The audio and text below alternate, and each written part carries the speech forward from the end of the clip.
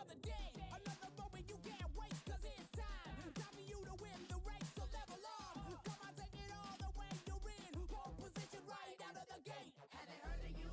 Then they know. You got your sights set on that road. If it's time to battle them, then let's go. 'Cause you'll never stop. Show 'em what you got. Show 'em what you got.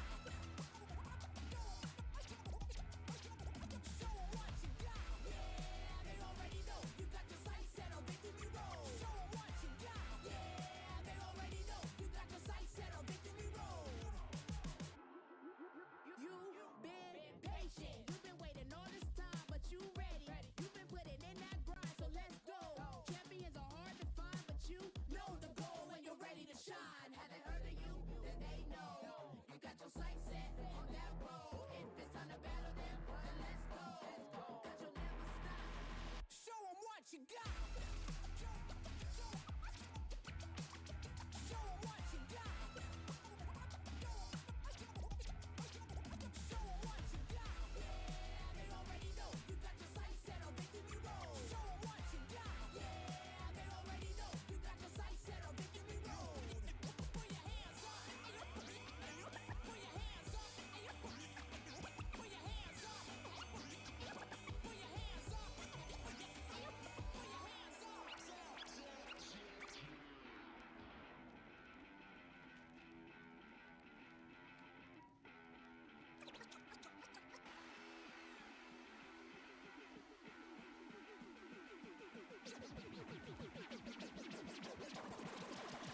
Show 'em what you got. Show 'em what you got. Show 'em what you got. Yeah, they already know. You got your sights set on Victory Road. Show 'em what you got. Yeah, they already know. You got your sights set on Victory Road. Put your hands up. Put your hands.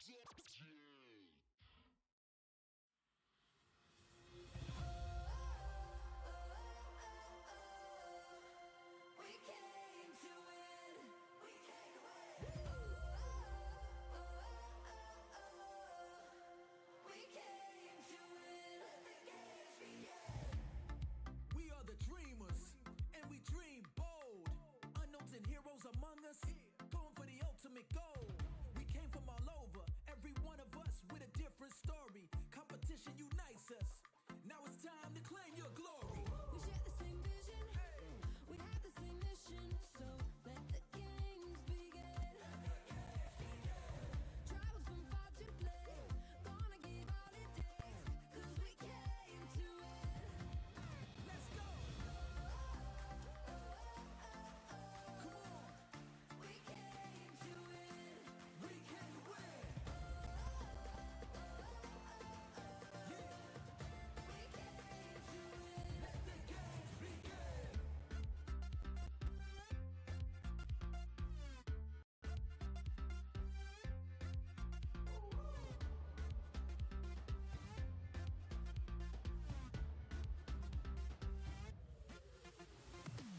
The lights and the crowds, the sights and the sounds, gonna make them say the best of the best, the ultimate test. But when we go all the way, here with our friends among champions, the best that we've ever known. Go for the goal, but everyone knows only one of us is gonna take it home. We share the same vision.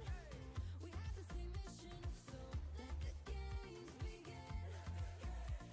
Come on. Travel from far to play. Gonna give all it takes. 'Cause we came to win. Let's go. Come on. We came to win. We We came can to win. win. Yeah. We came to win. Let the games begin.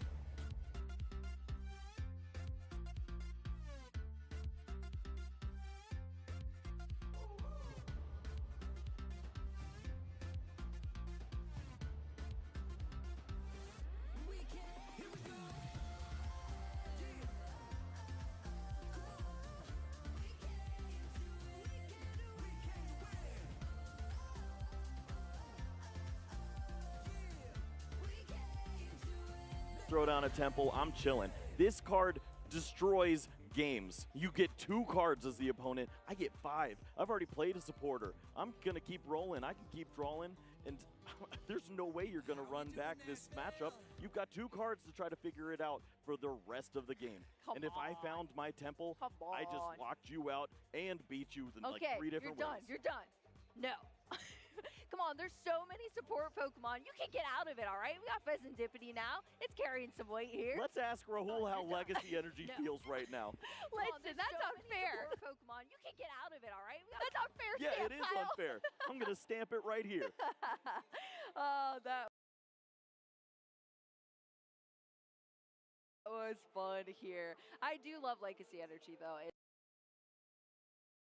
It unlocks a lot for some cool decks, variation of attackers I don't for ya. think Lugia exists without that card. Yeah, It- that's so It does true. need to Yes. be there, and Yeah. it gives it that opportunity to compete with the smaller decks that we've seen and beat up on some of those Ralts, those Charmanders, whatever you need. But Yeah, Unfair Stamp is just crap. it is. I keep calling it Reset Stamp, and I'm like, the I Reset Stamp know. doesn't even go close to what this card does. Yeah. I thought Reset Stamp was great. This is unbelievable. I mean, How often you just give your opponent the 2 worst cards in their deck, and there's like, no recovery. man. Aw. I mean, when you have a card that comes out and people are automatically like, this needs to be banned, Yeah. that's a pretty good card. Well, besides I'm the not Iron lying. Hands, I don't believe those guys. Yeah, yeah, that's true. But yes, Unfair Stamp and Legacy Energy, both fantastic ace specs. There's a lot of ace specs now that we have. We've had a couple of sets release some new ones. Do you have a favorite yourself, Kyle? You can't say Unfair Stamp, come on. I mean, I like Prime Catcher. I think that's the It's- next one coming up. Yeah, I mean, it really just depends. Like, if I was going to go off of which one is nearest and dearest to my heart, it's the Scoop Up Cyclone. I had a lot of fun with the first iteration of that card. It wasn't ever really like the best ace spec back then, but it was really fun. We haven't seen anything close to the Life Dew other than Legacy Energy, but I just don't like the fact that it gets countered by all the special energy denial that's in the format. So it's almost there, but it's not Life Dew. Yeah, almost, Kyle, almost. Well, you'll have to vote on which you think is the better ace spec between Unfair Stamp or Legacy Energy, and it's going to be moving up in our bracket there. But speaking of moving up, who is moving up as far as our caster predictions Oh no, go, don't Kyle? do this. Please stop. I may have potentially lost the ace spec battle, but I think I won against you at least in the Yeah. caster prediction. Anyone who likes evolving, shield your eyes. Shield your eyes. It's all over for us. Yes, absolutely. I love how my 2 picks were just featured in the last matchup in our top 8, baby. Yeah, that worked out fairly well. I'd say Shea fans in shambles. That's looking pretty rough. I'm nowhere close Yo, to the top 8. neutralizations, though. What a pick. It was on stream, so we'll give them 2 points for that in this game where all the points don't matter. Oh, my goodness. Pablo flexing with the Regidrago there. Charizard 10th place, so yeah. Yes. Close. That's point 3. What was the placement of our Gardevoir, though? No, I'm not gonna give you that. You don't get this one. Too soon? Yes. Too soon? You know, We'll talk about Chip Snorlax real quick. I was about to say, Chip, I feel like going with the Snorlax here, maybe choosing to be the enemy, but also that Pheasantipity that we have seen all over the place in so many decks here. That is a fantastic pick. Yeah. But it's kind of a cop-out It as is. well because it is that supporter Pokemon. Coming from you who chose Teal Mask Ogerpon. Yeah. Hey, that attacks! Get out of here! That attacks! I mean, yeah, but also it's in like 5 decks. yeah, that's So true. it's like getting the I'll give you coverage of that. Iono. I Good will for give, you. I will give you that one, Kyle. I think, honestly, Ross is winning. Ross is crushing it. The Miraidon That's is very true. undefeated. The That's very Kyurem is true. featured in so many of these Regidrago decks. Yeah. How did Ross win? Okay, Who but let this happen? honestly though, Ross literally always picks Miraidon every single Yeah, time. well, Like I I think mean- Ross was having Miraidon no matter what. I mean, Jesse's like, I got you. Jesse, the plot armor Here's a here. sandwich. Hop on. I'll take you to freedom. Oh my goodness. Well, Kyle up there as well with the Iron Hands and the Lugia V-Star. Pretty Yeah. solid picks. We can give him the Iron Hands. That's Yep. in the Maridon. And Yep. Lugia, 9th place, as we've learned with Rahul with the quick 0-2 departure. Yeah, oh yeah. Unfortunate to see, especially coming off that high on the stage. Looking so happy, but I mean, that's a huge accomplishment in itself. But yeah, those are our caster predictions. That's what we, your commentators here at the World Championships, thought was going to succeed. Some of us a little bit more successful than the others, Kyle. Yeah. You know what? Maybe I'll win I was about to say, the other predictions. I was going to say, we have, I think we have the results for that, Kyle. Please. So I think you'll get a win here. Potentially, we'll see. Maybe chat pull through. Oh my Hey. gosh, I got stomped. Woo. Hey, thank you to the 14 people that are I think the it's a Lugia fans. percentage. I don't think they just pull Oh, 100 really? people and it goes away. Oh, You- 14%. You thought it was always just 100 people? like it's. I don't know. Someone said that to me, Kyle. I Once, mean, like maybe. 14. I just figured it was a percentage of chat. That actually makes a lot more sense. All right, let's do a new I- poll. Do you guys think that it's the percentage of chat or just 100 people we and have- then we stop it? Do we have more than 100 viewers in our chat right now? I Hey, hope so. thank you, 14% Lugia fans right there. Sorry about the news. Hey, Kyle, you taking that win? I'll needed give it to this. you. I Yep. needed this. Yep, thank Yeah. you. I absolutely We do have word. It is a percentage.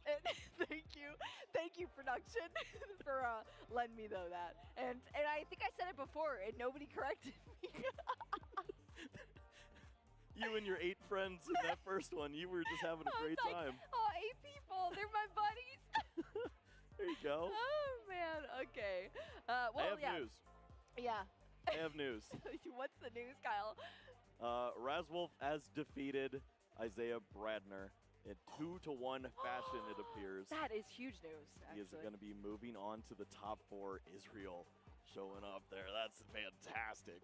My goodness. Well, we're laughing over here, but there is still a very intense competition going on.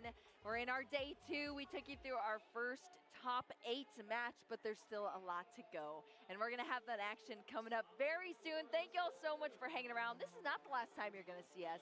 We'll see you in the top 4 here at the end of our day 2. But until then, stay tuned. We're going to have some great matches.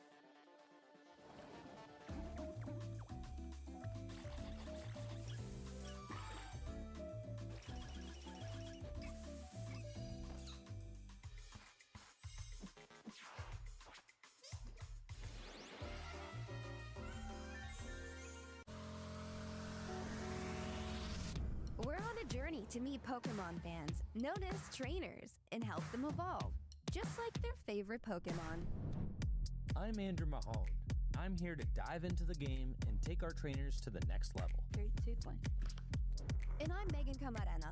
I'm here to get to know our trainers personally and help them grow in real-life challenges along the way. Oh my God! I don't really get to be around my kids as much as I want. There's always that fear of rejection. After every single tour, without fail, I would end up in hospital. But Pokemon saved my life 100%. I want to just get you thinking about the game in your own way. Yeah, and don't be afraid to trust your gut. EV VMAX. Whoa! I feel ready. Let's go. Good luck. You're gonna need it. I love you, but it's time to attack, and I'm gonna hit you with a G-Max pedal. All right. I think I'm destroying you! You're not on the path anymore. You've reached the peak. Oh, wow. Print it. Hit the road with us as we embark on an epic road trip through the world of the Pokemon trading card game. You ready to up the game with another Pokemon player? Let's do this.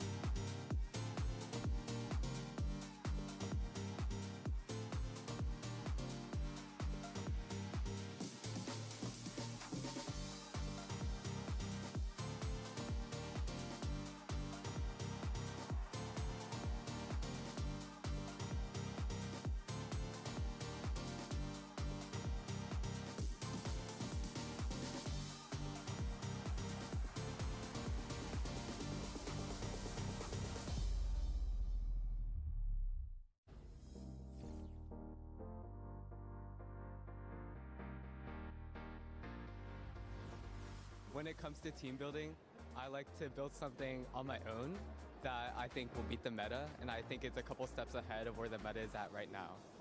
With the team ability, I am definitely trying to stick with the meta. There are a couple in my team that aren't meta, just so that way I can have that block ability. But I am definitely trying to stay with the meta and learning from the greats, hopefully. When I'm building a deck, I would like to make it spicy, but I definitely consider the meta. So now I was making my Mew deck. I was debating on if I should do like a hybrid between Fusion Strike and Double Turbo. Then I just picked to go with Double Turbo. It's still spicy list though. When I'm building my team, I like to not go by the meta because it makes it harder for people to counter you. I tend to go somewhere on the fun side of the decks. Cloth Electro just happens to be semi-meta, so it's just super exciting, but I go for the fun decks more so the meta decks. The way that I prefer to approach it is to look at the more meta options.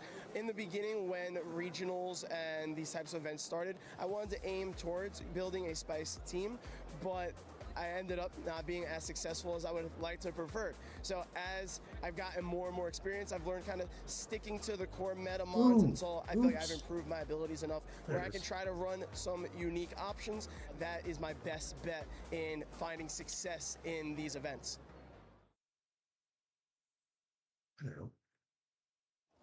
I was gonna say that's not my stream glitch. That was theirs. Welcome back, ladies and gentlemen. We are rolling along with top 8 here in Honolulu, Hawaii at the Pokemon Trading Card Game World Championships. A couple of the top 8 games have already concluded, but I'm Ross Gilbert and I'm here with my good friend, the lovely Shay Burton, to take you through another lovely top 8 game. Shay, it's coming down to it. How hyped are you right now? Immeasurable amounts of hype. Oh my goodness. I know in the lounge earlier before the top cut. I have quite a few friends, funnily enough, in this top cut, and just seeing them, you know, navigating their way through these games is just building up my levels of excitement. I hope I can do my best to channel this excitement and transfer it over to you at home. Quite honestly, Ross, I just can't wait Alrighty, let's see what happens. and see who's going to be our next world champion. We're not too far away from seeing who that's going to be. I'm really curious as to see who's going to be the decks. Senosuke Shirakawa, yes, in top 4, won their top 8 game. They're in top 4. They beat James Gorin. Roaring Moon EX is in top 4 of the World Championship. Okay. And I feel like somehow, impossibly, it's kind of gone under the radar. We're talking about these other less usual decks. I don't know how, but Roaring Moon has flown in all the way to top 8, and we barely even mentioned it. Yeah, it's interesting. Nice. When I first heard about it, I thought, Just sleeper deck again, eh? I mean, I don't think Roaring Moon is like rogue deck. Doing well here. They're targeting the Teal Mask Ogerpon decks, right? So Iron Thorn's targeting that, Raging Bolt targets that as well. And you could make the argument that Roaring Moon EX is a similar thing. It's a basic Pokemon that has no problems with that Calamity Storm reaching that sort of 210 HP kind of range with damage, right? And against anything else, you know, auto KO with Frenzy Gouging, never a bad thing. And now it has, you know, tools like the Pheasantipity as well to flip the script, draw cards, all basic deck. I think it sort of falls into that sort of aggressive tempo kind of deck. We have cards like Dark Patch as well. So it might look a bit surprising, but when I actually sat down and thought about it, I thought that makes a lot of sense. Yeah, why don't we take a look at all of the top 8 decks of all of the players. Now the top 8, of course, was set with Michael Davison getting into that top 8, knocking out throw already here. So we have got Miraidon with Jesse Parker. I was right, it is 4 Regidrago in the end. Ian Robb, Isaiah Bradner, Raz Wolf, and Michael Davidson. And then we've got 1 Roaring Moon, 1 Raging Bolt, 1 Iron Thorn. So really, I kind of want to switch Senosuke and Isaiah around just to make it nice and symmetrical. But we've got ourselves half of the top cup, Regidrago, half of the top cup, other stuff. Not really the other stuff we were expecting. Where's Charizard? Where's Gardevoir?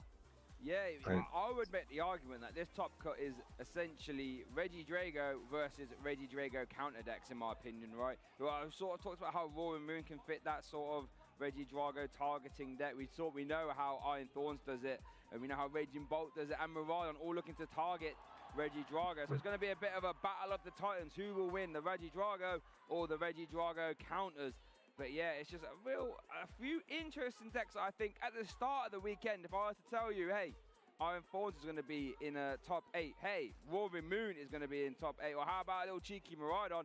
I would have said, what are you, like, that's definitely not going to happen. What are you on about? Iron Thorns and Raging Bolt at least were decks we were thinking about coming in. Miraidon and Roaring Moon.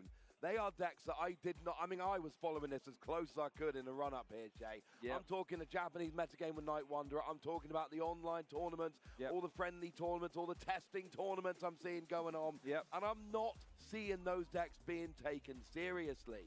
Now, we have had some top 8 games finishing. I hear that Raz Wolf did win against Isaiah Bradner in a Regidrago V-Star Mirror. Senosuke Shiakawa did beat James Goring. That put Roaring Moon EX into top cut, or in top 4, and Raging Bolt out. And we, of course, saw Ian Robb with Regidrago beat Fernandez Cifuentes in our previous stream game. So Iron Thorns is out. We've still got Sakuru's the other card. in top 4. That's right. It could be free by the Right time there. we finish this game.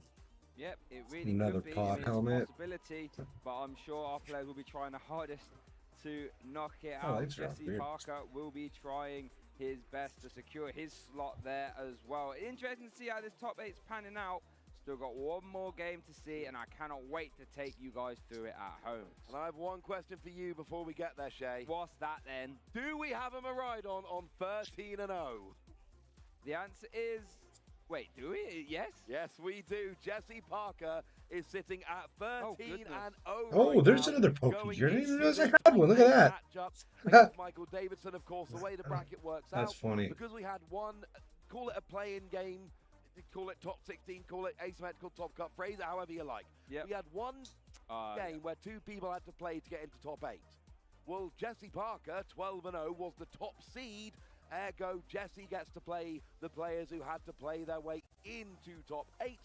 And with Michael Davison beating Rahul Reddy in that playing game, then that makes Jesse Parker the opponent when we get there. Here we have a great look at the bracket here, which I was telling you about a minute ago, with our 3 confirmed semi-finalists. We've only got one more to go, and you know why we've done it this way? I swear I had Why like we 2 done it more this of way? those play No Pokemon downtime. packs, but maybe We're trying to run you guys through as maybe I much cleaned them action up as we already. can, Maybe as that's little it. downtime as possible, so we can set our finalists to come back on Championship Sunday and crown our champion. Yeah, and Jesse Parker is going to be trying his best to secure his slot there in top 4. Currently undefeated. Hasn't lost a single best of 3 yet. Michael Davidson, as you said, did knock out Rahul Reddy to secure his place in top 8. You could argue that the momentum there is with him. But we are going to see how it's going to pan out here. One more slot in our top 4, Ross. We get to guide you viewers. Oh, hey, good evening, Morgan. I'm sorry, my stream is all, my chat's over here tonight. I apologize. I got Platinum Trophy tonight. David Diver is done. Ooh, congratulations. Congrats. That sounds exciting. I'm kind of jealous. I mean, you're igniting my desire to want to achievement hunt again. So, how are you doing? Good evening. We are just watching the Honolulu Championships. I sound weird. Oh, you know what? I might. With Regidrago, Jesse Parker could be going Regidrago, or we could have the World Championship final that nobody saw coming. Miraidon against Roaring Moon, they're opposite sides of the bracket. That could actually happen. And I'm just going to go out on a limb here and say that there is not a single person out there anywhere that predicted a Miraidon Roaring Moon final of the World Championships. Nope, I agree. And if you said you were, and if you say that you did predict that, I don't believe you. I will be honest. So, but that is a possibility, and I must admit, I would like to see that as well. But what it does guarantee, though, is that whatever we do have in our finals and the semi-finals, it's going to be a very explosive matchup, which I am a fan of. It's going to be fun. You know what else is going to be fun? Hello? This top Hello? 8 There we go. matchup Okay, with Jesse so that was Parker weird. and Michael Davidson. Because so let's head on down to the stage and get rolling. coincidentally, with our final top 8 game. how There is my one microphone space remaining in the like semi-finals of the World OBS will randomly Championship default to 2024 hey, in much better, Honolulu, thank you. Hawaii. It'll just default to default and then not pick up my default mic. But also having to reapply the camera for my hands on the scene turned the mic on for the camera. So it just two audio problems, two different audio problems involving my voice. Yes. Good evening. Welcome. We are just watching some of the World Championships. There's one more match. I think it's on. This is on probably till like 11 or maybe 12 or something. I don't know. And then I was gonna play some matches, So I'm interested because I know I think about 3 people there, right? Like 2 local people I know, and then Jewish Kid 22, who's always in the chat. He is actually at the World Championships right now. I'm not sure how he did. The last time I talked to him, he was like 6 wins, 0 losses, and 1 tie. So I'm rooting for him. I'm rooting for everybody. Hopefully they all do well. Michael Davison there, not long out of the senior division, a very new Master Division player, and playing here in the top 8 of the World Championships. Besides that down in the corner here, I'm just I'm sorting some cards and out. say Jesse Parker just having a ridiculously good season there. How is your evening? Did you just finish? And Jesse here, I've sorted these already. Face it, you start Did you just finish Dave the Diver? What's the next game on the agenda? What's next? Position here. Yeah, and you think it's interesting, right? Because you've got 2 tales of momentum. Jesse Parker saying, you know what? I can look from this stage. I can look out to the playing area at all of you and say, not one of you have beaten me so far this weekend. But then you got Michael who's saying, well, I just had to play in that play-in. I got in here, so you could argue that the momentum is on his side as well. Both players are going to be extremely confident here in this top 8 match. I remember viewers at home, the winner of this best of 3 will secure themselves a slot in the top 4. I don't know. What do you mean? Here. And the loser. You mean you're playing both of them on Twitch? Here, Ross, at the 2024 World Championship. Both players are shuffling up here. I don't know. Cannot wait. I know what Yakuza 3 is. But here's the thing, right? Top 8 I'm at World. confused. I was already done with Dave's story, but I was 4 achievements from the plat. Ah, gotcha. I feel that. There's a couple games like I'm missing one lone achievement for Destiny 1 that it's like likely actually like is it solo rave. It's crazy. I need Dredge to is make a the boat most cosmic horror game. That is, okay. Boat it's cosmic horror game. Like space boats? And especially with Space Jesse, pirates? undefeated right now. This is pretty gosh darn awesome. By the way, we talk about Jesse Parker. I've said 12-0. The one guy here, Jesse Parker, is undefeated. 12-0, but it does show us 13-0 Oh, on the but match flip because of course had essentially didn't I'll play go that smaller previous here. round. Got straight into top What do we 8. got under So if here? anyone's wondering why we said Okay. both, that's the reason we've said both. If you do look at the prizes there, Michael has prized the Squawk ability, a fantastic card. Oh, he prized the Squawk. The other one prized an Iron Bundle. Future Hands prized 3 energies. So that's not too bad for the Future Hands. One Switch card is needed. Nesball's kind of needed. But the Grass with the Reggie Drago has 1 Iono, Super Rod, Ultra Ball, 1 Reggie. That's a bad prizing. The guy on the left has a much better prize lineup, I think. Like he's got a better deck to play with right now, Jesse over Michael. So we'll see. So having a bunch of energy prize can Cthulhu horror, gotcha. So it does look like the players Pulled this are guy getting today. ready to go here. We see a handshake, and we are off with our final top 8 game of the 2024 Pokemon World Championships. All right. And it looks like we see Michael going first here, and we know that Maridon can have some fun going second. It really, really can, but Reggie Drago needs to go first, and Michael is going to kick us off here in our top 8B feature match. Has led his Mew EX, that restart ability, the genome hacking attack. Jesse Parker has led Maridon EX, that tandem unit ability, and that photon blaster attack. Michael Davison is currently concluding that Nest what's being played. They're going to allow him to go a basic Pokemon, in this case Reggie Drago, and pop it straight on the bench. Yeah, prizing is not good for the Reggie Drago player, for Michael. You said about Reggie Drago going first, you're right. It's not a basic deck. It's an evolution deck. You need to get your Reggie Drago V and evolve it into Reggie Drago V Star in order to actually make it work. So turn 1, you don't have a good turn 1 if you're Michael. That's something that Jesse is going to be looking to really try and take advantage of. Let's make sure that I can get a very good start. I want to get ahead on prizes before you've even got rolling here. So turn one for Jesse, going to be very important. Definitely the important here, part of future playing hands. an Ultra Ball, just trying to play essentially fast. set up. You've got 2 Red Drago V here already. That's a pretty gosh darn good start. And Mew in the active, hey, nice bit of rebooting. Yeah, it's got restarting, sorry. Get some extra cards, why not? Yeah, and it's got a free retreat cost as well. Oh, why did I see worth those noting two? though, all these Pokemon that Michael has put down, they are 2 prize Pokemon, obviously.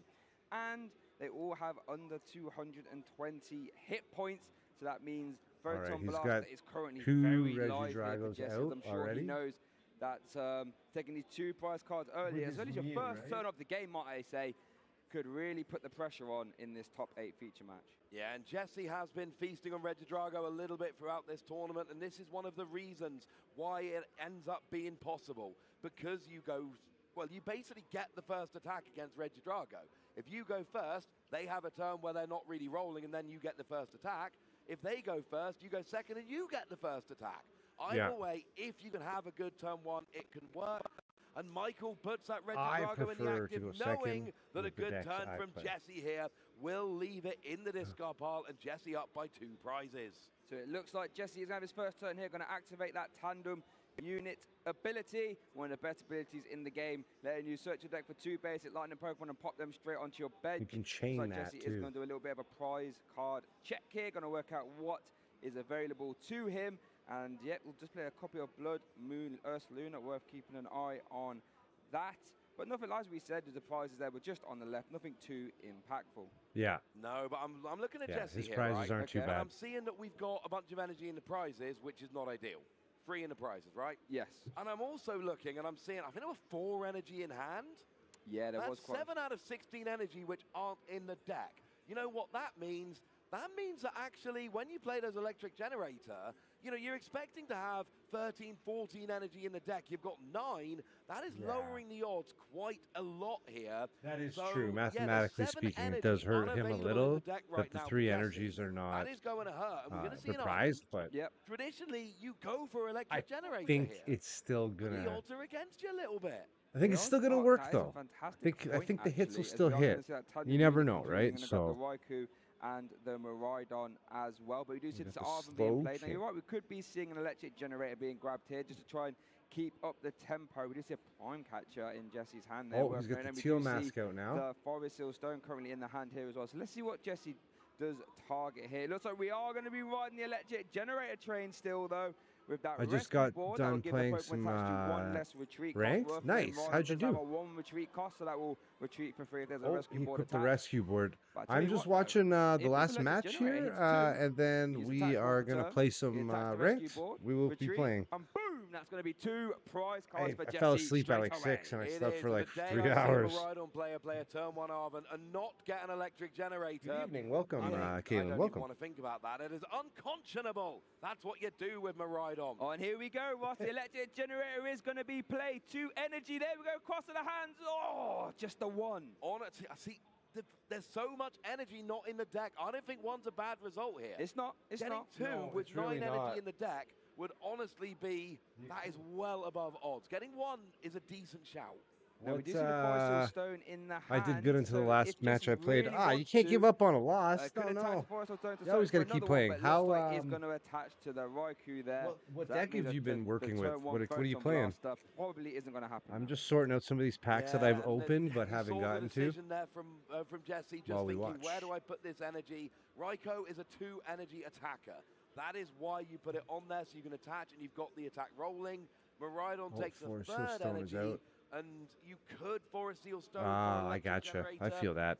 But Jesse's seen that there's energy prized. They've been able to search the deck. They know there's energy in hand. They know they're pushing their luck a little bit here. So has to go a slower route. Maybe this is you not what just kind of thin your deck a little this before you hit the deal is very simple. The energy generators, but it's hard to thin the deck if that's part of the drawing mechanic. It was Mimikyu that stopped me because all I had was the X and V stars. With your what deck do you run? And then finish off next turn, but that gives Michael the opportunity to knock out your Raikou, and then they're ahead 2 prizes. So it looks like we saw the Star Alchemy being used, going to grab the Squawkabilly. Prime Catcher into the Mew. That's going to get the Squawkabilly in the active, as it has got the rescue board attached. We're going to see a manual attachment there to the Raikou, and looks like we're going to see a Squawk and Seize, I would imagine. Now, it's going to be a lot of energy hitting the discard pile, but it's going to have to, that's just the way it's going to be. So Squawk and Seize, discard your hand to draw 6. Let's see what Jesse will find. And this is not a deck that plays from the discard pile. We've got Forest Seal Stone, Blood Moon Ursaluna, Zapdos. This is not a deck that plays a bunch of Super Rod or attaches from the discard like those old fluffy versions. This is a deck that plays a bunch of energy and hopes you don't have to discard a bunch early while having a bunch of prize. That is a real downside to where Jesse is in this game. That is the big story as to why deck Jesse's with dark not and having grass. that explosive start that they're so used to in this tournament. Well, so you can attack with I don't know Raikou. about anybody with grass, bench Pokemon but we've got even here? with 6 in total? dark, Yep, I so that think would you be could maybe run 140. like It's Little not Moon, terrible damage, Little Roaring Moon, and it does. right?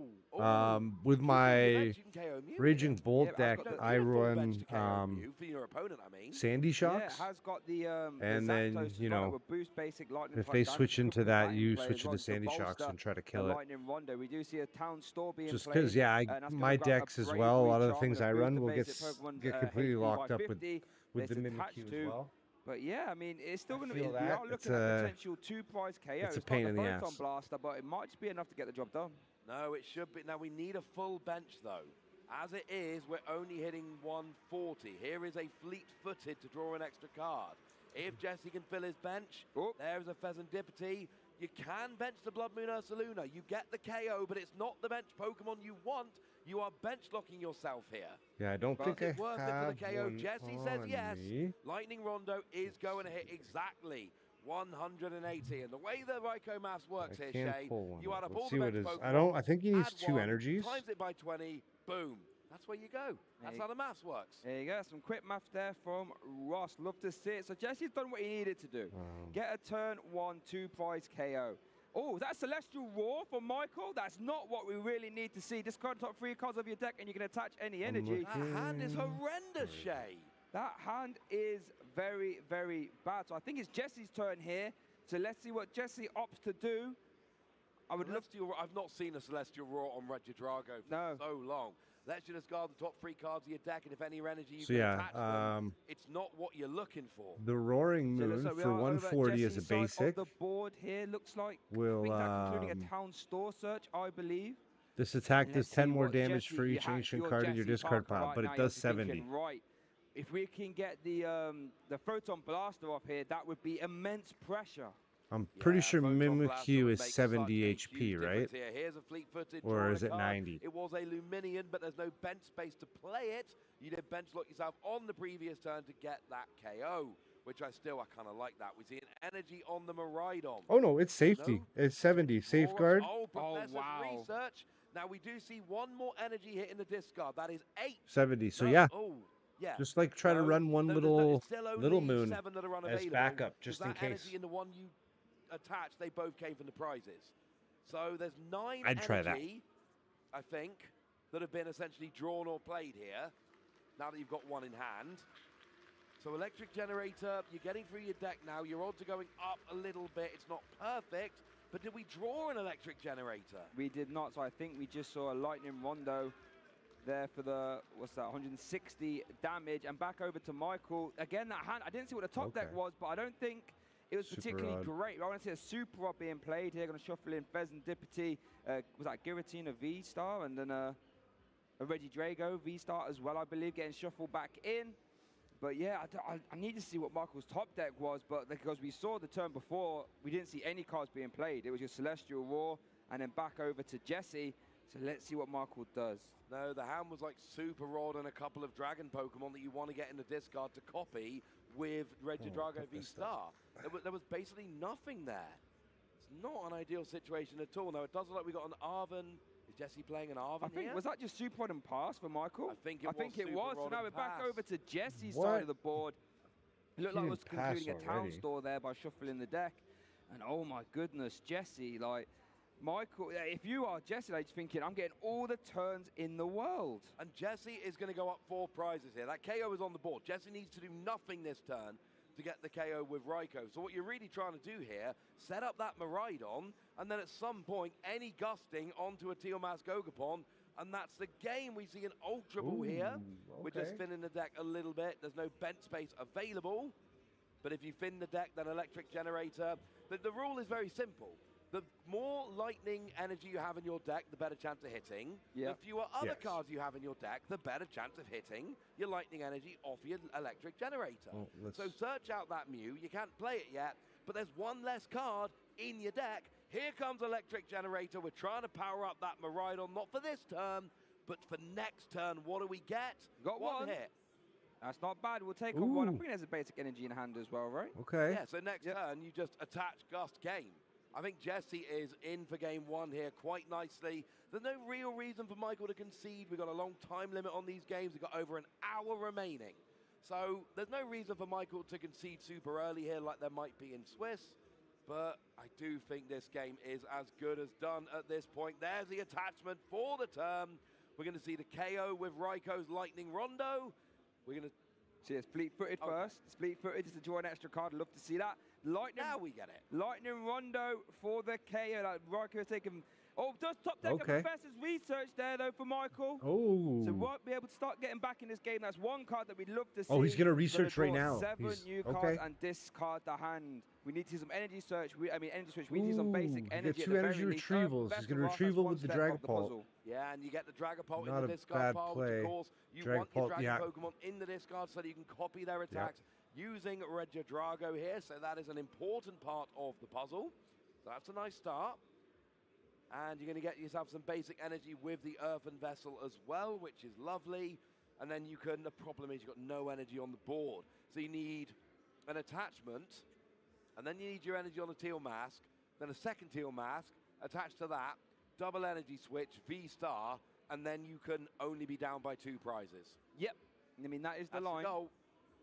That is the line. It's asking for a lot, but that is what Michael, we need to start piecing together if he wants to try and stay in this game. We do see Teal Mask activation there, Teal Dance I should say, after concluding both those Earthen Vessels. We do see energy switch in hand. There's a concession there for Michael. Jesse Parker's currently 1 game up here in our Masters Top 8B feature match.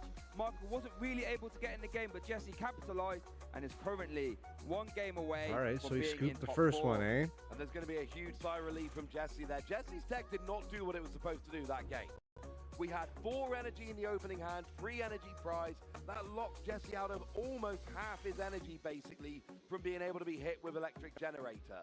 We saw the Lightning Rondo from your Raiko early, which was not ideal, but at least you got it onto a Mew. Getting it onto the Mew was a very big deal, being able to get that KO. And then Jesse had a bit of a slow game, a bit of an awkward game, but when your opponent's doing nothing, that is absolutely enough, and that's the thing. If I'm Michael, I'm thinking, hang on a second, my opponent did not have a great game there. I just had an even worse game. So, let's head over to the replay here. Remind ourselves how it happened. Yeah, undefeated at Worlds is crazy, though. Lightning Rondo. That's crazy, yeah, super bro. impact here for Jess, like you said. Didn't really have the 12-0-0. route to victory would be taking a 2-5 turn 1 KO, and had to go about it a sort of long-winded way, but it got there nonetheless. And that Raiko was just saying, well, if you're not going to do anything, Michael, I'm just going to Lightning Rondo again. Do we run future hands with Ursa Luna and Fez at League tomorrow? Comeback, but unfortunately wasn't able to, and just, well, that was all she wrote. Picked all the cards up. Do we run this future hands list? Do we go back for a bit? I got Miraidons in the binder just ready to go. Didn't really piece I haven't played it for months. As you said, Jesse didn't have the greatest of resources to work with, but still had to close the door there on that game 1 and did exactly I still think it worked for him. Did a good job there, despite the prize layout he had. And both players are going to be, and that's the thing, you know, Jesse had a pretty convincing game 1 victory. Both players are going to be looking for a better start going into game 2. Both players are going to look for their deck to cooperate a little bit more. For Michael, get your Regidrago V-Star, get your 280 HP Pokemon. They are high HP. They are harder for Jesse to deal with. And we know Jesse has beaten a bunch of Regidrago this weekend. It's a matchup that he's pretty confident with. He's already 1 game up. But there is a route here for Michael to take a bunch of prizes, you know, maybe get some, you know, Kyurem. There's a lot of Pokemon that are 220 or less in Jesse's deck. So you can double Kyurem, and you can actually get a 6-prize turn with a double Kyurem attack. It's a possibility. It is a possibility here, and it looks like Michael will let Jesse go first. Worth noting, Michael's prize cards 2 copies of Ogerpon EX, Teal Mask Ogerpon EX, but that Prime Okay, Catcher as well, Ultra currently in the Balls prizes. start. But Jesse, again, those basic Energy Center want no part of this, and they're currently in the prize cards. As well 3 as 1 energies copy of prized Rescue again. Board, which is the Man, only Michael's copy, actually. So we saw that prizing being is, utilized in that game 1. hurts That's currently so not an much. option for Jesse. And Greninja is in the active. It is not a Pokemon you want in the active. Not being able to retreat not is going to really. be a pain. There are some switch cart in the deck, though.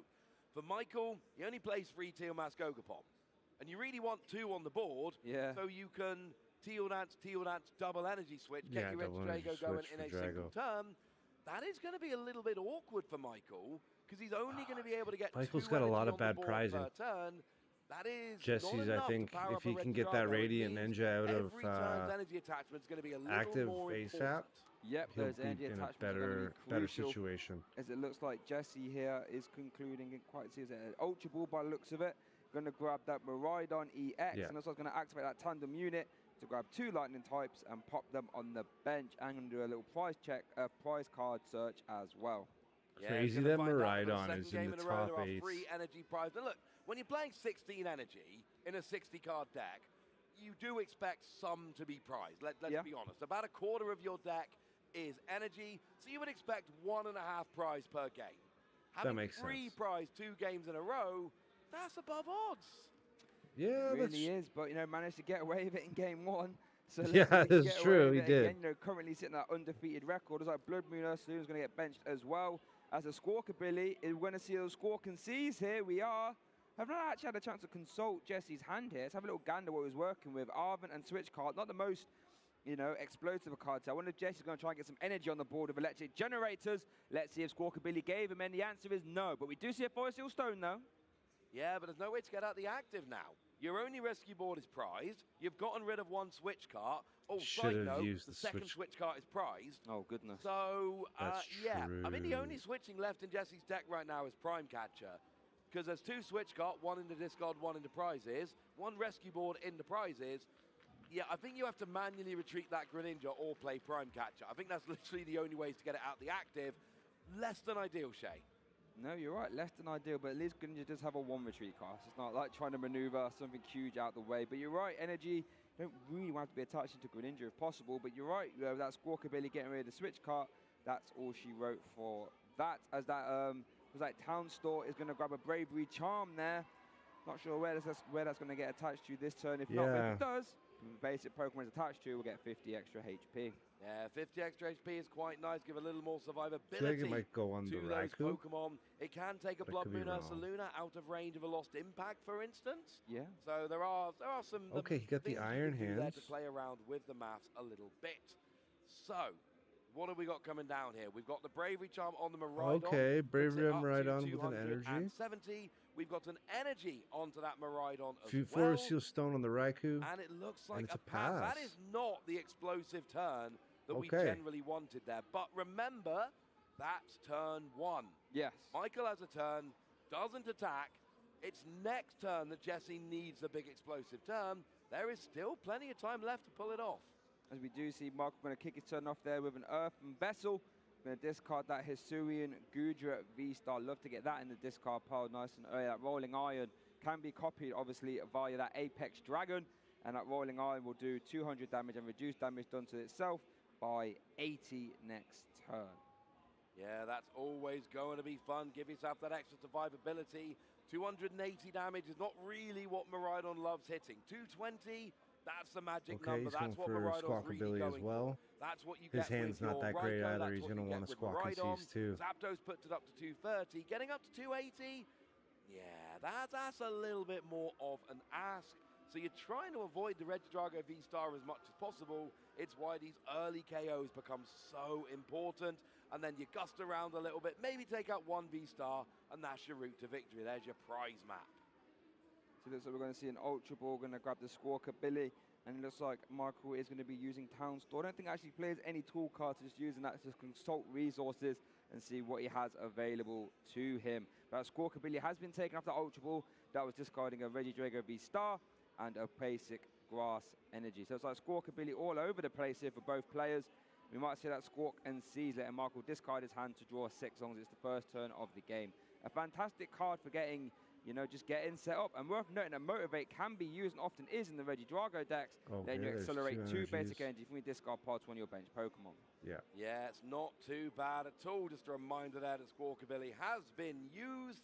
And it's kind of cheeky using your opponent's town store, but it's a really good thing to do. If you haven't had a chance to check your prizes, well, here's your chance to check your prizes. Here comes the only Teal Mask free Ogre prize available check with the in town the deck store no matter with an what, energy right? attached to it. Teal Dance. Draw a card, there's an energy switch, that's good. The switch. Problem is, there's only one Regidrago. I was going to say, he's going to Earth and Vessel with the start using Dragon energy Ball. switch to pile it up with energy, Discard and then see that. it get KO'd next turn.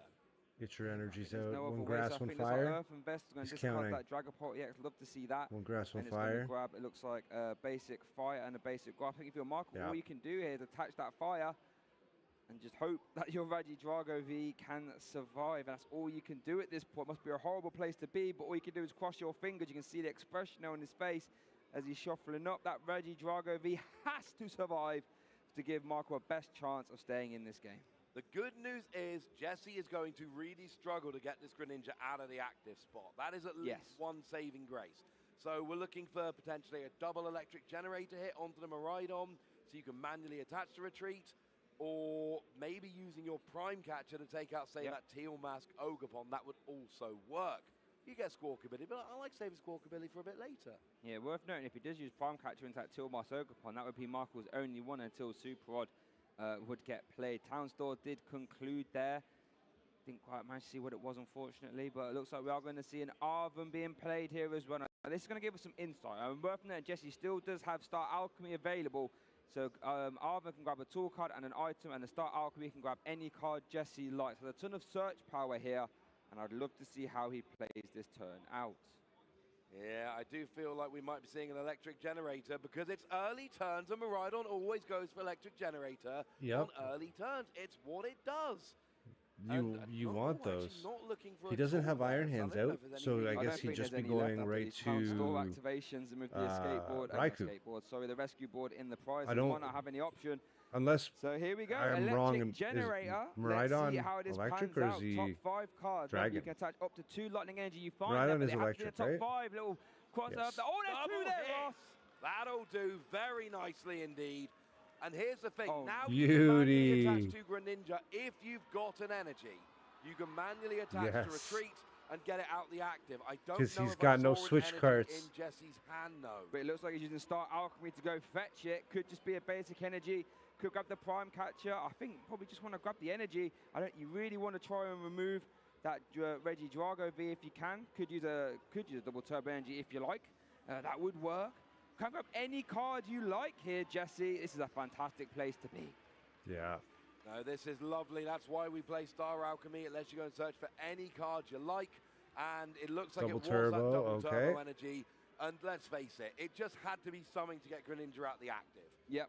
If you want to go after your Teal Mask Ogerpon, well, Yeah, you then don't want to go take a and get basic your energy because Prime you're going to want to Catcher. maybe You hit want that the electric active. generator Very again. important. Double turbo is the correct call here because it can't be accelerated with electric generator. And so by using this, you're not lowering your odds of future electric generator. Sorry, Chef. Yes, right. Let's see this Photon go. Blaster KO here.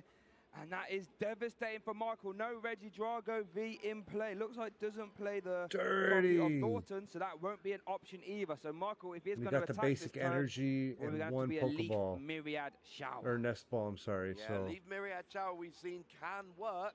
We've seen it KO Miraidon on stream this it's weekend. going for double again. but Yep. It only works with many Teal Mask Ogerpon. Yes. Because I believe, what we're looking at, 4, 5, 6, 7, 8. Yeah, you need 4 energy onto a Teal Mask Ogerpon to do 240 and get the KO. And right now, there is, how much energy is actually on it at the moment? 1. Yeah, so you can attach for turn, and you can Teal Dance. Yep. And you're still 1 energy short. Worth noting it has a Bravery Charm attached as well, so it's currently at 270 HP.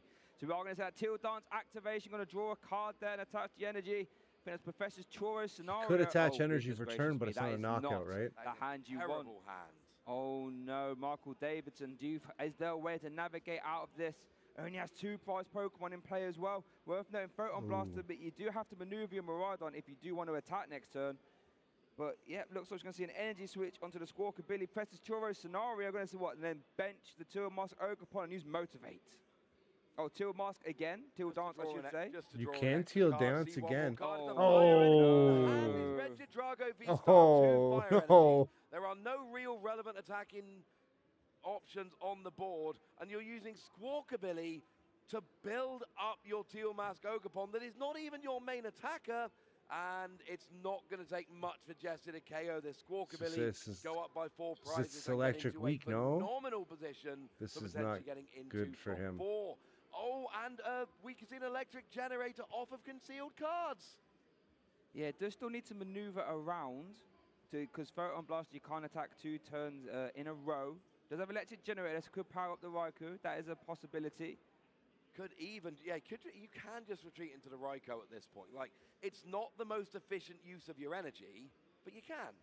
You definitely can. We did see Ultra Ball here being played. He's going to thin the deck a little bit, but yeah, goodness gracious me. Jesse has a whole multitude of ways. Does have a bench slot open, actually, so could just grab Luminion, Boss's orders, perhaps. Or Luminion for Arven to grab Prime Catcher to reset as well. So many, a myriad of options here for Jesse. Oh, a minute. And now this turn, I adore Prime Catcher. Yeah. Prime Catcher onto that Teal Mask Ogerpon, get a 2-prize KO, leave your opponent with just a Squawkabilly, get rid of their energy, get rid of their only attacker. I think Prime Catcher at this stage would all but end the game. You would still need a pivoting option because there's no free retreaters on Jesse's side of the board. But, you know, like a basic energy would deal with that. You'll be fine. Would be. Could even use electric generator to attach the energy onto the Raikou. Does have basic energy in hand. Jesse does have a few options here. Just opting, trying to work out what is the most optimal. That's what we got to do in these high pressure scenarios. So electric generator is being played here. Look at top 5, attach up the 2 energy that you find there. Triple Jesse Parker. Someone has to hook him up to the electric. Oh my God! He hit another double. Right now. And that means that Squawkabilly KO is on the board. You can, you don't really like to, but you can manually retreat Miraidon. Now, here comes Luminion. I love the idea here of using this to get an Arven for a Prime Catcher to go and KO, or even just to Boss's orders if you prefer. True. But then, then you'd have to retreat. I think Prime Catcher, there we go. It is, as predicted, Arven for Prime Catcher. This is going to take out the Teal Mask. I think he has the rescue board that's prized. With just 1 Squawkabilly with 1 energy on the board, and I don't know if Michael can come back from that. And if you made me guess, I'd say probably not. And I'd have to agree with you. You're going to see Prime Catcher into the Teal Mask Ogerpon. Going to promote the Raikou. Going to get fleet-footed to draw an extra card as well. Nespal was that. Now, I imagine we're going to see a pay retreat Photon Blaster here. As Michael puts the hand down, there we go. We're going to see a pay retreat back into the Photon Blast, which has been reset. So now that is an option for a big 220 damage, and that would be a huge KO here. And that would put Jesse down to 2 prize cards left in this top 8 match. And let's not forget, Squawkabilly is a very, very easy 2 prizes for Jesse to take to finish out the game. Oh, Michael top decks an energy switch and concedes. And Jesse my God! With a still wow! Into the top 4 of the Pokemon My God! World Championships. What a poor top deck. Wow. What a top 8 performance that was for Jesse Parker. Wow. 13-0-0 in Worlds. Goes crazy. That game too much. He didn't draw the best, but Jesse still had to navigate his way through and secure his slot in top 4, and he did exactly that. And you saw there was times when the game wasn't going exactly like Jesse wanted, where there was some awkward manual retreats. That is crazy. Of the electric generator. Game 2, there's some energy prized, and you basically lose all your switching options super early in the game. But able to that was another freaking sweep for Jesse. He's 13-0-0. At the right time, and yeah, that was just very, very well played. And I mean, look, there's 13 rounds been played by Jesse now, and I'm not going to say the word win 13 times in a row, but just imagine I did 13 wins in a row. In a row is absolute madness when you really think about it. But we just saw the power of that Miraidon deck, right? Just taking these quick, fast KOs, and it really forces your opponent to answer these questions early. And if you falter at all, then the Miraidon will just keep swinging over and over again, and that's exactly what Jesse did. But I do want to give maximum commiserations there to Michael Davidson. Unfortunately, didn't draw the best there in that game too, but Jesse did have the to draws still play hurt and navigate for his sure. way perfectly to close that game out. We saw little micro decisions like the Star Alchemy to grab the DTE to make sure that the electric generators had more chances to hit, and it's those little micro decisions over the course of a whole day that I'm sure has all added up to his undefeated record. Yeah, like you say, little things like getting that double turbo so you've got a greater chance for your electric generator. Yep. Things like being willing to pay the manual retreat, but only when you've dug enough that you know that it has to be done. Things like this are absolutely big. Miraidon, you know, people think of it as this fast, aggressive, straightforward deck, and compared to some, it can be, but it takes a lot of skill and a lot of practice and a lot of experience to pilot it as effectively as Jesse is showing here at the World Championships. I mean, he's killing it. I gotta say. We've got a perfect record here, and we don't see this really, like, ever. You know, even in the biggest tournaments, generally speaking, people get themselves towards top cut, and when they're locked for top 8, they just, you know, they ID. They're like, you know what, I'm going to make top 8. I'm going to ID. Now, partly it's because there's, you know, fewer rounds here and a smaller day 2 and all of that, but I can't remember the last time I saw somebody go actual perfect record into top cut. No, I can't remember that either. And then continuing to just keep winning as well is just incredible. Didn't drop a game there in that top 8 either. No, 2-0, nice and clean. Well, let's take a look at the replay here and see how Jesse did it. Of course, it's Miraidon, so electric generators were involved. Game 1, we saw the Mew coming into the active and the big KO with that Raikou, taking 2 prizes nice and early in the game, and Michael just unable to really get anything going there. So Jesse just got the 2-hit KO on the next Regidrago because you weren't worried. But of course, by that point, Miraidon's got free energy on, and that means that Photon Blaster Miraidon was cooking at that point. If you look at a hand like that, there's not many And games then, you're able to Michael navigate out of that, and that's all she wrote for game 1. In game 2, you know, Jesse did get to go first, putting her hands together there for the electric generators, and there we go. When the electric generators are hitting like that, you're going to win a lot of games. It's quite an easy scenario. Big Photon Blaster there to remove the only Regidrago for Michael, who was immediately But he took, there. I was going to say, he didn't get the double energy. Which is Most okay. pace, Nest as we're ball, about to see, I would Nest ball imagine, energy is you're still... not really going to be in a good time. And there we did see the Photon Blaster removing that Teal Mask Ogerpon. And that was all she wrote, realistically. There was the concession as Jesse secures his place in top 4. And look at the emotion. You can see how much it means to him. But I do think we are going to hear from him now with our winners interview. So let's get down to the stage. Thank you, Shay. Yes, that's right. I'm here with your top 8 winner, our very first winner moving forward. Congratulations, Jesse Parker. Thanks, Kyle. Thank you. Thank you very much. Oh, wow. There's so much to say about what we've witnessed here. Not only are you the #1 seed, you're doing it undefeated, something we haven't seen in 20 years with Sugiyoshi Yamato doing this. It's happened. I was wondering if it had happened yet. A lot of people were telling me no, but 20 years ago? Okay, that's fine. You're in very good company right now, I'll tell you that. Yes, amongst all of the legends, you are performing something we haven't seen in so long. What does that mean to you? Yeah, it's kind of hard to process, honestly. I know everybody says the same thing, like it hasn't sunk in yet, but it really hasn't sunk in yet. So it's probably going to take me a week to digest everything that's happened today, but it means everything. Like, this season's been a killer for me, and everything's been going so good, and this event's just been amazing so far.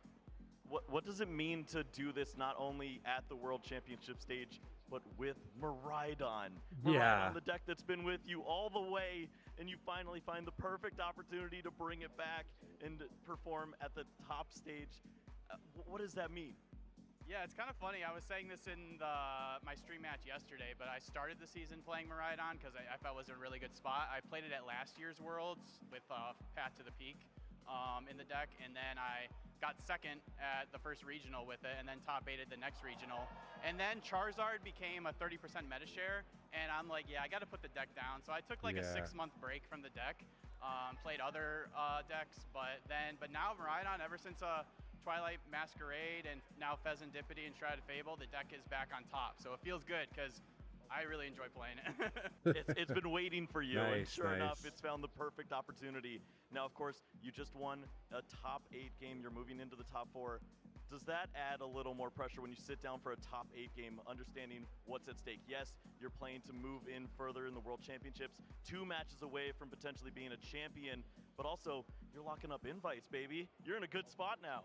Yeah, it's kind of, I'm trying not to like think about it so much. I'm just kind of like trying to stay in limbo because I feel like if I think about it too much, I'm going to psych myself out. So I just got to play another couple games and then we'll think about it when I'm finished. I got to keep my head on straight right now because it's a little crazy. Well, you've got one more match ahead of you, at least for today. Hopefully we have one more to see you tomorrow in the championship. Is there anyone that you want to shout out? I know your sister's probably kayaking somewhere, but who else is here for you? Yeah, I'm not sure if she made it back yet, but thanks to my sister Deanna for coming to Worlds with me. It's been a great trip. My testing group, JW Creewall, Michael Zeely, Andrew Mahone, Riley Holbert, all the Tricky Gym guys. My sponsor, Rose Poke, Brian, he's here. He's been a great support, so shout out to him. My family, my mom, my dad, my brother Luke. They're all helped support me get to where I am today, so it's been awesome. Well, I know it might not be your signature move. Do you want to chop it off while we send it over? Back to the casters. And if any of my siblings are watching and you ever need someone to go with you to Hawaii, and I've got a lot of siblings, I will be there for you. That is my promise. And yeah, as Carl alluded to in the interview there, Tsukiyoshi Yamato, 2004, first official World Championships, with that Team Magma deck, went undefeated all the way through and won. It was 20 years ago, Shay. Yeah, like talk about a history lesson all the way back at the first ever World Championships, and that Magma deck was amazing. And can that Miraidon deck do the same thing? Well, it's done a very good job of it so far. Only 2 more wins needed, and Jesse will be able to match that, winning a world title without dropping a single round. What a fantastic stat, and what a way to etch your name in the Hall of Fame along the absolute pantheon of world champions. And it's worth noting, back in 2004, that Magma deck was a big surprise. Japanese players came and won all 3 Ace divisions because it was not a deck we were prepared for, and it did not go great. What we are prepared for, though, Shay, some freebies. Hey! We've got some free gifts for you, lovely ladies and gentlemen. We've got some Twitch drops and giveaways going throughout this weekend, like, for instance, these Pokemon Trading Card Game Live Twitch drops you can see on your screen here. Yeah, who doesn't love freebies? I love freebies. And you can get yourself these nice Worlds-themed deck box, sleeve, and coin. Look at the back of that coin. Come on. And you can get some packs and some crystals. Rewards are disabled. How do we get them? Well. Drops so aren't working for me today. Sure Lots of people activate those Twitch drops, not having drops today. Watch and earn. Who doesn't love that? Pokemon TCG Live. Fantastic way to play the Pokemon TCG online. And you can earn these free cosmetics, packs, credits, and crystals there as well. Well, that sounds good, right? Okay. But sometimes I don't want to have to do Twitch drops, or I want to do that, but then I'm not satiated. Sometimes I want to put in a code. Okay. Well, I've got wonderful news for you, Shay. Outburst Worlds 24. Outburst Worlds 24. Put that code in and get yourself a special illustration rare Petulant to be used in Pokemon Trading Card Game Live. Yeah, look at that artwork. Nice artwork and a really good card as well. That subjugating chains ability do we put the code? Can be really good at beating those Snorlax decks and just Where giving do we you put a the lot of code? movement. And don't sleep on In that the game? irritated outburst. Not a bad little attack there as well. So if you want to get your hands on that Petulant EX for free, don't forget, just pop in that code there, Outburst Worlds 24, and you get your hands on that for your Pokemon TCG Live account. And I love me some Pokemon Trading Card Game. I think I've made that pretty clear over the past many years. Okay. But I'm also partial to the Pokemon video game. I play all the games when they come out. I didn't play Scarlet or Violet. I played Scarlet and Violet. Good news, we've got a code to get Tomoyo Ogawa's 2023 Worlds-winning Sylveon. And all you need to do is use that code Sleep Talk Worlds with the O as a 0. And you know what?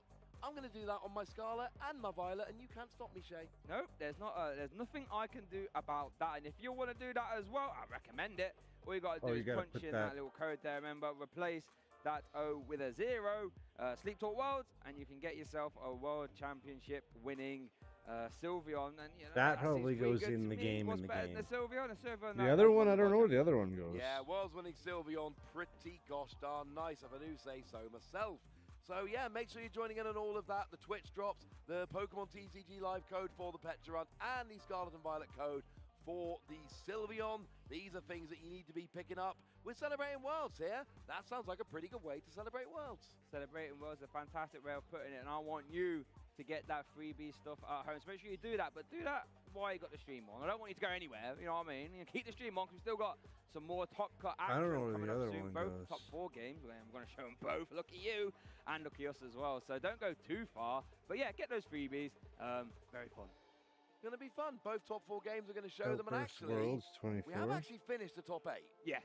So we probably need to get to the top 4 at some point. Yes.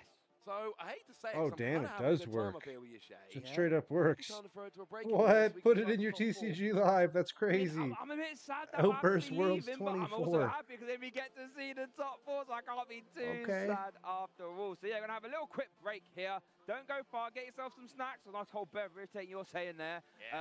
Come back here, and we can get our top 4 matches started.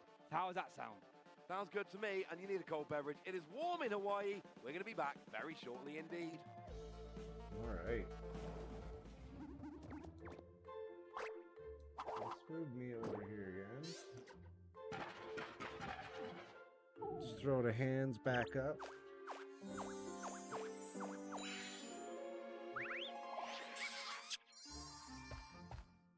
Masters top 4. So I started playing Pokemon at the end of 2017, beginning of 2017 area. I really got into it because my locals in Florida were so welcoming and nice, and they really taught me, the ins and outs of the game. My first competitive event was St. Louis Regionals, where I actually ended up getting top 16. I lost my Widget in the top 8, but for my first event, I was super happy that I got a few boxes and just had a great time. My favorite Pokemon is probably Lugia, since I played it all last year. I'll be right back. I Grab a last drink. Year, and I always enjoyed watching it in the TV shows. I look up to Isaiah Bradner. He's a super awesome friend and great person. My gym would probably be the colorless type, since colorless Pokemon, Lugia, it's my favorite Pokemon. So I think I'd be a colorless type gym leader. The one trainer I would probably battle is Azul, since I've never beat him before, but would be super happy if I could. My favorite part about Pokemon events is just my friends. Obviously playing Pokemon is super fun, I enjoy it a lot, but hanging out with your friends, you can't really beat that. My go-to event snack is probably just chips and a drink. That's usually what I have throughout the whole event. I usually don't eat lunch because nerves, but then I make sure I have a big dinner afterwards. Yeah, if I won the World Championship, I'd probably make a call to my parents first to start. They've just supported me ever since I started playing the game and just been a great supporting role. I do not think I am Team Rocket.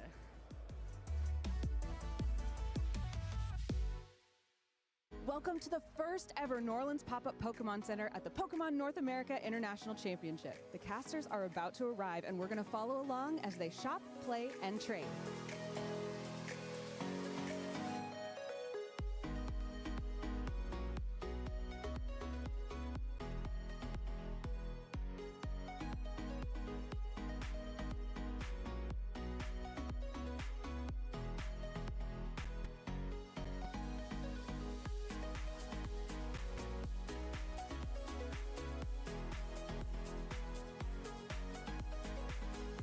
Oh, man.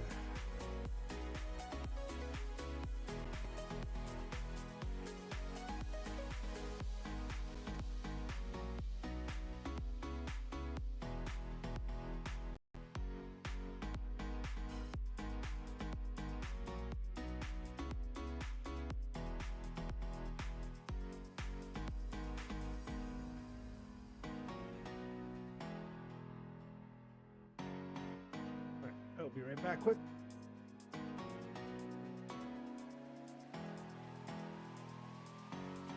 There's so many fun and exciting things to find at the Pokemon Center this year. If you missed any of them, don't worry. We'll see you at the Collect and Trade Corner.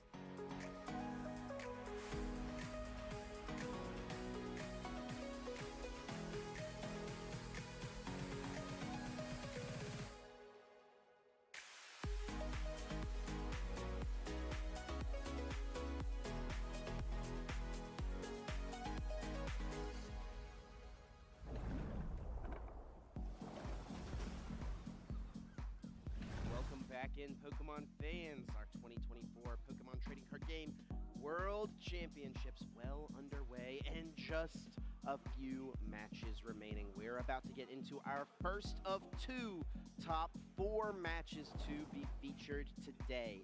My name is Chip Ritchie, joined at the desk by Pablo Tableman Mesa. We have seen some incredible games thus far. We know that an American is guaranteed to make it to the final match based on the other side of the bracket, but we'll be looking at the opposite side for this match. Pablo, how are you feeling at this point in the tournament? I mean, I can only describe this as what we just saw from our previous match. It's electric. Yeah, I feel the energy. It's been amazing to see all these high-level plays, these really back and forth, very quick and aggressive decks come all the way to the top.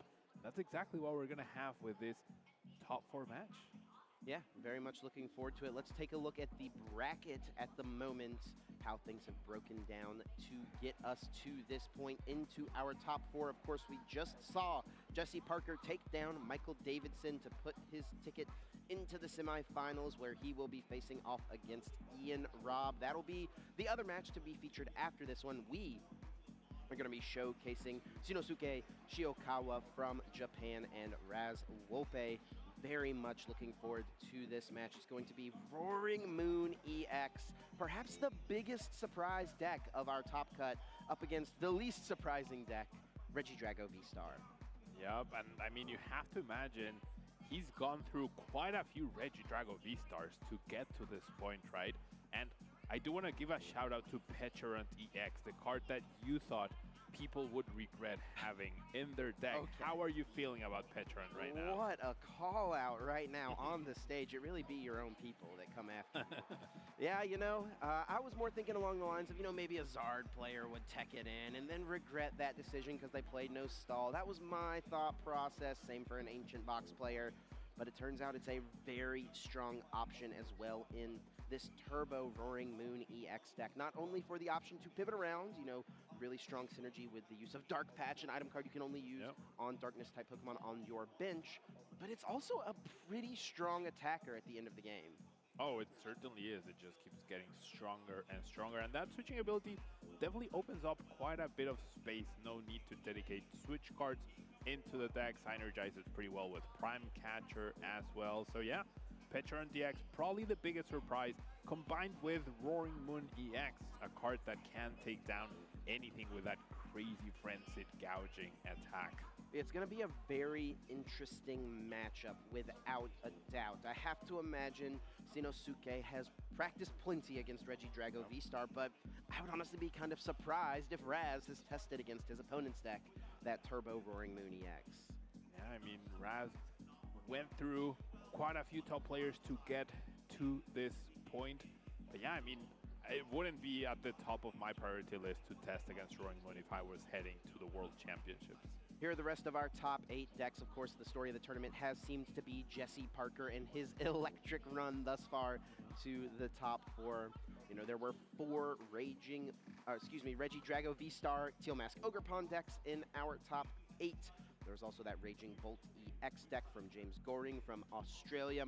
Fernando Cifuentes shocking the world with Iron Thorns EX and Crushing Hammer. And then just on the outside looking in, is Rahul Reddy. Got 8th place after that play-in match up against Michael Davidson with his Lugia V-Star deck. Did take away from a little of the variety, you know, 50% of the top 8 decks being the Regidrago V-Star. Might not be everyone's favorite thing, but the deck is so strong, and it really does have so many options. Now, is it time we talk about Ogerpon's influence in the metagame? Twilight Masquerade came out, it seemed like it was all about Dragapult, and Dragapult is the main attacker in this Regidrago V-Star deck, but it's really Ogerpon who facilitates the deck really coming together. Same for Raging Bolt, it was non-existent basically before Ogerpon hit the field, and I want to go out on a limb and call Ogerpon the electric generator of these decks, yeah, the equivalent to what Miraidon has. Ogerpon really gets you there every single time. Yeah, it's a good comparison. It's more of like a 2-card combo as opposed to the 1-card combo of Generator, but the 2-card combo is guaranteed, right? If you play a Generator, you look at the top 5, you have a chance to accelerate 2 energy cards. I would like to know the list he is running. When you use Teal Dance on Teal Mask Ogre Pawnee X. You guarantee get that energy in play. You guarantee draw a card. And when you find Energy Switch, you guaranteed are able to move it to your attacker. Yeah, quite a few cards to get there, but I mean, decks are built around relying on that ability, and I mean, clearly it's worked out so far. It really put Regidrago V-Star at the very top of the metagame, and I would not be surprised to see a Regidrago deck take the whole thing down, not only because of the inherent power of the deck, but also because of the two amazing players that we have left piloting the deck. Oh, without a doubt, without a doubt. It's going to be very exciting to see how things conclude here. I'm extremely excited for the match we are going to have the opportunity to feature here, Pablo. Very much looking forward to it. And I think a great story to follow with these top 8 decks as well is that most often in the Pokemon trading card game, the decks that are the strongest are the ones that allow you to break the rules of the game, right? You normally are only able to attach 1 energy card per turn. All of these decks break that rule, perhaps with the exception of Iron Thorns, but you can also accelerate extra energies with Technical Machine Turbo Energize. So there are still options to get those extra energies. Extremely strong. You know, you can normally only play 1 supporter card. A lot of these decks are playing Prime Catcher, which gives you a supporter card type of effect as an item card. Yeah, it just seems too strong. You can only draw 1 card per turn, right? Teal Dance allows you to draw an additional card. If you Teal Dance again, another card. In Jesse Parker's deck, we've got Radiant Greninja. We've got Squawkabilly in so many of these decks. And that's basically a research, right, as an ability. Yeah. And then Iron Thorns is the opposite, right? It's like the strict teacher that brings everyone down to playing by the rules, right? It keeps everyone honest. Exactly. No broken abilities, no extra energy, no extra cards for anyone, not even itself. I agree with that. But the deck is designed to play in that slower environment, and unless the players can hit their Cancel Cologne early, just like we saw Ian Robb do, it can slow down decks enough to where it overwhelms them at that point.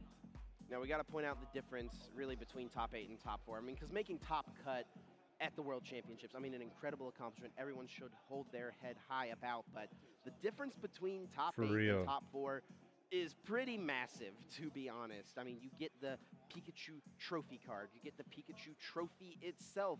You get an extra Paradise Resort stamped card, right? And you also get a free invitation to next year's World Championships. I mean, what an incredible prize in and of itself.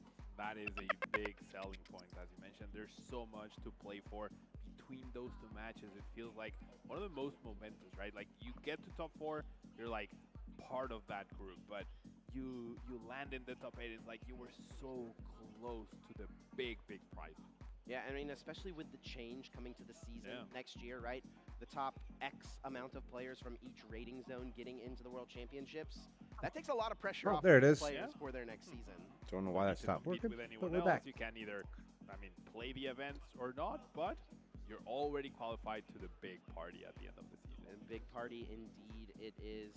Very much looking forward to getting into this game. We've seen some of Raz in the past at our international championships. If you've watched our European broadcast streams in the past, you've definitely seen plenty of Raz. But Shinosuke is someone who may be a little unfamiliar to us, right? We don't get to see the players from Japan all that often, basically just at the World Championships. Every once in a while, someone will travel to an international championships. And Shinosuke, someone is a little unknown to us, but turns out is a great player, has made it to top 4 with the most surprising of all of our deck archetypes. And it turns out he was a Champions League champion in the Seniors Division back in 2022, won the Yokohama Seniors Division tournament.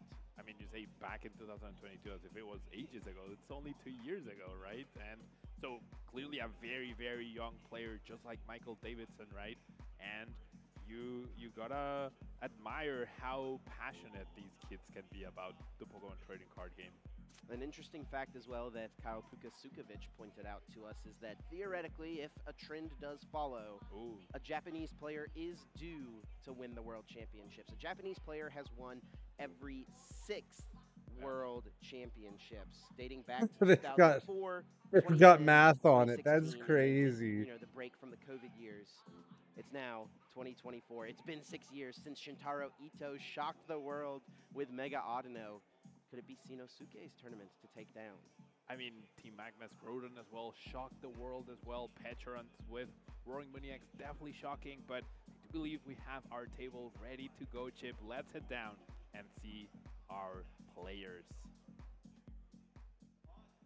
Very much looking forward to this match.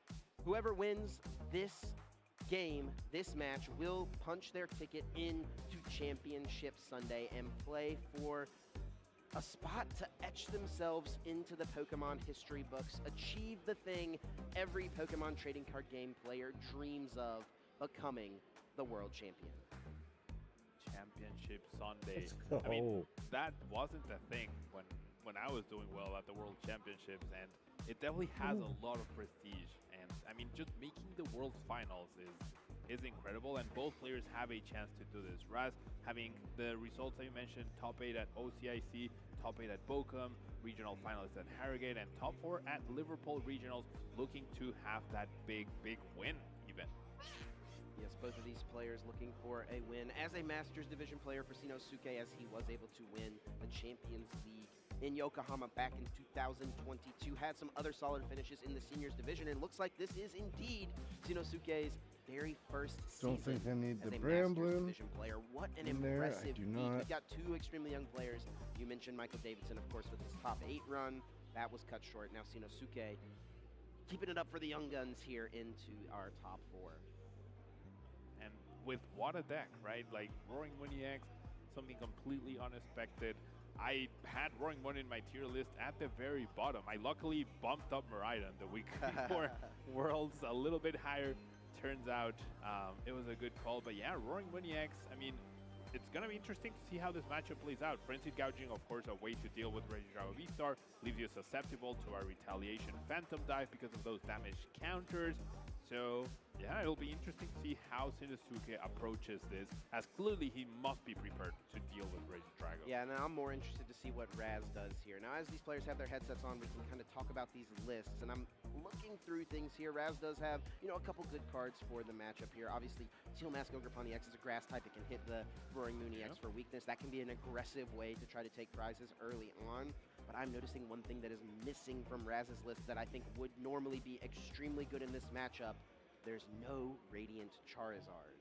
No Radiant Charizard to offset that 2/2 price trade-off that has been the theme of the weekend. That would be great, right? Doesn't matter if you have weakness, doesn't matter if you want to kill your opponent each and every single time. Shinosuke's deck is designed to do that as well, right? Every single time. And between Dark Patches, the Professor Sawdust, I think going second is going to be the choice for either of these players. Whoever won the coin flip, that could be important. I could definitely see that. Word of who is going first, who is going second, without a doubt, will be an important part of this match. Players drawing their opening hands have to find a basic Pokemon in this opening hand of 7 to get this game underway. Raz here looking at the hands, thinking through it. Does look like he has a basic Pokemon. Shinosuke has one as well. What don't I need here for fire? I was watching a little bit of Raz's match against Isaiah, and like, I distinctly remember Raz getting his Regidrago V-Star knocked out. He didn't have a backup Regidrago, and he was almost like a little bit of a dance on his chair when that happened. Now we do see triple Grass Energy being prized, a copy of Dark Patch on the other, and the single copy of Roaring Moon getting prized by Dodger, which is a way that Shinosuke can disrupt Raz's game plan. Yeah, Rise is nothing that detrimental to that overall success. That's that Roaring Moon like is a one up.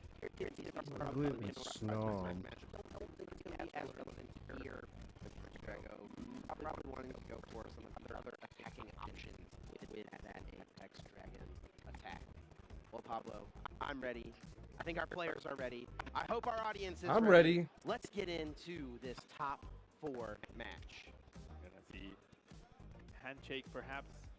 There we go. Yep, the fist bump, and we're gonna get this top 4 match ready. Let's to go. Chipped. Raz does end up going first. I wonder whose choice that was. And it will be an Ultra Ball played immediately. Discarding that, canceling Cologne, and a Professor's Research. This will allow Raz to search the deck for any one Pokemon and add it directly to the hand. Raz has started his Regidrago V, which is normally a pretty good option, but in this situation, he's got to be feeling a little scared of what Shinosuke could pull off on turn 1. Yep, it is susceptible to that Roaring Moon EX aggression. Now, talked a lot about Petra on DX. That card is really good, but it's only going to be good in the late game. It does require your opponent to have taken a few prizes before you can actually start taking some big knockouts. But Roaring Moon EX can take down anything. Over on Shinosuke's side, the start of Radiant Greninja is honestly pretty strong. You have the option to leave a single prize Pokemon in your active spot if you don't have a great setup. And you're probably going to have a great setup because Radiant Greninja's concealed cards is an excellent way to activate all of your possibilities. And with subjugating chains from Petra on DX, you're bound to have that easy retreat. You don't have to worry about having the right Pokemon as long as you have that. All your attackers are dark type as well. So things looking a little dicey for us in this beginning. This Squawk ability, Squawk and Seize, should be pretty big as it could lead into how this game plays out. Can Raz find a backup Regidrago? Can he establish some energies in play that on the Teal Mask Ogre Pawns to respond quickly and easily to any Roaring Moon EXs that come out? And can Shinosuke piece out a 1KO? So many things can happen with these two very aggressive decks. Squawkabilly EX has become one of the premier support Pokemon in our Pokemon trading card game format at the moment. It's only got 160 HP. It does not have the strongest of attacks, but Squawk and Seize, while it can only be used on your first turn, it allows you to discard your hand and draw 6 brand Basically like a mini Professor's Research, you know? Immediately throwing away a couple of supporter cards that could certainly be awkward. Which is It pretty mitigated by the draw solid. of a Professor's Research here, and there's a few Teal Mask Ogre Pawn. There is something missing from this hand, Pablo. I don't see any energy cards, and I don't even see an Earthen Vessel. No Earthen Vessel, no way to switch out, no way to promote a single price Pokemon to try to offset It's got the nothing 2-2-2 so far. price trade-off. So Raz is going to be very susceptible to Shinosuke's aggression in this upcoming turn. Thinking about what else to do, is actually going to play extremely carefully here, respecting the potential of the turn 1 KO on Shinosuke's side, using this energy switch to move the grass energy from his active Regidrago V onto the bench. And let's look at this hand. Already a Squawkabilly. I don't see any darkness energy, but there are a ton of darkness type Pokemon already. Interesting to note, Shinosuke does play 2 copies of Squawkabilly. He really relies on that Squawk and Seize to get going, get the aggression, get those energies. First turn, another 6 cards really helps. It's absolutely It's all true. about that Squawk and Seize, and it is a liability, right, if that's in play, but he's really valuing having access to that, and with 2 of those being in his deck, the chances of them being priced are much lower. We've definitely seen a lot of players get slowed down because their Squawkabilly was hiding in their prize cards. Yes, Shinosuke, extremely high value on the consistency when it comes to deck building. You know, you may see some players choose to play something like Hisuian Heavy Ball as opposed to the second copy of Squawkabilly Second EX. copy, yeah. Shinosuke recognizes, you know, hey, I may be able to Hisuian Heavy Ball for a Squawkabilly if it's prized, but that means I have to find Hisuian Heavy Ball. Instead of that, I'm just going to play the double That's Squawkabilly. one extra step, yeah. Playing the double Squawk is pretty tight. I agree with that. If that's your majority support. Pokestop also in play. Even one Roaring Moon getting discarded and not playing Judge, recognizing that Raz has discarded 3 supporters already, has a low card hand. Perhaps he doesn't have a good follow-up to what he just did this turn. We're going to need to see some more digging from Shinosuke if he would like to attack. An easy choice to discard off the Trekking Shoes. It allows him to look at the top card of his deck. He can choose to put it in his hand or discard it. In this case, choosing to discard it and now drawing that additional card. Pokestop being utilized to discard the top 3 cards of the deck. There is the Prime Catcher. He hit Prime Catcher and another Trekking Shoes. Okay. Raz is going to love seeing that Professor Sass Vitality. He's definitely going to use that Trekking Shoes again, yep. But since he already holding the other Professor Sass What was the first card? I didn't see it. That Prime Catcher, I mean, already the Petron pretty much guarantees a knockout for Shinosuke as long as he finds enough darkness energy into a discard pile. Probably a dark patch. Is he going to take it? Missing piece here. Now we do see the Earthen Vessel and then the find from those Trekking Shoes Earthen Vessel was with an S an ball. Ultra Ball. This can guarantee 2 energy cards in the discard pile, at least potentially 3 if he wants to make sure that Dark Patch is active and also get full value from the Professor Sada's Vitality. Shinosuke shuffling after the grab of the pair of energy cards. Maybe going for concealed cards before the Ultra Ball use. I think that's what we're more than likely going to see here. using that Radiant Greninja, discarding this Darkness Energy card to draw 2 from the top. Still missing one key piece. Usually these decks tend to play Energy Switch in order to manipulate energy a little bit better, sometimes some water energy, but in this case, Seinosuke keeping it simple, keeping it straightforward, no energy switches, and straightforward Professor Sada reliance, Dark Patches into those Roaring Moons. One big card missing here, I think the Dark Patch, I'm not sure I catch it in his hand. And Seinosuke has an interesting choice here. Does he accelerate an energy to each of these Roaring Moon EX? And looks like that will be the choice. This could open up the opportunity for him to whiff if he does not draw another Darkness Energy and the a way to get the okay. one in his hand into the discard pile. And I don't think he quite has everything just yet. Oh. He has the Dark Patch, he has the Darkness Energy, but yeah, if he had not attached both energy with Sada, he would have gotten the knockout here. I am sleeving cards right now while I'm watching.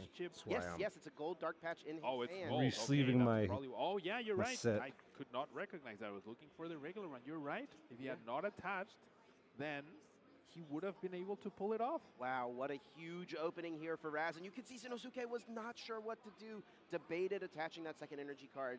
Decided to play a little bit of the risk. Knew there was a decent shot. He drew an energy card, and he was unable to do it.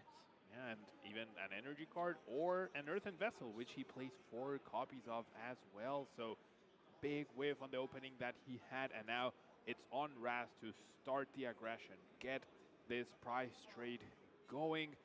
And I mean, he also needs to overcome the issue of there being a Radiant Greninja in the active spot, right? Taking 1 prize card, probably not good enough at this point. It's gotta be 2. He's gotta take 2, yeah. You need to boss or prime catcher, which you only play 1 of, but he's still missing the V-Star, the energy switches, still a little bit of ways to go for Raz to get an attack off here. Yeah, Raz does need quite a bit, needs to find that prime catcher. Nest Ball able to grab Mew EX from the deck. Of course, Nest Ball allowing you to search your deck for any basic Pokemon and place it directly onto the bench. If Raz is able to thin the hand down, he'll be able to use this restart ability in order to draw cards up until he has 3 in the hand.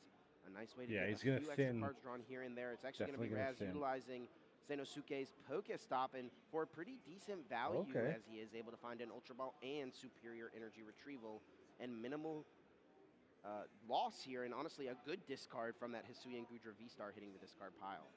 Yeah, wouldn't mind seeing a Gudra KO on the Squawkabilly on the bench.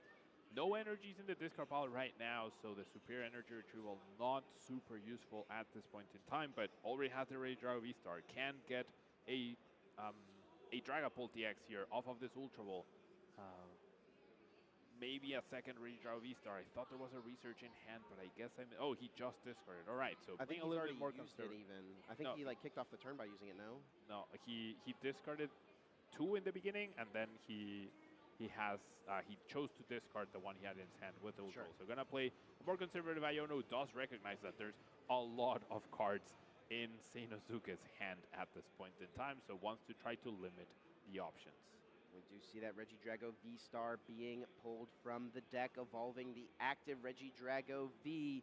Legacy Star is going to be an option at some point this turn if Raz needs it to pull off a really powerful play. Legacy Star is so key, right? I mean, I think when it came out, you wouldn't compare it to Lugia V-Star's ability, but at this point in time, you have to recognize how powerful it is, thanks to the other cards that have been released to help sustain the deck. It seems like Regidrago was one of those decks that just got a little bit of help from almost every set that came out, you know. More Dragon-type Pokemon being released, more Earthen Vessels coming out, and it was eventually Teal Mask Ogerpon EX being the thing to send it over the edge alongside Dragapult EX. It was just a pass from Raz after evolving both Regidrago V-Star, choosing not to utilize Legacy Star, and now the ball is back in Seinosuke's court. See what he's able to achieve. Wants to check the discard pile, see what resources Raz has already utilized. What do you think about Raz's decision there, not using Legacy Star, not digging further for an attack? I mean, there must be a reason for this. He must be planning to take like multiple KOs at once. Maybe wasn't feeling confident on his chances of attacking, maybe trying to rely on disruption a little bit to be able to win through that. I mean, I am a little bit puzzled, to be honest, but I'm sure Raz has calculated this and has factored this into his decision-making in order to beat this matchup. they had a lot of time to think about what to do against each other, right? I guess, yeah. Sanosuke, multiple they've Pokemon probably catcher been waiting in the for the hands. last little That while is for because this Sanosuke next is match, playing right? 4 copies of the card. We do see the first flip being utilized, and it is a heads, bringing Teal Mask Ogerpon EX from the bench up into the active spot. This is much easier of a Pokemon for Sanosuke to knock out this turn. Professor Sada's Vitality will bring 2 Darkness Energy from the discard pile, attach them to each of those ancient Pokemon on the bench, and draw 3 additional Trekking cards. Shoes. Sanosuke Let's go. continuing to dig through the deck with a Trekking Shoes. Looking at this top card, debating if it is worth holding onto or is it better put in the discard pile. Having a good think about it, it is a Dark Patch. That's a pretty strong card. Yeah, I'd Very hold. strong card. Yeah. Very useful throughout the whole game. It's how you get to power up the right Pokemon at the right time. Now, this Pokemon catcher is really big because this allows Sanosuke to get a 1 KO through Calamity Storm without the self-damage from Frenzied Gouging, and that means there cannot be a 4-prize retaliation through the use of Phantom Dive in a future turn. And I'm pretty sure we lose the resource of the Pokestop. We do get poisoned in the active off of that subjugating chains, so a little bit of damage, but it's way less than Frenzied Gouging. Yes, That's not true. too bad. A very worthwhile I agree with that trade-off as trade-off. well. Using that subjugating chains does poison this Roaring Moon. Only 1 single damage counter placed for it, and a 2-prize KO is awarded. Sanosuke jumping ahead here in this. Yeah, I'd take 10 damage for a 2-prize lead, right? Off the turn Sure. with an Iono, forcing both players to shuffle their hands, placing them on the bottom of the deck. They will draw a number of cards equal to their prize cards remaining. Raz here getting 6 cards, and how about 4 energy from that draw? That is crazy. When you only have 3 energy in your prize cards, then you draw 4 in a row with 1 in play as well. Now, off the Teal Dance, a very crucial Ultra Ball will allow him to potentially get that Dragapult DX in the discard pile, but will likely require, unless Restart draws him an energy switch, to utilize the Legacy V-Star to get something going. But this does seem like something that Raz was planning. Go behind, get a powerful Iono going. There's no Fizantipity X in play to help Sanosuke sustain his hand at this point in time. And maybe you don't get a KO, but you Phantom Dive plus the poison, then all of a sudden that Roaring Moon is 10 HP away from getting KO'd, regardless of which attack it uses. If Sanosuke uses the other Roaring Moon as well, it could be, I don't know, it could lead to no threats available for Sanosuke at some point. Teal Dance accelerating a Grass Energy from the hand to that benched Ogerpon EX. Getting an extra energy card in play, 1 additional card able to be drawn. Raz Wolpe now just an energy switch away from pulling off his first Apex Dragon of the game. Has not been able to find it as of yet, and it may be time to flip that V-Star marker. It may be time for Legacy Star. Oh, is he No going for it? There is 1 energy switch in the discard pile right now, so the attack with Apex Dragon is guaranteed at this point. And I think this will finally reveal what Raz is planning. Big V-Star here. 1 card likely going to be the energy switch. I wonder what the other card will be, Chip. We do see the 7 being discarded, having to think now about what the other card will be. I agree. Of course, 1 does certainly need to be the energy switch. The other choice is certainly up in there. It could depend on the strength of Raz's hand, perhaps a supporter card. Perhaps he will value getting back more recovery as far as energy cards go. It does look like superior energy retrieval is being considered. It also could be another energy switch to move those energy cards around to prepare for the next attacker. Very important when there's the threatening Frenzied Gouging, right? Like, it's pretty much almost guaranteed that Sanosuke will take another 2 prizes no matter what. So it's very important for Raz to make this decision very crucial. We do see the energy switch, transferring the energy to the other Regidrago. I couldn't tell what the other card was. I think it was Superior Energy Retrieval, probably expecting to retaliate with Ogerpon, maybe giving up on the possibility to attack with Regidrago.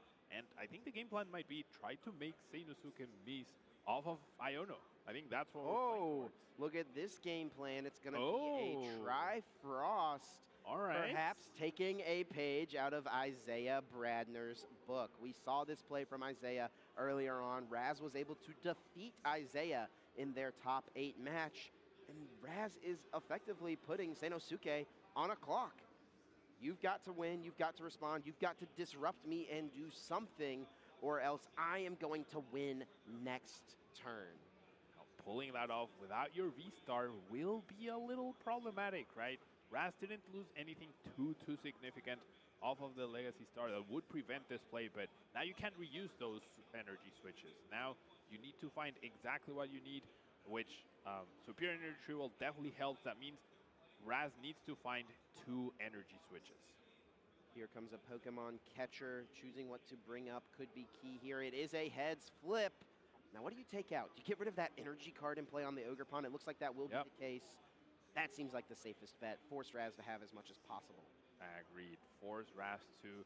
You're asking your opponent the question, right? Do you have the Superior Energy Retrieval, which I guess he does have that piece of information. Then can you find the 2 energy switches? But you also need another Ogerpon, right? That's pretty key. You need another Ogerpon to get that energy into play and then transfer it. Can Raz pull that off with a 4-card hand? It's gonna be a tough. Now, an interesting thing here is Sanosuke does not have a stadium card in play at the moment, so Calamity Storm would not be knocking out this Teal Mask Ogerpon EX. He would need to use the Frenzied Gouging, which would put a lot of damage counters on his Roaring Moon EX. Now, choosing to Nestball for a backup Roaring Moon instead of that Pheasantipity EX, maybe that's already in the hand to find a few extra resources. Maybe he's confident he can pull this off with what he has right now. We're going to see the retreat. Poison gets removed. We're going to see the next Roaring Moon get promoted. What does he have in store for us from this hand? Looks like another it will be that Professor Sada's Vitality, attaching energy cards to both of these Roaring Moon EX. So effectively here, Sanosuke is just saying, I hope you don't have it. Wasn't able to find something like a Judge to disrupt Raz, which we know Sanosuke is playing 2 copies of. I believe 1 hit the discard pile, 1 was prized, but he did take it off of the prize cards. I think the thing Sanosuke is looking for here is a stadium card. Was he able to find one, or is it going to have to be Frenzied Gouging? I think it will be the Frenzied Gouging. 200 self-damage onto Roaring Moon EX in exchange for a clean knockout on that Teal Mask Ogerpon EX. Sanosuke, 1 attack away from winning this game, but Raz also so he just got another 2 prizes, eh? Can he find the 2 Let's energy go. switches left in his deck? There aren't any in the prize cards. There are 3 energies still there, but he does have the Superior Energy Retrieval. So the energy part of this situation is covered. It's how do you find those 2 energy switches? There aren't that many cards in his deck. Not too many cards, not too many cards. There is the Earthen Vessel discarding a boss's orders. I see 1 energy switch. Yeah, 2, the very bottom, almost. Yeah, there's 2 of gold. them, those gold energy switch from our favorite expansion, Roaring Skies. Skies. Yep. There's 8 cards left, I think, in the deck. Does he have a research available? I know 3 are gone. I couldn't tell if the last one is in the hand. I feel like if it were, we would already be seeing it get played. It doesn't look like it. It could come down to Raz drawing into a supporter card here. He also does need to utilize the Superior more than likely. That's another piece of this puzzle. There's no Pheasantipity X in this list. There's no Pheasantipity X to support the situation. So Raz might need to draw both energy switches off of Restart. Mew EX will need to be the hero for Raz. Damn, that's a hard draw. It will come down to this Restart more than likely. This is going to be extremely close. Raz needs to win this turn, needs to pull everything off in order to get this knockout. Otherwise, Sanosuke will more than likely win the game on the next turn. It's not guaranteed. Sanosuke having energy cards on 2 Roaring Moon on the bench, split a little too thin here potentially. Right. I think there's exactly 7 cards, 7 or 8. I couldn't tell. I think we're gonna see the Teal dance first. Oh wait, there's only 1 Teal Mask. So it's actually impossible to pull off at this point. It's not possible to pull off. Attach the turn, send up the Cleffa, and Grasping Draw. Looks like a Restart to be used first. Yeah. Got to make sure that you don't draw your whole deck here, Raz. 3 cards in the hand. Looks like there is more than 4 in the deck. Grasping Draw, cross the fingers. Sanosuke, it may come down to Pokemon Catcher. It may come down to Prime Catcher. Does Sanosuke have the pieces to pull together the knockout. Now, an interesting thing here as well, Seinosuke needs to find that Gust card, can knock out the Mew EX on the bench with the Calamity Storm, does not necessarily have to use the Frenzy Gouging. Does have Prime Catcher available as well. Can he reach that card? That is the question. As one Prime Catcher, one Pokemon Catcher, one Boss's Orders as well. So Radiant Greninja could be an option. Yeah, I think it was 2 Pokemon Catcher for what it's worth. So that's an additional out as well. 4 cards to find. 2 of them yield a 50-50. 2 of them win you the game on the spot. 2 energies being thinned out as well. This is coming gonna down be to it. the wire. You have to assume after that grasping draw, Raz will have the combo. Right now, he only even needs 1 energy switch instead of 2. So Seinosuke has to win this turn.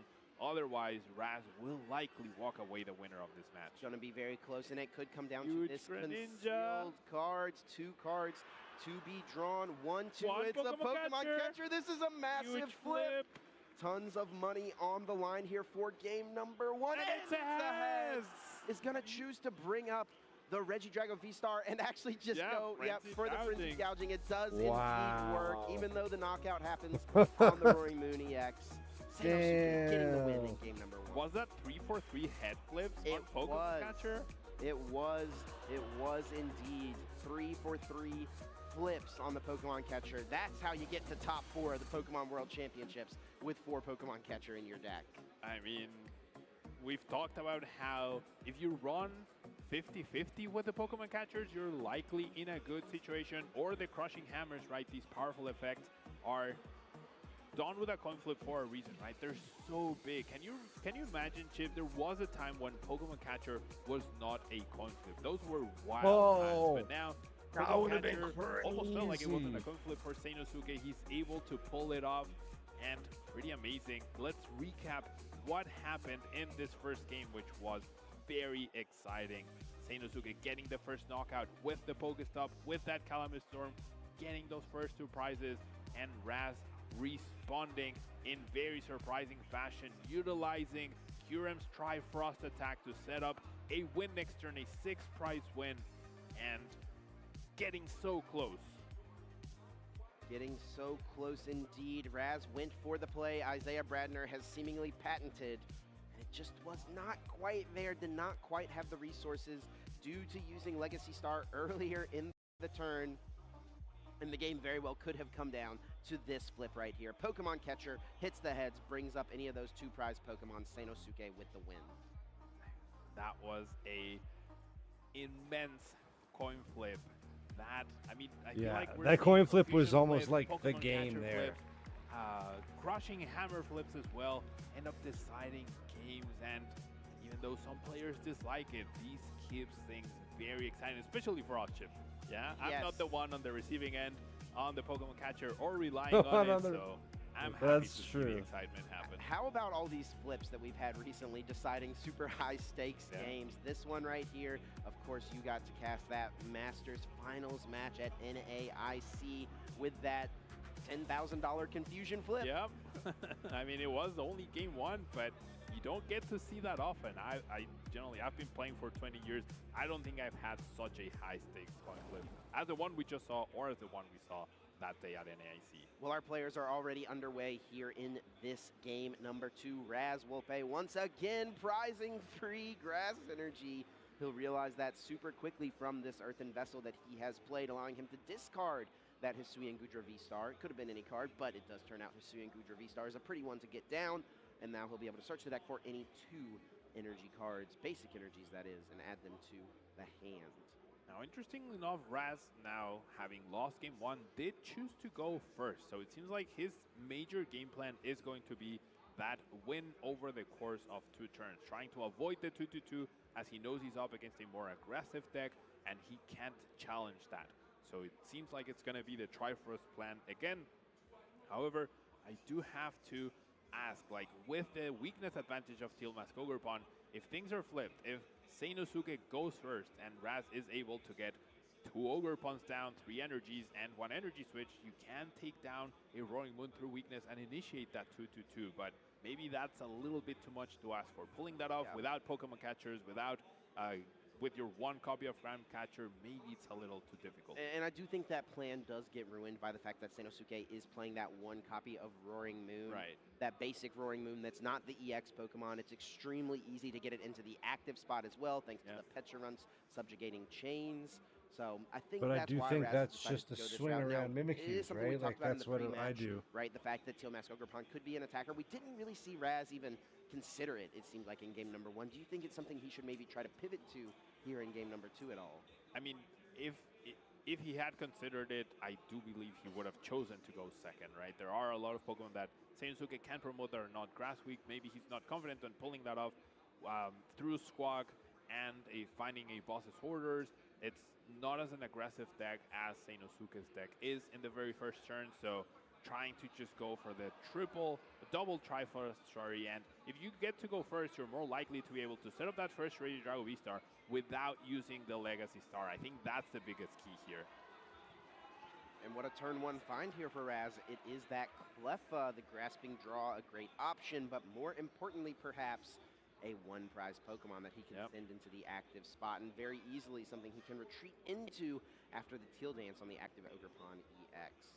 If your opponent cannot go or take a 2-prize knockout in the very first turn of the game, then that gives Raz an extra turn to pull off the double Trifrost possibility. Now, Sanosuke must have seen that play before, and to the best of his ability, he might try to limit his bench in order to prevent that option from opening up for Raz. But this deck does rely a lot on Squawk, does rely a lot on Roaring Moon EXs, of course, and Petrunt. So if you don't have a solid backup bench, then you could be left susceptible to a simple Iono wrecking you.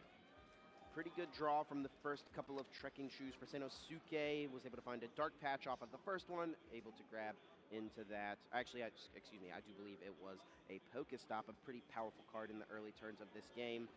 And the problem as well with this plan from Raz is that it is completely nullified by a Pokemon Catcher. If Sanosuke can find Pokemon Catcher, or of course that one of copy of Prime Catcher, we could still see the combo turn out. And oh my goodness, look at these prize cards, Pablo. 3 Pokemon Catcher. 3 Pokemon Catcher. Oh, all the ones that were used last 3 turn, Pokemon Catchers? last game, Raz was like, no, I don't want you to have them anymore. I'm just going to call your deck, leave them in the prize cards. Wow. Please don't use them against me. Wow, so that is a pretty tough beat there for Sanosuke. Would have a decent shot to draw into them with the 4 available in the deck, so has a pretty good shot in order to get ahead, you know, especially the way he was flipping in game number 1. Now it's going to come down to 1 Pokemon Catcher, 1 Prime Catcher, and can he draw those cards as well? Yeah, it's going to be a tough ask, right? You do have Squawk, of course. You have Pokestop. You have those Hey, shoes, Mitzi KTV, how you also doing? need Welcome. to get Thank you for a tuning Roaring in. Moon on the bench, right? I'm You just hanging cannot out right Dark now, Patch sorting to out some the of bench, my and Temporal in order Forces to pull this set off, you while will watching need the a World Dark Patch tournaments, you know? and Professor How goes Sada. it? Good So evening, big good evening. vacancies coming I here. wasn't sure when it was going to This end. could I was be going a to play some cards breather after, for but Raz if Sanosuke doesn't we are have watching powerful the turn. top 4. Petrunt It's EX just being one of the placed top 4 onto matches, the so. bench, and Prime Catcher's already found in this opening hand. How you doing? That is pretty Oh, good. it's Use warm it in here. right now. Bring that up works. this Regidrago and a Darkness Energy. Is there a Dark Patch too? There is. Now the only thing Sanosuke is missing in order to get this turn 1 knockout is a Professor Sada's Vitality or another Dark Patch. Yeah, wow, and with that Pokestop, you have even more dick. And there's the Dark There Patch. it is, Oh. wow. And the Sada, too. He's got everything. Ooh, It I was is gonna a say, good he's got a day good- to be Sanosuke Shiokawa He's got what he using this needs. Pokestop, discarding the top 3 cards. How about 3 item cards? To be Oh. drawn? Oh my gosh. There's nothing stopping this Roaring Moon EX deck. The underdog, I want to say, in this top 8, the unexpected deck. I mean, working like this, I'm not surprised it's gotten all the way to the top. I mean, this is working like a well-oiled machine, firing on all cylinders. Sanosuke may have missed a little bit in game number 1, but he is not missing he's killing it right in now. game number 2, and this is going to be a pretty steep hill for Raz Volpe to attempt to climb out of. Ultra Ball from Sanosuke, discarding another Ultra Ball and a Darkness Energy. This will mean he's able to get full value from the Professor Sada's Vitality in the hand, attaching a Darkness Energy from the discard pile to 2 ancient Pokemon in play. Of course, the pair of Roaring Moon EX on the bench being the recipients of the incoming supporter card. And then 3 cards will be drawn additionally after that. The turn is still not over. Could this be any more perfect, Chip? I don't think you could handpick any better cards. We also find the Greninja. Oh We're going to see more. We're going to discard the other Squawk. Oh then even more energies. This is crazy. Even the luxury of not needing to potentially play the Earthen Vessel does decide to do it, but what an amazing start for Sanosuke here. I am without words. Wow. Wow, what a setup, what a start, and this will take Raz's Regidrago V out of play. It'll take a Fire Energy out of play. Raz actually only playing 2 copies of the Fire Energy, so he will need to find yet another copy of the card. He's going to need to find everything next turn if he wants to respond to this onslaught from Sanosuke. All we need to see now is Subjugating Chains, and actually, you know what? We're not done. We're going to keep on digging here. Yep. Trekking Shoes grabs another Sada. Why not? There's already a Dark Patch in hand. You know what? Should we just play it? We were doing everything else. I would say so, right? This is incredible by Sanosuke, and he's not even going to have to use Frenzied Gouging. He will be able to take the knockout with Calamity Storm, debating whether he wants to start powering up that Petrant. I guess that was the pause, but we're going to see that Subjugating Chains. I did not expect to be saying that in top 4 at the World Championships this weekend. But indeed, we are saying it alongside saying Calamity Storm, discarding the stadium from play, 220 damage, taking down that Regidrago V in 1 single hit. Also, Sanosuke, looking at these prizes, was able to draw a Pokemon catcher. He's going to be able to go for it again next turn. He got a catcher finally out. Respond. Nest Ball here, able to search the deck for any basic Pokemon, placing it onto the bench. A Teal Mask Ogre X could be a choice to get another another energy card into play in order to draw more cards. Mew EX also a consideration. This is where we would often see Pheasantipity, but as we mentioned in Game 1, it's a card Raz has chosen to omit from his list this weekend. I mean, Raz's game plan of double Kyurem is still very valid, right? If he can pull that off, but not even a single energy in play does require double Ogerpon plus double energy switch plus Regidrago V-Star. 2 turns in a row! Energy, 2 turns in a row. So maybe you can expect it this turn through Another the Legacy Mew? Star, given You got through Raz's it again? current hand. There's the V-Star. There's a research. Okay. That's a start, right? That's a solid start. And a And research? there's that Kyurem drawn. Needs to find a way to discard it as well. There's the Fire Energy. 1 energy switch. An Ultra Ball, but I don't see any Grass Energy. I don't see a second energy switch. And I don't see any energy switch. I think it's just a regular switch. You can see in his expression, he's not happy with the cards he drew. The Mew gave him hope. But I think The Mew gave him hope. Professor Oak did not help out Raz this time around. Hey, Miraidon in top 4. Holy shit, that's insane. Yo, I know. Well, you know what? Compared to some of what we've seen, it's I didn't kind of expect it. I honestly, I didn't expect Miraidon to come back and turn around like that. I think what makes it crazy, Acid, is 13-0. Bro, Jesse Parker is at 13 wins and 0 losses in Worlds. So far, that hasn't happened in 20 years, they're saying. The Roaring Moon already almost Good evening, by the way. Welcome. How you doing, man? Jesse Parker is insane. Yo, difficult. Eyeing up the Regidrago V-Star. I was taking notes, bro. I was taking notes, you know. How you doing? Welcome. To Legacy Star, but I'm just sorting out my temporal forces while we watch some matches, you know. Thank you for swinging by, my friend. Yeah, exactly. How are you doing? You're not attacking this turn. I mean, Raz might have to bank on Sanosuke whiffing for a turn and using. Where's the Charizard that EX? Might be his best chance, but given what we've seen so far from Sanosuke's deck, from his Regidrago destroy them? I don't know. I have really not seen much Zard, bro. Regidrago V-Star, and this game could be decided by another Pokemon catcher coin flip. Sanosuke is 3 for 3. There has not been much Zard, you know. Could he go perfect 4 for 4 in this top 4 set? And it may be what it comes down to, as Raz has just grabbed that Regidrago V. Probably not even going to see the Legacy Star here. How did Mariah More manage than to likely get just no the loss? grasping draw. Has one more card to debate to play. Maybe the consistency of it, man. I don't know. Just, I think it's outplaying people. I think it's a mental game. I really do. There's a big part of it that is that mentality. Now he can't Trifrost. Gameplay, you know? That eliminates the option to Trifrost to win this game. So besides that, man, that works too. it's kind of crazy, right? Like, so I want to know what list Jesse Parker's running tonight, this is my best way to get because I want to take it to League tomorrow. So they have to attack into it and knock it out. Now, there's no Iron Bundle, and the Cleffa would mitigate that as well. Not going to start with the Pokemon Catcher, so going to keep it interesting. Might try to go for perhaps dig for the boss's orders if he can find it, and keep the Pokemon Catcher. I feel like Pokemon Catcher definitely gets stronger if you're able to play multiple at the same time. Thought Maridon matchup is bad against Zard. I think the big part of it is like I said, consistency. If you prize 2, maybe 3 energies like Jesse did, it in theory can hurt, but with enough thinning early on, you can still hit those energy generators, right? Like, you can still have a decent turnaround. So I think the consistency is really what saved him. Things are looking dicey and dicey. Besides that, getting the right matchups, having your opponent drop bad hands, it's all part of the game, right? More than anything, just thinning at this point. There is honestly a chance thinning that is winning. Thinning is winning, even right? Have to use with the script in this game. It's looking like Razwolpe may have a hard time even taking prize cards. Sanosuke playing the trekking shoes, looking at the top card. Does he want it? Does he discard it? Now, an interesting thing here is, do you go for the Pokemon Catchers, or do you try to find boss this turn?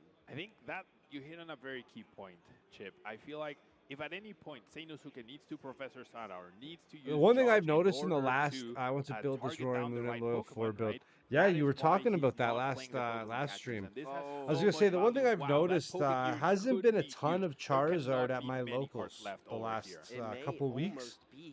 But then again, I also didn't get to play on Monday, so Looks like you never about know, right? 12 or so cards in the deck, and the boss's orders is able to be found. Sanosuke will be able to take a 2-prize knockout and put himself down to just one more knockout Sanosuke is necessary killing it right in now. order to close out and punch his ticket into Championship Sunday. Is this checkmate, Chip? You go boss, knock out either of these 2 Pokemon. Raz has been running that Kyurem. He Kyurem last match too. If your opponent chooses to attack, they lose. If they don't attack, they also lose. It's going to put Raz in a seemingly impossible situation. The stakes could not be higher. Raz will certainly try to find any line he can to get there out it of is. this spot. But sure enough, boss's he's orders pushing up the moves that Ogre Kyurem to Pawn. the bench, brings up 100%. Teal Mask Ogre Pawn EX. And also Palpad will be able to recycle the boss's orders. I honestly don't even know if I would want to put back that Professor Sada. Let's just throw back the boss. That's what we need to win. Agreed, yeah. And that's And sure exactly enough, what he's going to do. There yeah. you go, Chip. Yeah, I mean, this is such high-level play. I feel like most players would have He has no immediately way to played the charge Pokemon it. Catcher, right? It's The Ogre exciting Pawn or card. the Roaring It's a Moon? I card think that he's charging helps the you Roaring get Moon, that no? 2-prize knockout, but Sanosuke held on to those Pokemon Catchers, and now he has all of those available for himself next turn in case he needs to Fuck judge. Seda. In case Yeah, he needs to doesn't need Professor the Sada. Seda now. This is huge. Absolutely. I'm extremely impressed with this play from this young player. He still has 2 of the Pokemon catchers fucking prized. He prized 3 Pokemon catchers. Roaring Moon EX. And there we have it. Oh, recognizes he that's cannot game. close this one out, and Sanosuke will represent Japan in our TCG Masters Division Finals. What a match. at a what loss. A He is my friend. What a powerful display of this Roaring Moon EX That's deck. a good match. Who needs to deal with Regidrago V-Star when you can just KO every supporting Pokemon around it? when you can just win that way. when you can yeah? just Quick kill everything else, right? Prize the 3 turns in order to win probably many games. This is how he approached the World Championships, and it clearly worked. We are certainly in for a high-flying final match tomorrow. We do still have one more top 4 match to be played tonight to determine who the other side will be.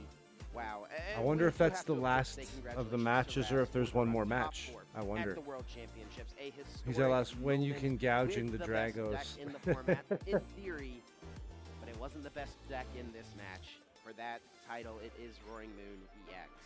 Regidrago V-Star could just not cope with the speed of Seinosuke's. It's top 4. Yeah, we're in top 4 right now. So do we get to watch all 4 of them? Into championship We've Sunday watched 2 here. so far, so we would so have 2 glad more we matches in watched. theory. Like, that was almost We're probably going to like flawless 2 a.m. then.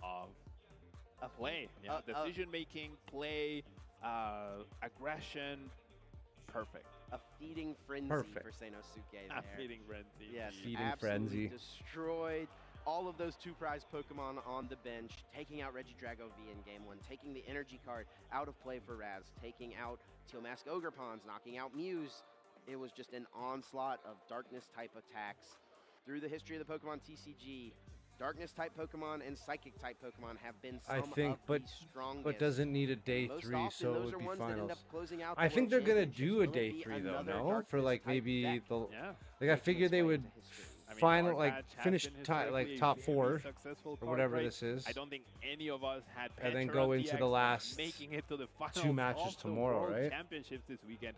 Yet here we are with Roaring Moon EX in the grand finals. I mean, are we witnessing, you know, a new contender in the making here? Seinosuke, so young, first-year Masters Division player, you know, saw so much success. Damn, in first-year Japan in the Master seniors Division. A name we don't get to see very often. Bro, Is I'm this gonna so become a old. new household I'm name when it so comes to the old. great Japanese players that come Unless to this mind? continues. I would not Yeah, be I mean, surprised if we're that here were for the it, bro. We're case. here for it, you know? We saw a flawless display, and I think that shows how, I mean, age is just a number, right? Like, Seinosuke played as, I want to say, the professional player that he is. He played flawlessly, made the right decisions, didn't overdo it with the resources, sure either. conserved the right Well, cards, played the right cards. Like I at the say right time, in the prepared for the future, the hold on to title. those Pokemon cards. After this, we'll Can't play a emphasize little. enough We'll how play a much little bit of not TCG. I playing want those to. cards is so Or good. practice a little and bit it's really one for of those League things tomorrow, that you can, know. help So take a player to their next just trying to level. It's finally easy get to this recognize, oh, this card is stack strong, of let's cards play on it my right now. table I shouldn't sorted out a realize little it. bit while That's we not watch always this the and best hang out, play. you know.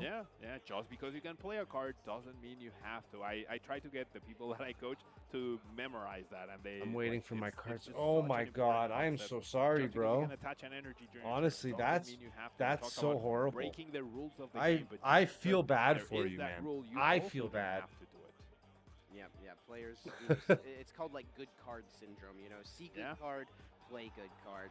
Not always the case. Holding off on that play can be strong. I mean, I remember an interview Tord Reklev did where he talked about, you know, recognizing Jason Klaczynski, you know, someone he looked up to, watching him play matches and seeing Jason would do something simple like not play a supporter for turn, hold off on playing that in so he would conserve it for the next turn to in his opponent to a lower hand size. And that was just like mind-blowing to Tord as a young man. You know, how do I emulate that? And yeah, that's what we've seen so far. Now let's relive this last match we just saw that was, I want to say, back and forth, had a lot of exciting moments from Seinosuke's side and Raz's plan of Kyurem that almost came to fruition. Yeah, Raz went for it, didn't quite work out, was very close. Seinosuke's Roaring Moon EXs were a little too strong. Yep, a little too strong, Chip. So Hey, Juice Kid, how you doing? Welcome. Okay, I'm waiting for the Pheasantipity is still pending. I'm so happy that Roaring Moon X got a spot in finals. It was a deck I played a little bit when it was released, losing pretty decent Cross start Switcher for was a huge Raz. loss for Roaring Yeah, had a Moon. few How are you Pokemon for? in I'm all right, man. play. We're just hanging out, right? I'm After not sorting getting out some off of the my attack Twilight turn Temporal one of Forces this set game, you in know, my it seemed like binder there was while decent we potential hang for out and Raz. watch this. Wasn't able to capitalize. Whenever it ended, I was Did gonna play a take the couple first knockout matches in and this practice matchup. a little bit for It League seems like tomorrow. that How is you the doing, big Juice Kid? deciding factor How did everything here. go, If my Roaring friend? Moon can take At the that moment, I quick want to give KO, for the it might price be tough increase for Reggie nonsense. Dragon to Yes, fight because back. Festivity will be used in every deck. know I if agree, Seinosuke Acid. was taken aback 100%. by You that definitely Kyurem need to play get that Raz card in your tried hands. to go for, or was it always factored into his game plan and just a calculated risk? But it did end up mattering. Raz was not able to pull it off, and those Pokemon catcher flips were quite literally flawless. and really smart sequencing as well from Seinosuke throughout this game. I mean, this was a huge turn here, using that Pokestop, drawing into 3 item cards. You know, anytime your stadium just says draw 3 cards, that seems like it would be pretty good. And it was a turn 1 knockout in game number 2. And from there, Raz was really just never able to stabilize. Everything was wonderful. I didn't get top 8, but I destroyed all of my Drago opponents. Hey man, I think you did amazing. The fact that you could get to Worlds and get that close to top 8, congratulations, man. My hat is off to you. And, you know, I think you did fantastic. Not we'll the hear from awakening Seinosuke drum. shortly. I'm sorting all all this stuff. Set up on the stage. Very soon we'll get to hear from the young man from Japan punching his ticket into our final match. I mean, I really want to know what he thought about the Kieran blade. Was he expecting it? Was he not expecting it?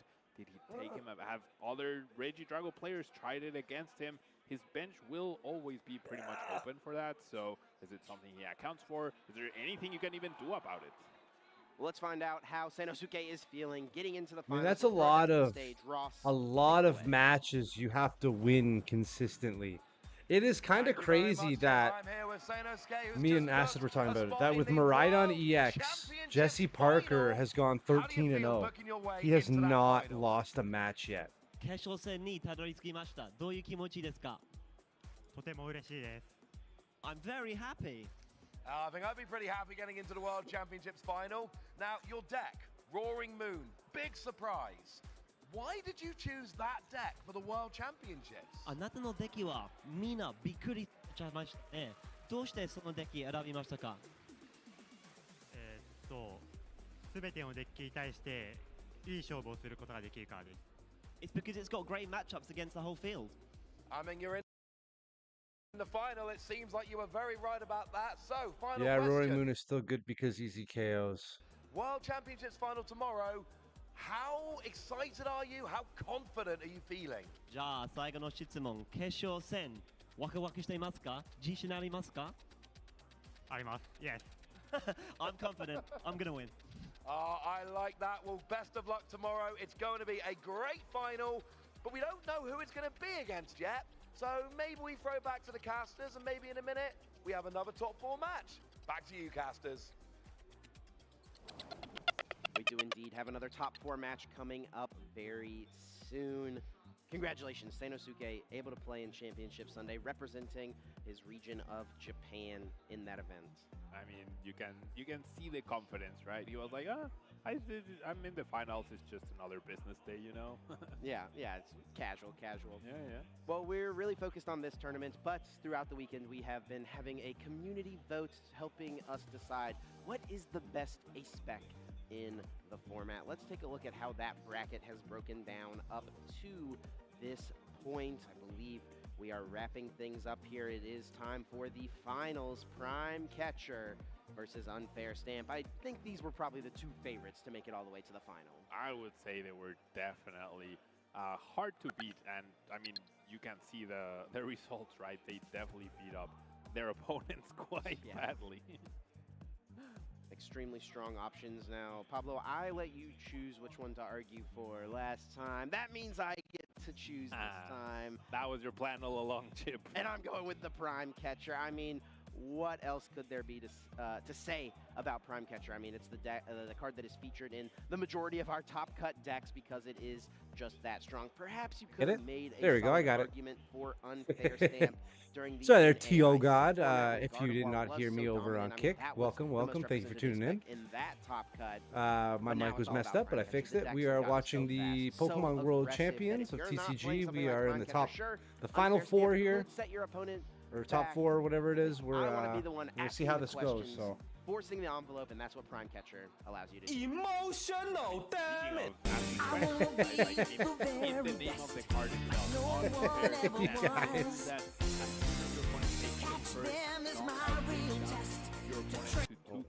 gotta move that quite impactful as well. I would love to know how many times you have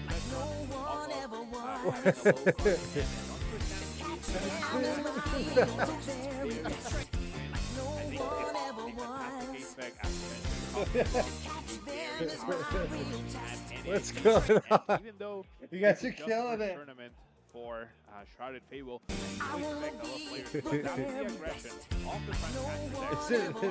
Is there something wrong with my audio? What's wrong? What's going on? I did not have the capture. What's going on? Oh, I was focused on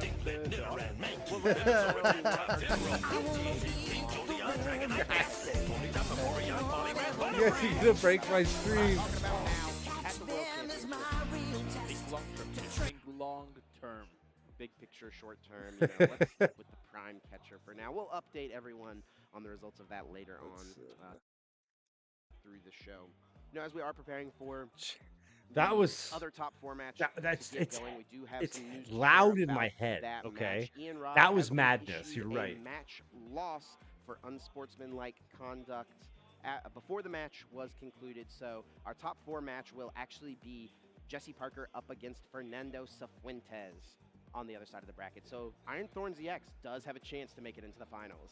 Iron Thorns EX, indeed, the battle of the lightning Pokemon, with the electric generator on one side. So one side trying to break the rules. Hey, Teogod, I see you. About the rules. I see you stream Pokemon as well on Kick. That's awesome. I'm gonna give you a follow, man. If you're still here, thank you for tuning in. I'm gonna give you a follow because I don't see a lot of Pokemon players on at this point on Kick, and I've only got 3 followers on Kick, so I gotta give you a follow, buddy. Thank you so much. Did you know about the guy who cheated? He got caught. No, he checked his discard pile and grabbed a card and hide it. No, I didn't hear about that. What happened? Don't go anywhere. We'll be back shortly.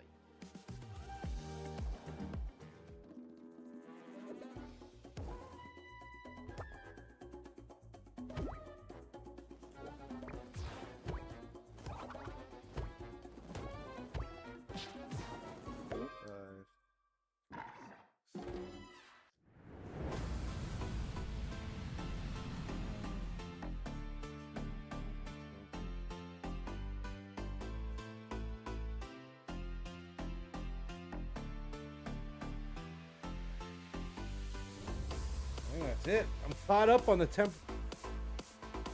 Got caught. He checked his discard pile and grabbed a card and hide it. So usually you check the discard pile. Actually, there's 6 DQs this event for cheating, and all were Drago players. Oh, sheesh. Sometimes desperate times call for desperate measures, though, right?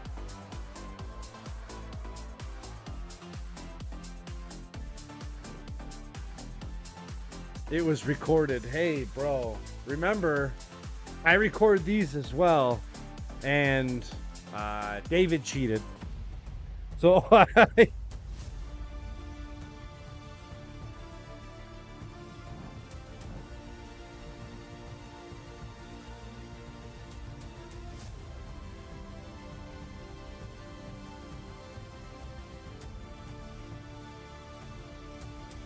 FYI, Bolt made top 8 finals as Miraidon EX versus Roaring EX tomorrow. Oh, I guess this is all slightly pre-recorded, eh? This is all slightly pre-recorded? It's not live?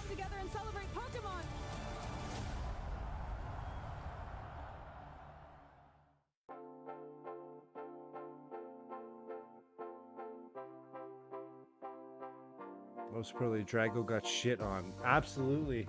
We're going to see a lot less Drago players, I think. I think what happens in the worlds like that will sway opinion in a way, right? Maybe we'll see less Drago players now. Look at all this swag.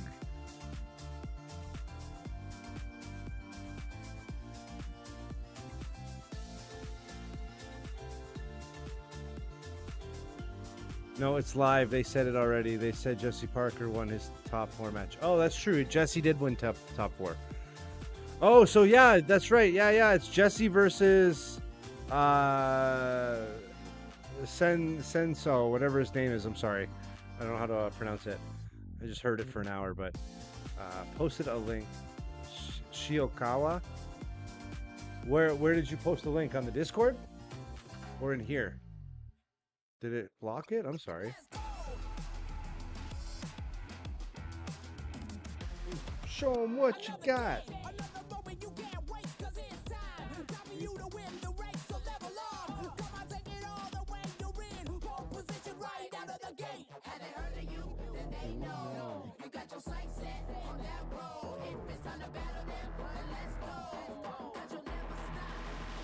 Show 'em what you got. History from Duesburg. Show 'em what you got. Oh.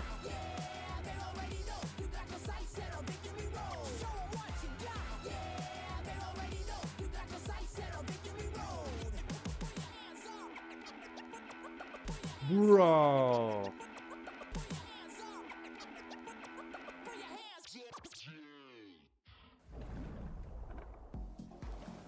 Yo, that's so slimy.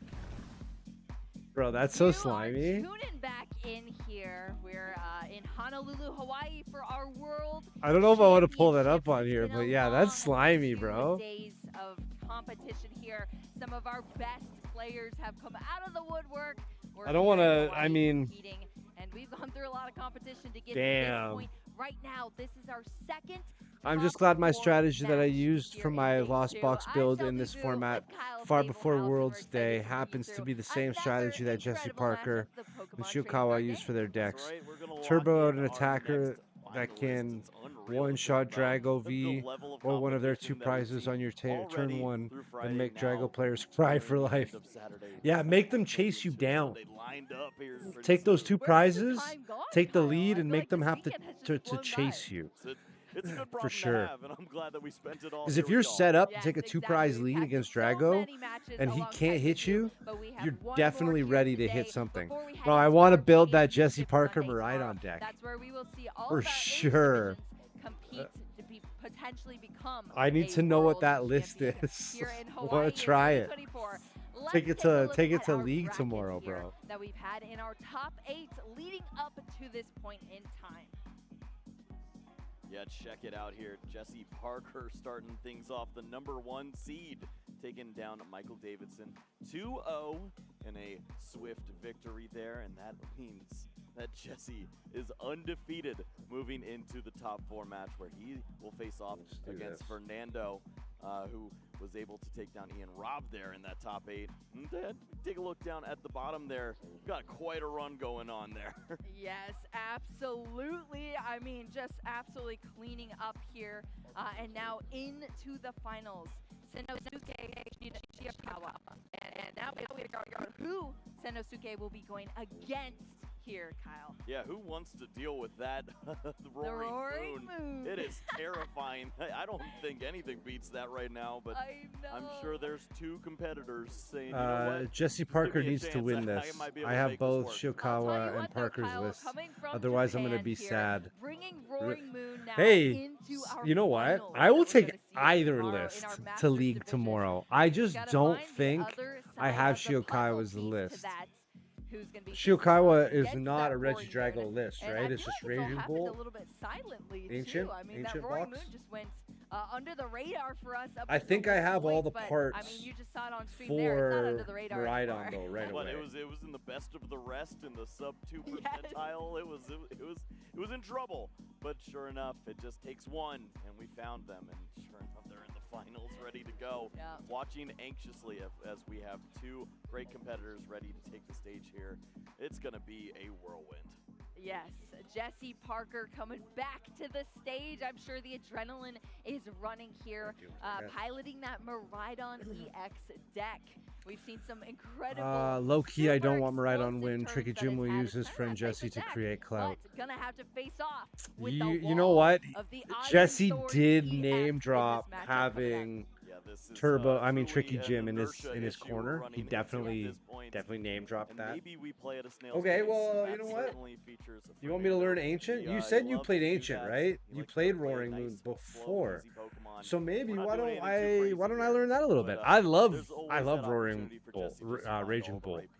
That's kind of what you do when you're. I love Raging Bolt. Yeah, it's gonna be But I want to finding switch the it right up a little bit pieces for tomorrow. and You know? holding I up want to. over on Everybody Fernando's knows. side. We'll have to see Everybody how they thinks shape I'm up. playing I'm Raging curious to Bolt. see You how many know, mulligans a couple we guys might come get in into, from local, Kyle. jump into my Great stream, see I'm point. playing I'm over here Raging thinking, Bolt. well, They're like, Maridon yeah, runs okay, into we know some what he's issues doing. if they can't search out the So, Pokemon. like, I give But what myself if we just away gave you 15 cards? because of Exactly. my streams, right? We Like, could I see have a very fast-paced game no ace up potentially, my sleeve in that depending sense. on that factor alone. I mean, Fernando So I got to only start has being a 4 little bit more basic proficient with Pokemon in the deck that you could everything, start right? with as a valid Pokemon to start here in the TCG. So I'd be interested to see if that becomes a factor. I think we did see it in the game we casted before with Fernando. A ton of mulligans in the game 1, and then not so many in the game 2. So. Well, will we get our first judge ball in the top 4 of the World Championships? Yeah. We'll find out here, but let's go ahead and take it down to the stage and introduce our players. Our players are ready to get into this top 4 match. There is Yes, everything grass, fire, on the water, line here. I mean, you're talking electric. whether or not you make it into the finals tomorrow for Championship Sunday. You get a chance to be a world champion. It's going to be one of these players advancing on here from our top 4 match. We're going to start over on Is the this left pure Roaring side Moon? of Roaring your Moon EX is way better screen, than Ancient Box. the Or does this have undefeated one for? player, throughout this Yes, the only entire card is one tournament with Roaring Moon Maridon single EX, prizer, but 4 Jesse Moon EX. It's Parker a Moon EX from deck North for sure. America. You can see these incredible Do you want to send me placements the here. Regional list? Because I don't know if I have in it all. Pittsburgh, Knoxville top 32, Peoria top 8, and a top 32 in Indianapolis. So some incredible placements there, but this is by far definitely reaching the highest spot on that. I don't know. That resume. Yeah, 2024. Is this the year of last back. match? It's looking pretty great, but Fernando has something to say about that with a lot of accomplishments in the senior division and having a breakout performance here as well. It's been really nice to see this Iron Thorns. It has a unique spot in the meta, and it's been taking advantage of a lot of disruption strategies against other decks. This is one where you have a little bit of help, but certainly you're worried about the explosiveness. It's not of the championship, Maridon. right? Like, Fernando championship's is tomorrow. gonna be dealing a few extra mulligans, but not nearly as much as we expected here, Boo. Oh, not nearly. Just a couple. Kyle, we saw at least had a one or two, right? I think one? there's only one pip there. Oh, you are so right, Kyle. We're going to have one additional draw for Jesse, so we could be looking at a potential hand here for Jesse that maybe is just not what you want to see. Late game cards, nothing to start you off, get you going, and Fernando could potentially snake out here, even though on paper maybe it looks like a little bit of a dicey matchup potentially for Fernando. I mean, the Iron Thorns EX definitely plays way better into other specific matchups, but it still has play in this matchup. We'll see how Fernando fares. And what is in the prize cards? Two nest balls. Yeah, we're just talking about this. You need to search out your 2 Pokemon. nest balls and a Almost boss. already in the hand. That's a terrifying thing to see. No. Not too bad for Fernando. And but the honestly, what Forest does he Seal need? Stone, too. Exactly. Couple Iron Thorns, let's roll. And these, and all of these cards have duplicates in the deck here, but this is huge for Jesse Parker because I think both of them the Iron don't Thorns have EX, great it does shut down pricing there. abilities of rule box Pokemon. So that tandem unit ability what do on you the guys Rhydon think? EX will be shut down, and that's usually what leads you to chaining all these Pokemon, getting them out onto your field. But you have a Ian little Rob bit got of a support match there in those lost, nest so balls, but Pokemon there's chose this two player to in play the in top prize 4. cards for Jesse Parker. Yeah, that's Gotcha. so devastating to see. Obviously, Jesse doesn't know that yet. But let's Yes, get a fist bump. Let's get underway here. And whoa! That's a Pokemon to start with. We were hyping it up. It's Zapdos. That is Okay. incredible. Who needs nest balls anyway, right, Kat? Well, we still might need some. Let's not yeah, that's true. let's not speak too soon, but yes, Zapdos is in the active position here for Jesse as we start off our Masters top 8 between Jesse Parker and Fernando Cifuentes. Here, we're starting off with the Town Store coming into play. Nice and early for Jesse, and that's going to get us a quick look into the deck here. You could see him eyeing up all of these Pokemon, seeing what resources he has in the deck and what is in the prize cards. Of course, access to the Forest Seal Stone is something you think about very often. I'm not sure why they're streaming this when they just said Parker won. Pokemon that can use this card yet. He got Using 2 the Star squawks. Alchemy. Now I he's don't starting know. to I don't know, look Jewish at kid. the I'm best of Zapdos. I was on Deal 200 the understanding that damage, holds up so well they with were Maridon dealing moving on 220 till tomorrow, damage. but I could be Perfect wrong. math for the Iron Thorns. but do you have additional Pokemon to help here? That's going to be the story, and we're going to have to wait to open those chapters here as Jesse glances through the deck. That's the story. We're going to have to interesting, Kyle, read those chapters. Here between these players. They both started out here at the World Championships 8-0. And I Jesse love Parker was commenters, actually commentators. the first person to hand a loss to Fernando Cifuentes. Yeah, I guess that they started off the day 2 here with that big match, and I mean, there's a lot of pressure there, but you can only imagine what it looks like. Yeah, a lot of people have been playing 2 squawks actually, Acid. That way, if one gets prized, they can still dig for that second one. So we're starting off. At least we have some play. A couple of them I've seen tonight had that actually as well as going on for them. Stone Iron Bundle is going to come out onto the bench as well. Yeah, well, safety first. You have a Pokemon ready to attack next turn if anything crazy were to happen. And Raikou has that Forest Seal Stone ready to go. 2 Forest Seals as well? Okay. Turn. But you know what isn't guaranteed? Energy. Hey, the energy. It's going to be a heads on that crushing hammer, discarding that energy that was placed on the former turn there for Jesse Parker. That helps. So Fernando already having a nice time with the coin flips so far here. Should I say dice rolls? Let's talk a little bit about this Zapdos that's in the active position. Why is this such an essential card here in this matchup, Kyle? Adds 10 damage. The fact that this is one of the few abilities that you get to keep. I think it's the only ability that you really keep in the game other than Hyper Blower. But at this point, just 10 additional damage is so impactful when you're trying to knock out a Pokemon like the Iron Thorns, Miraidon. Typically, the attacker you want to go with. Raikou got Forest Seal, yep. Additional energies by way of Electric Generator. But this is a slow setup, and we don't see any of that just yet. That chaos, yeah. That extra little bit of reach. Some way to attack and deal relevant damage, maybe two-shot some of these Iron Thorns that will inevitably be seen. Well, here we go. We see the professor's research discarding a nice few cards there for Fernando into fresh 7. Let's see what we could see as far as cards into this brand new hand. The Prime Catcher, couple of energy here, as well as a Judge and a Boss's Orders for Fernando. We're going to get that energy attachment. That's what we need to start getting into these the damage from this Iron Thorns EX. But where's the Pokemon? Cannot cash in on the Turbo Yeah, Energize. you can't be you can't sit with nothing on the bench for long. Interesting. So usually we don't even see that happen because the technical machines always discard at the end of the turn. That's how it works here in the TCG, and usually you want to use it, but you can't this time around. So it still gets discarded without 0 utility. So that's kind of unfortunate there for Fernando. And I mean, the other unfortunate piece is just not having a Pokemon on the bench either. We saw that not go too well. This is a bad matchup. Earlier If he gets Miraidon, it's GG. So yeah, Parker it could be, have to stay calm, especially because Fernando's Fernando's got nothing on the bench. There is one Professor's Research in the It's a deck. really bad setup for him. That you can target down with the Forest Seal Stone, and then if all the cards fall right, you could see a Miraidon, Electric Generator, Energy, a Switch card, some way to, well, we see the Escape Board there, or Rescue Board help out too. So I know, I always call it that as well. we just want to skate. Yes, exactly. Yeah, we could see everything come together potentially here for Jesse. Really happy that Zapdos does not have a rule box.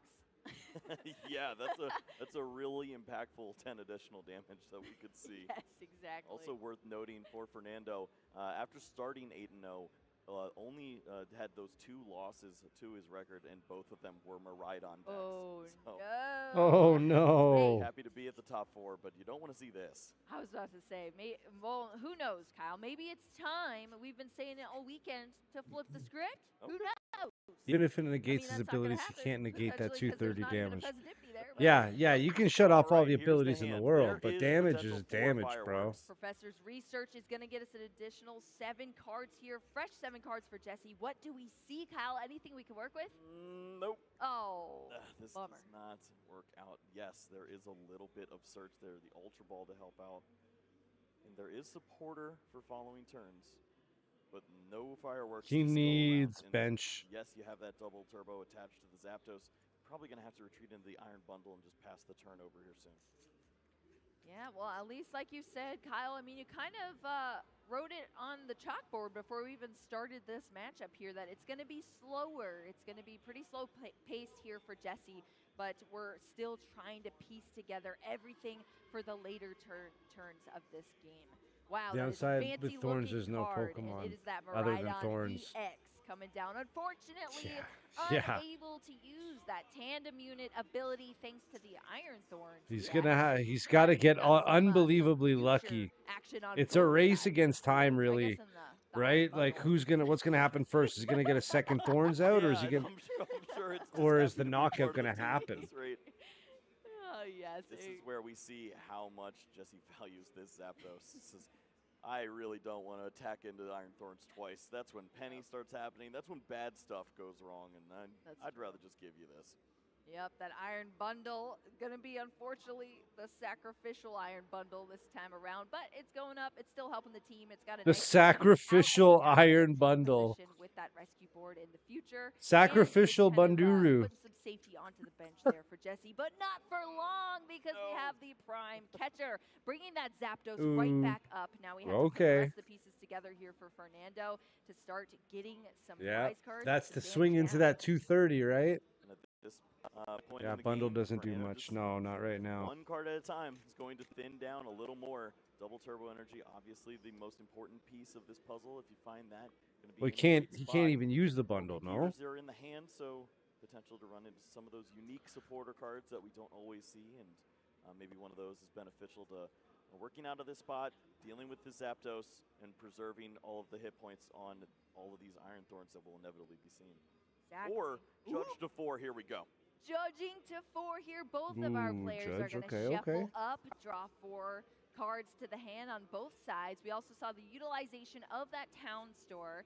It's our stadium card, so both players have access to it to get those tool cards out. We saw that future booster energy capsule come down onto that Iron Thorns. Only it's what I think this is scripted. Of course, it's probably scripted, bro. Of course, they're reading. They're definitely reading teleprompters. Ooh, the lotto. Spin the wheel. Spinning the wheel. The original wheel. Yeah, that's true. Energy Lotto. Can we see some energy? I mean, you know, commentators do need to speak off the cuff, but they definitely have like some form of like. They have somebody typing up a script fast. As soon as you get that double. I feel like this was recorded beforehand. Oh no, it's canceled out because the. No, they'll have people typing up preset things on teleprompters to kind of give them ideas of what to say. It's no different than hockey and football and you know other sports that have commentators on the television. I would say. Yes, now you gotta be quick-witted. Piece of the puzzle that Jesse did have in the discard sometimes pile I got it, sometimes I don't. So if I'm being like if I'm letting it go at work and we're being mean to each other, I'm super quick-witted. I will say the meanest shit. Okay, what else is it missing, Kyle? Because I don't really mean it, right? We're just talking shit at work. Unfortunately, that's not and people be like, whoa, that was dark. You're like, yeah, bro, get with it. Looks like some Pokemon could be found by way of the Ultra Balls, but you're just thinning out so many resources at this point. I think it could have been recorded. I'm not sure though. Like, Jewish kid would know more than me. Obviously, he was there or is there. Yeah, I don't know. Yeah, this is the opposite of what we usually see from Miraidon EX. It has those abilities. It gets tons of Pokemon out. It starts taking. Yeah, Miraidon is really slowed down though with Iron Thorns, right? So. Onto the fields, and yeah, if you don't have access to those cards, and you're not being able to thin out your deck even faster. I mean, that's even just a major thing from the tandem unit alone is getting those Pokemon out onto your field so they're not in your deck anymore, clogging up the space, and you have some better draws. Well, you know what you need to do when you have a low hand? Motivate. Motivate the troops. Motivate the troops. I can't even tell you, Kyle, I did not expect Squawkabilly to motivate this many times at the World Championships. But the fact that they already announced the winner and this is still streaming, I feel like this. You can do it. Squawkabilly EX. Oh, they already know who won? Who won? Jesse won? Rule box Pokemon, but it's still able to motivate that energy attached to it, and that's going to accelerate some energy here for Jesse. Just I mean, they're still gonna even if it's delayed and they're streaming it after the fact of whatever, they're still gonna stream it, right? Like they're still gonna push it out. Yes. Views and money to be made off of all of it being, you know, replayed, right? The one techno radar there to find some additional help. Yeah. There's one techno radar in the prize cards, and then top decking a techno radar here is huge for Fernando. Oh my goodness. Gosh. I want to hit you now. Oh my gosh. Yeah, Miraidon EX being promoted there off of that Pokemon catcher from Fernando, hitting the heads. Pokegear also going to take us into a fresh 7 cards. Can get a supporter off of that. And Arvin, fantastic supporter to have to draw out even more cards from your deck and start to align these pieces as well. You don't like judging the 1-card hand? No, I don't think I would do The that. 1-card hand. All right, fair enough. I think we'll stick them with that and have a good time here. I think Fernando's seen everything he wants to at this point. All the resources are lining up just fine. Yeah, on the opposite side of the field, that's what we needed to happen for Jesse Parker, but it's happening here right now for Fernando. Back on stage and making things happen with this Iron Thorns. He's still rolling with the 1 Thorns on bench. I mean, on active, eh? A few more resources. At this point, what do you really need? Seems like the answer is to just keep looking for more stuff. When I do need to find an answer, I'll get there. Yep, I don't even think, it doesn't even have a tool card to be drawn out there. It's just the Pokegear 3.0 for the item card here for Fernando. Arvin for Pokegear, okay. Supporters down the line. I believe there's already a bunch of supporters in the hands, too. Well, not much else really to do here. Sure, you can counter the stadium, avoid one more card being found by Jesse, but here comes the attack, and all eyes on he got Jesse the Parker. second. What's he got? Yes, indeed. We're in the Lost City now. Well, Electric this kind of works. Can we get somewhere here, Kyle? That is a card we've been waiting to see here in that electric generator. 120 damage. Yeah, he's gonna KO it. Oh, this is huge here. Can we see some energy? Look at that. Oh, we got not 1 but 2 energy got here both. for Jesse Let's Parker go. being placed onto these benched Pokemon thanks to that electric generator. That is one piece of the puzzle that we've been needing to see. Then Miraidon EX jumps Good hit, back, good hit. got loaded up here, and Jesse Parker has some play in this turn. Yeah, those 2 cards were perfect. It lines up so well. You preserve some of those hit points on the Miraidon. Maybe it's going to stick around for a little bit longer here. And at the same time, you have an attack for a knockout. You get some additional resources. Hit the mist energy. Maybe they can help. Exactly. We'll have to see, though. And that Iron Thorns EX is in the Lost Zone thanks to Lost City. We're switching right back over to Fernando, who's hoping to find a supporter of his own. Well, that Pokegear hopefully can help out. We do see a Penny and an Arvin from that Pokegear 3. Oh, and a Judge. At this point, do you believe their opponent has some help from those 2 cards from the prizes? Yeah. Is it worth playing this card? That's we'll see the before the Crushing Hammer. Ooh. Heads once Another again here. Crushing Fernando Hammer just cannot hit. Hit a tails at this point in Damn. time. Crushing Hammer going to discard that energy off of the Miraidon EX. Destabilizing Jesse Parker even more just when he got a little bit further there with that knockout on the first Iron Thorns. Well, with this Judge, still questions need to be answered. First of all, where's that lightning energy? Yes. You need to attack this turn. You need to continue to put pressure on this Miraidon. And 4 cards is not a lot, but we've seen Fernando cash in on this once before. Yeah, because it's just going to be one more turn, right? This is tough. If he pennies, it's not going to be. Down to this Judge. This is so it's just going to for both just of our delay players. 1 turn. 4 cards each.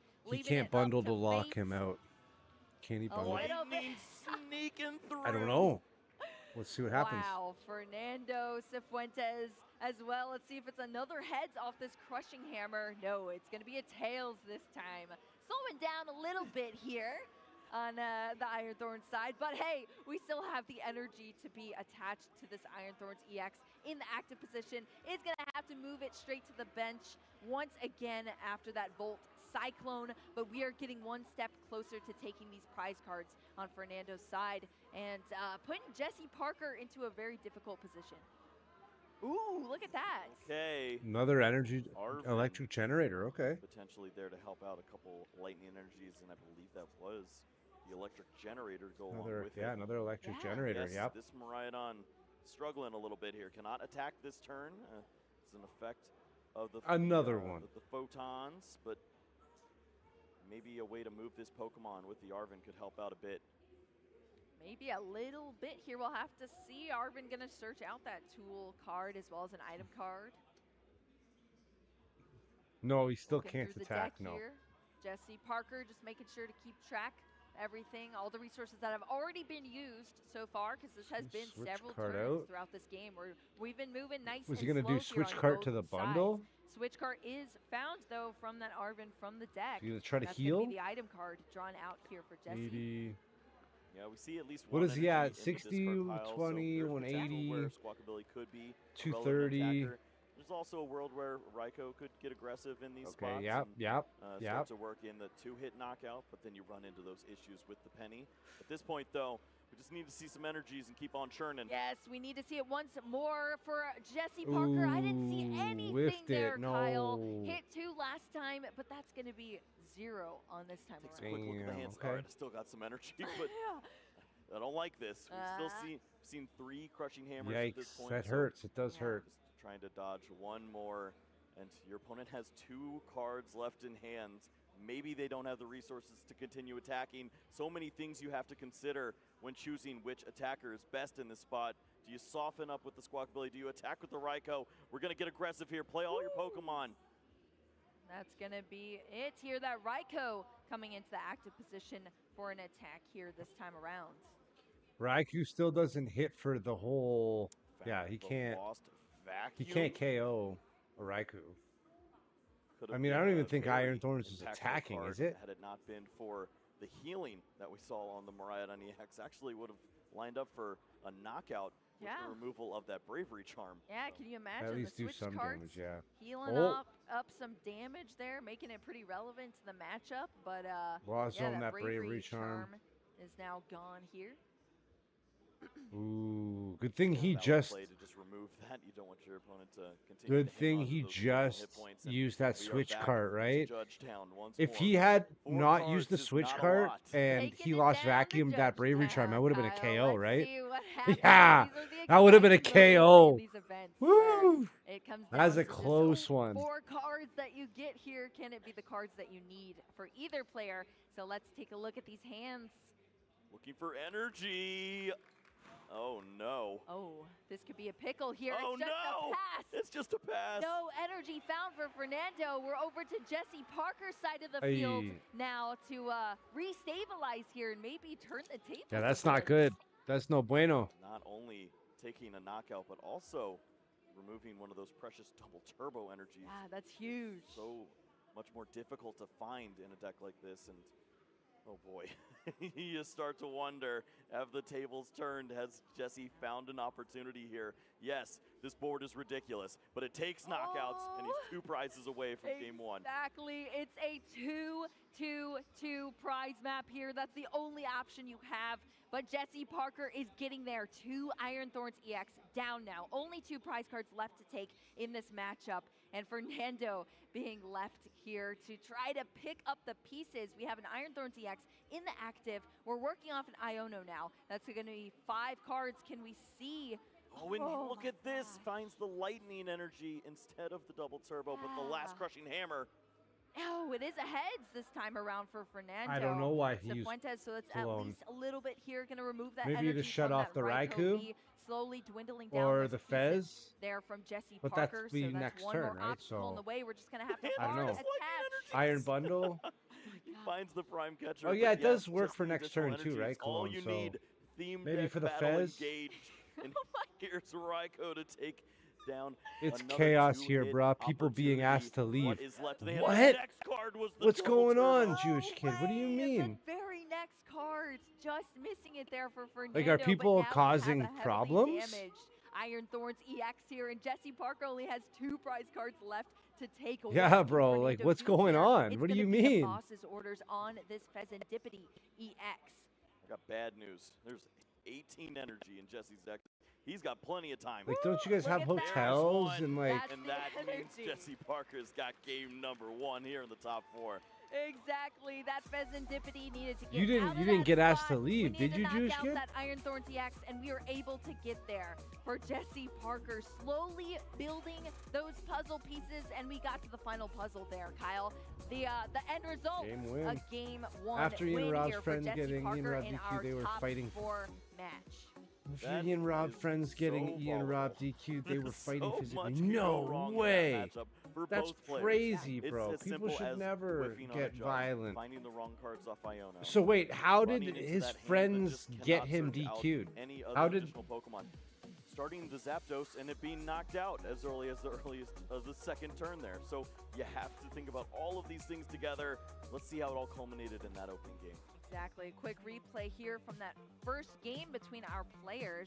As you said, Kyle, that Zapdos started us out here, and it was swiftly removed from the board by Fernando. So that piece was gone there for Jesse Parker, but he was able to slowly get there. We saw the hit off that electric generator, the first one, and then this first Iron Thorns DQ means went you get no down. prize, That was nothing. You lose just any a little chance. bit closer here. His friends were Couple more to cussing, no clean up. respecting the That kids Raikou around. came into Ah, play here, yeah, slowly no, that's a picking up big that no-no. damage on the That's a second big Iron no-no. Thorns. Respect He for got all down, and players, Jesse Parker right? was able to clean things up in the Respect end. for After everybody a included. ton of just manual Equal attachments, respect. a little bit of luck on the electric generator, and Disrespect not getting is not stuck off tolerated. of all those judges. Yeah, this is quite a moment for both of our players. Saw Jesse Parker one more, just One going all more. the fans. He's got his eye on the prize. Got to stay cool, calm, and collected. And remember, there's still an opportunity here to see plenty more cards. Your opponent plays 4 Pokemon in their deck. Exactly. 4 Pokemon. We'll have to see if the mulligans will be on Jesse Parker's But side. Ian gets but punished when he like tries you to said, calm Kyle, his friends cool, down. calm, collected, but energized. We need to be hitting especially some in this energy event. off those electric generators.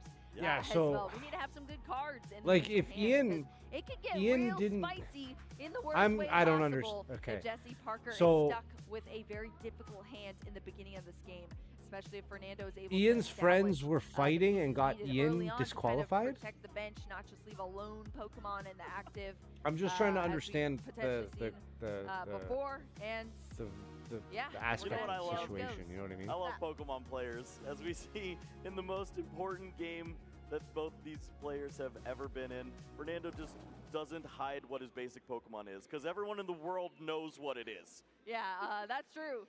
Everybody knows there's only 4 Pokemon in this deck here for Fernando. So pretty fun to see here. Let's take a look at these There's prize cards. only Oh no, 4. look at that. 2 electric generators and Ooh. 2 lightning energy The in the benefit prize there, cards. of course, down near the bottom, is that opportunity to draw into those. That's true. You have to take those first 2 prize cards, and goodness gracious, what's going on the other side for Fernando? It's Yeah. a little awkward to see double research in there when we've seen how important it is to draw additional cards and just continue that flow of hammers and energies. Yeah, that is a big piece there, having those hands to kind of put things together and then start disrupting your opponent if you have to with those other supporter cards. But 2 Professor's Research are going to remain in the prize cards until taken from Fernando's side. The starting Pokemon this time around, that Iron Bundle in the active here. We're going into the So deck if you on know this someone initial by deck association search for Jesse and that Parker person off does of this something nest bad enough, ball, Pokemon they're will not in the punish prize you for cards it. this Pokemon is a time, firm Kyle. believer. Yeah, you've got your in making Pokemon, sure you but know, no energies making to sure you know who you move hang with. those Ah, electric I see. generators. Can't I have it all, understand. right? Yeah, And I mean, doesn't always work that way. can be fair, right? One Like that's single their, nest ball it's their could've game, led it's to a their million different rules, it's opportunities against their any other deck, but instead it is you're just an attacker environment. right now. Their, I don't know how to word it, right? Like That is enough at this moment. I also don't know what that other Ride games on are like. I don't know what being Yu-Gi-Oh one put matches down and onto the tournaments are bench like. I from don't that know nest about ball for Magic. Jesse. Like I, Also, there was a this is quick my look at first all real of the experience into all of this. resources So there, and Jesse has a lot of experience now with this matchup. Not just the match we just played, but has played against it throughout this tournament already a couple of times here. So hoping to just get one more win here in our top 4 and be into the finals for tomorrow at Championship Sunday. Squawkabilly gonna come down, maybe help out a little bit throughout this match. And then we have the first manual attachment for Jesse Parker getting set up there on the board. Fernando, on the other hand, let's take a look at this opening hand.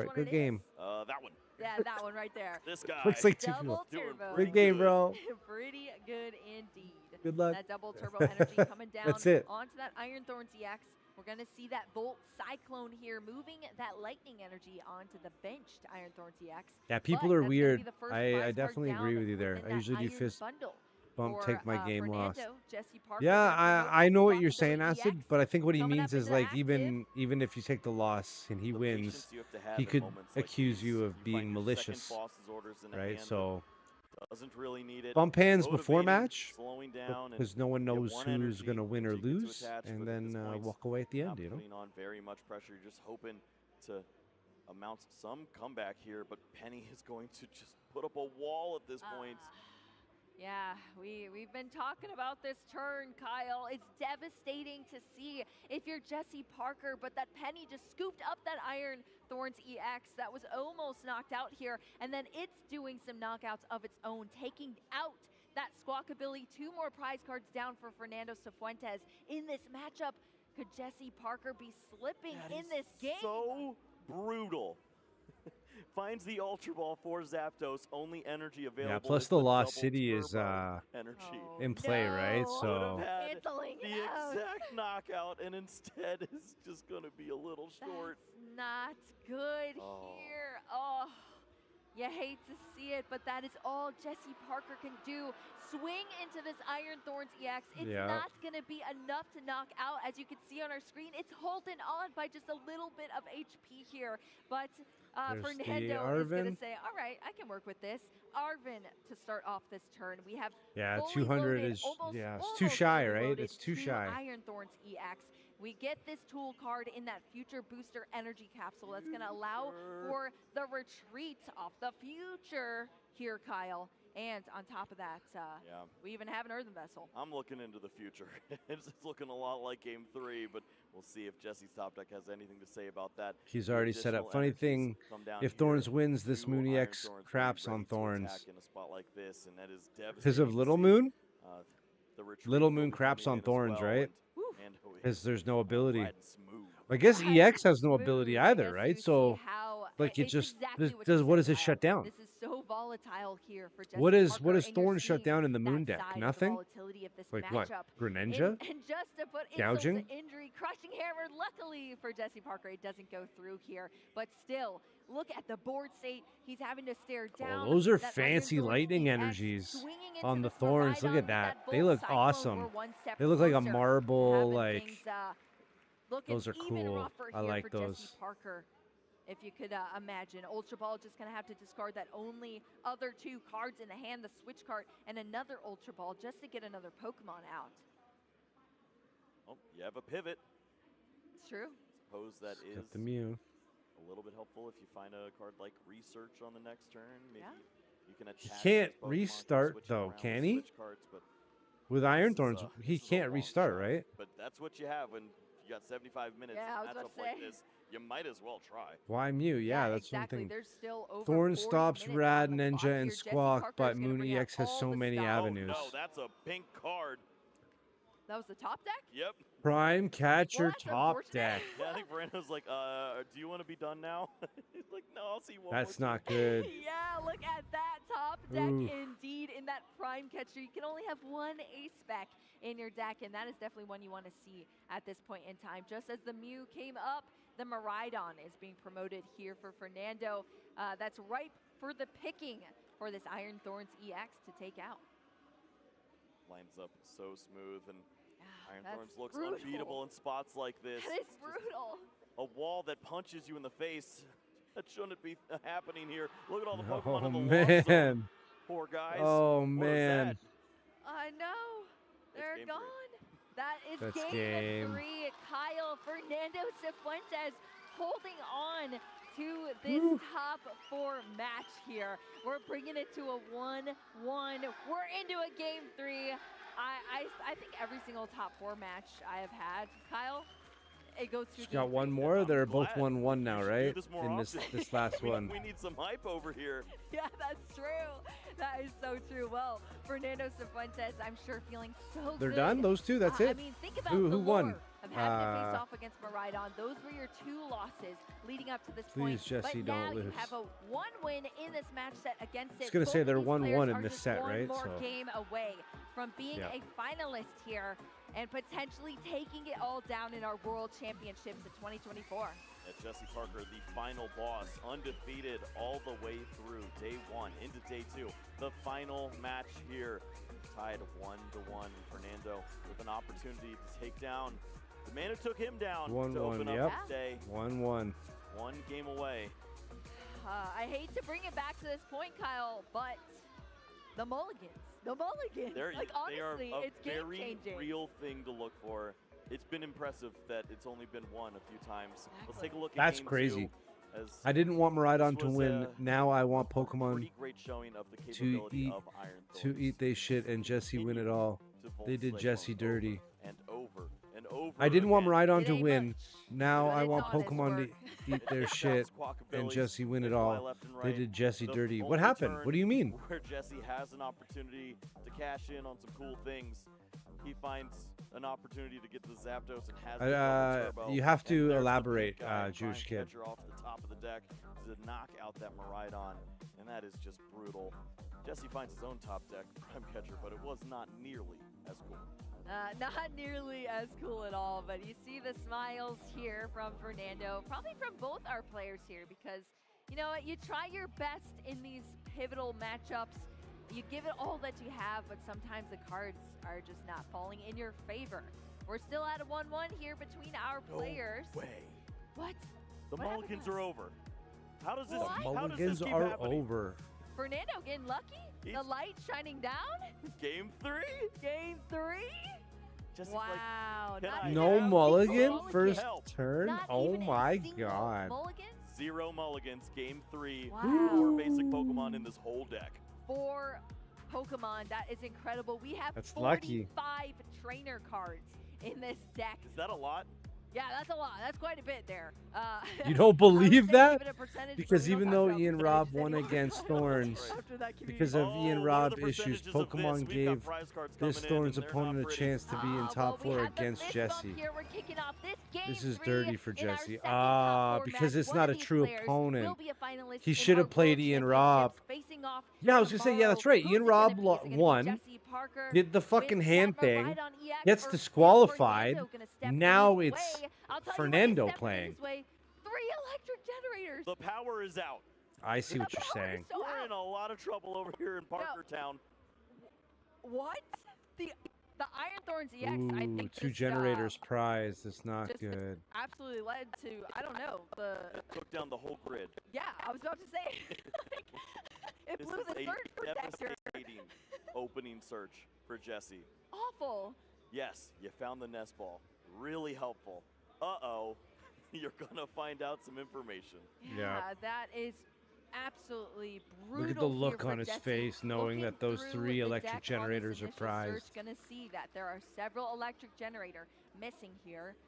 But He can knows. we Oh potentially my pull god. something out? What were the prize cards on the other side? Anything 3 brutal? generators, a Miraidon, a The switch double card, turbo and an J-Crush ultra hammer. ball, So bro. many cards that you can That's be a little upset about on the painful. initial search, but Both the coin flip cards on the bottom too. yeah. They'll help out. That feels I don't think really this bad. is nearly as disruptive as it is No. for Jesse. Not at all.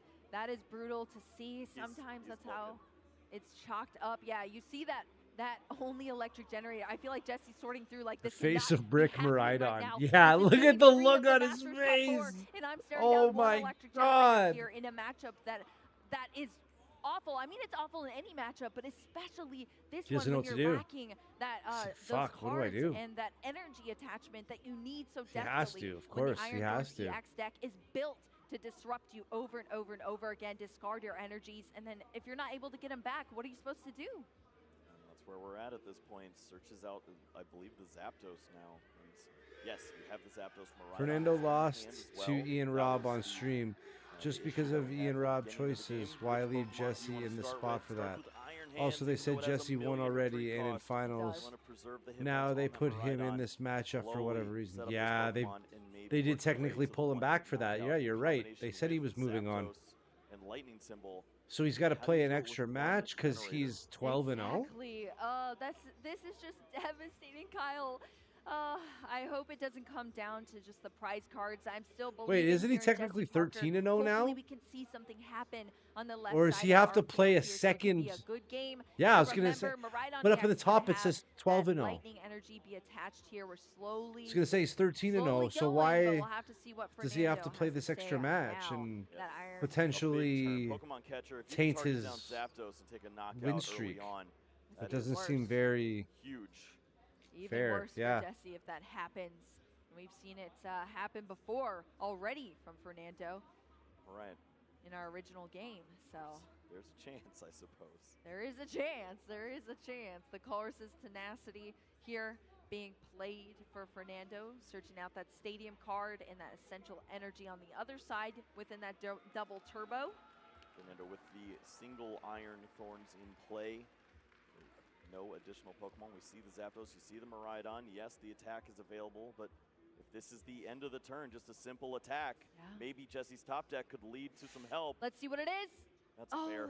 my goodness, that is not helpful. Right, they took his win That's away probably one of and the least making him helpful play cards, this actually. Thorns match, which is It's by far just the most Blood disgusting Moon deck for Maridon to Ursaluna. face. At least we have the Yeah, energy to slowly this hurts. be charging up here. We haven't This seen definitely as much doesn't feel fair disruption. for Jesse. Wow. It's found, and that is so brutal. You can tell just from Jesse's mannerisms. Ooh, that was a brutal find, and here it Oh goes. my gosh, it is going indeed. Kyle, Fernando getting that Iron Thorns EX off the top deck. Now we're going into a Professor's Research for 7. Rushing cards. hammer hand, Look Pokemon at catcher. it. Look at it. Ooh. Oh, we hit it. On the Pokemon catcher, it's so brutal. Oh man. Up into the active. This is And the hammer. Rushing hammer. No. No. Fernando Cifuentes, the light. Oh. Oh. Freaked out, Kyle. That is crazy to see what this is. Could you imagine Bananas, Kyle. three of those in a row? Both of their hands are just Whoa. lightning energies. Here we go. Oh my gosh, the Zapdos into the Lost Zone now. That Lost City, of course, in play. It's gone That forever was here. crazy. Jesse Parker, just the Raikou up front. What did we get off the top of the Ultra deck? Ball, it doesn't help. Just that energy, you have to continue to Hooking, discharge bro. off the He is Miraidon and hooking. hope to find a research top deck. It's just one copy. My goodness. Yeah, Jesse Parker shuffling the cards here. You have to think he is undefeated at this point, and all that's standing in his way from going into a championship Sunday is this Iron Thorns EX. We're just attaching another energy here. That's all we can do if we're on Jesse Parker's side. And now Fernando just gonna potentially take it away. Oh, it is going to be a tails here. That's at least what Jesse Parker wants Say to another see. crushing But that hammer. Boss's Orders is going to Bro. bring that Miraidon EX. It already has 2 energy, but now it's going to be damaged by this Iron Thorns EX with another Volt Cyclone. This is brutal, Kyle. Yep, these Pokemon just continue to switch back and forth. Cyclones left and right. The last card in hand is the Lightning Energy. So he can attack with any which Pokemon he pleases.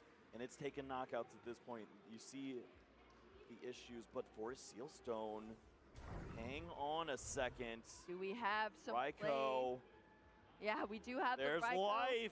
That's our V card that gives it a V star power here off of a tool card, of course. Ultra Ball, the consideration now. Or Steel Stone would lead to 7 cards, most likely. That Professor's Research. Maybe you run into that 1 generator. Arvin seems a little slow in a spot like this. Yeah, I know. It only gets you so much. Resources you can. Exactly. It only gets you so much. Jesse Parker's going to have to make this difficult decision here. That Forest Seal Stone. Thank goodness we got to something, though, Kyle. Right. Tell you that much. We needed this. Yes, we did absolutely need this at this point in time. But it is not an easy decision here for Jesse Parker. Fernando already has taken a prize. You see 2 Pokemon that will give up 2 prize cards. Yeah. Ready to be knocked out once more. So Squawkabilly, yes, it's added into the mix, but you have to consider if this Miraidon is knocked out, which it likely will be fairly soon, you have to bring those energies back to have one final stand. Yeah, you're on a timer here, and I'm If sorry. you're going at this pace that Jesse Parker is going right now, and with the draws we've been having, it's not going to look good here. But we do have this professor's research now, and let's see if we can get somewhere here for Jesse Parker to start turning things around. Suppose, as you'd expect in a spot like this, the generator is not found. Yes, has a couple additional basic lightning energies to work with. Just have to keep on performing these actions in a spot like this. Hopefully the damage starts to compile. Maybe deal 220 damage and clean up with a Squawkabilly. Yeah. Find some help. I know, this is tough here, but Jesse Parker going to bring out everything. Emotional, damn it! Having that pivot option on the bench now. It's here. fixed. It's fixed. Yeah, There's true. always a world where this Pokemon could be incorporated into Very true. the attacking. Well, it's going to be the energy attachment here for Jesse. It's like debating whether or not to put it onto the Squawkabilly. Oh.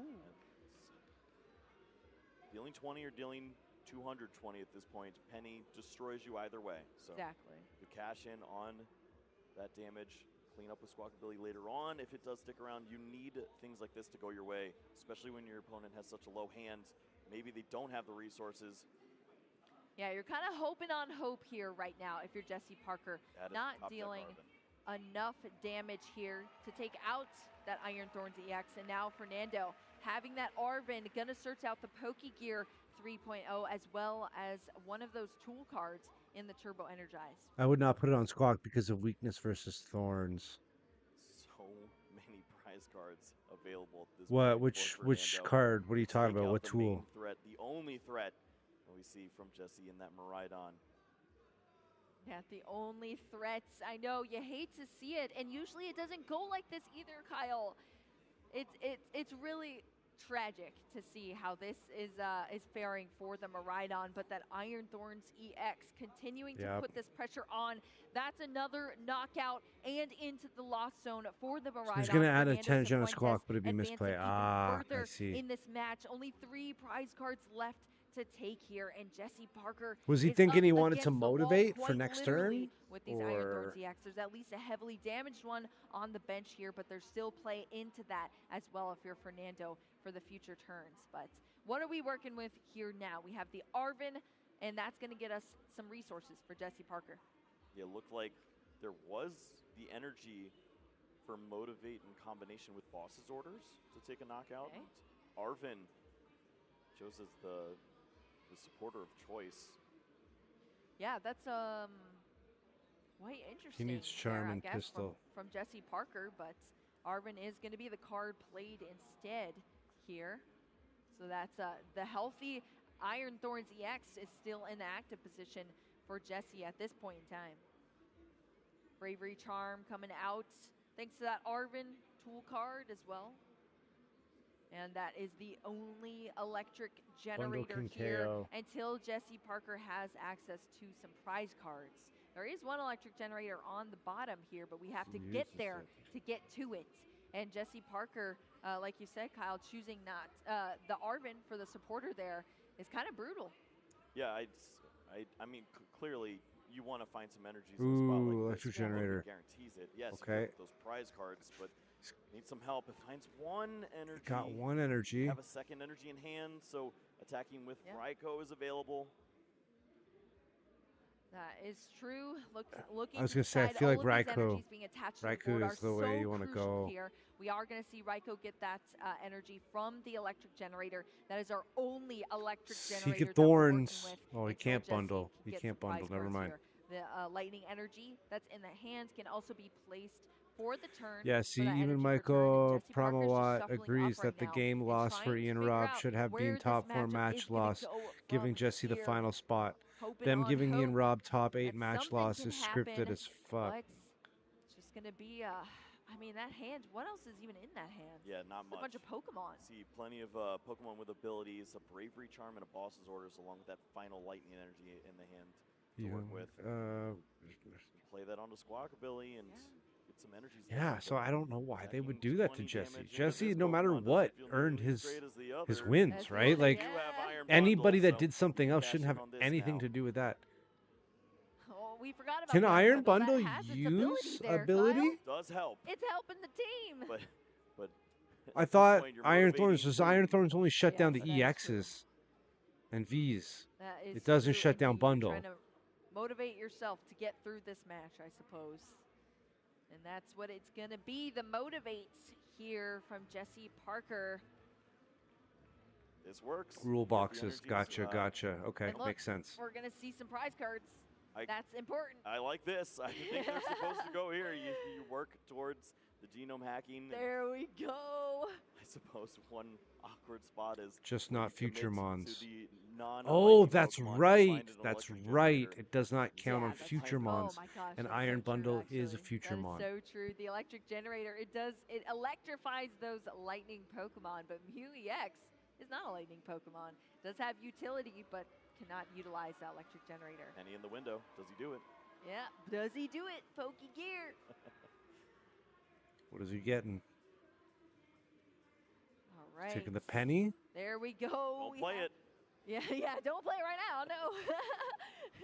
Not like this, but hey, we do still have a penny Takes the now penny, at least in okay. the hands here for Fernando. What else are we working with, Kyle? Did you get a look at the cards for Yeah, we Fernando? saw Pokemon catchers, boss's orders in hand too. So as long as you don't play an additional Pokemon down, you don't have to worry about continuing to find the right energies to take knockouts. And it's true. Might as well throw down another. You have a knockout lined up. No, it has to Responsibility, be that knocked weakness. out, Yeah? I believe. Two additional If prize it cards. kills Good itself with the over ability, here. I think it just goes to discard pile, no? Trying to get It has to be through knocked here. out Literally to go one into the prize Lost card City away for with the Lost Fernando City. Cifuentes to take things down here in our game 3. I could be wrong, but I Masters think top Lost 4 City match. is Jesse it has to be Parker on the other KO'd. side promoting that Mew EX. It does have 2 lightning energy attached. We're going back into the deck now. Look now, to be Some honest. math in the spot Yeah, like this. I'm I looking suppose too. you find the switch cards. Lost City trainer card. Defend that Iron Hands with the Arvin. You retreat to this Pokemon. You can switch back to it, but do you have an attack this turn? Whenever a Pokemon is knocked out, Jesse Parker. put that Pokemon in the This is lost zone truly- instead of the I'm discard on the edge of pile. my seat, Kyle. It's all coming down to this here. So What it's Jesse technically Parker not a chooses knockout. to You're do just using an ability to right then now on discard this yourself, turn. right? Found the generator and committed the What does energies the to what does Mew the in Iron this Bundle spot. ability say? I guess you wanted him on the Iron Hands. Exactly. I know that one electric generator finally off the prize cards, but now the energy is on that Mew EX. And you're still facing Discard off this with, Pokemon. a lot of It just pressure says there the from ability Fernando as discards the well. Pokemon if you use it, and it doesn't. And Lost City says, yeah, Lost City says Damage from KO'd. Raikou. Lightning Rondo, maybe a potential Pokemon. Words for matter, attack right? with. Words matter. Here So it's not a is KO, yeah, absolutely. little more draw, looking for that lightning energy. Ooh, yeah, here Electric we go. generator, can it help? Electric Did he- generator. I didn't see it. It looks like a nod there, and still looking at it. So. Oh, he's got one.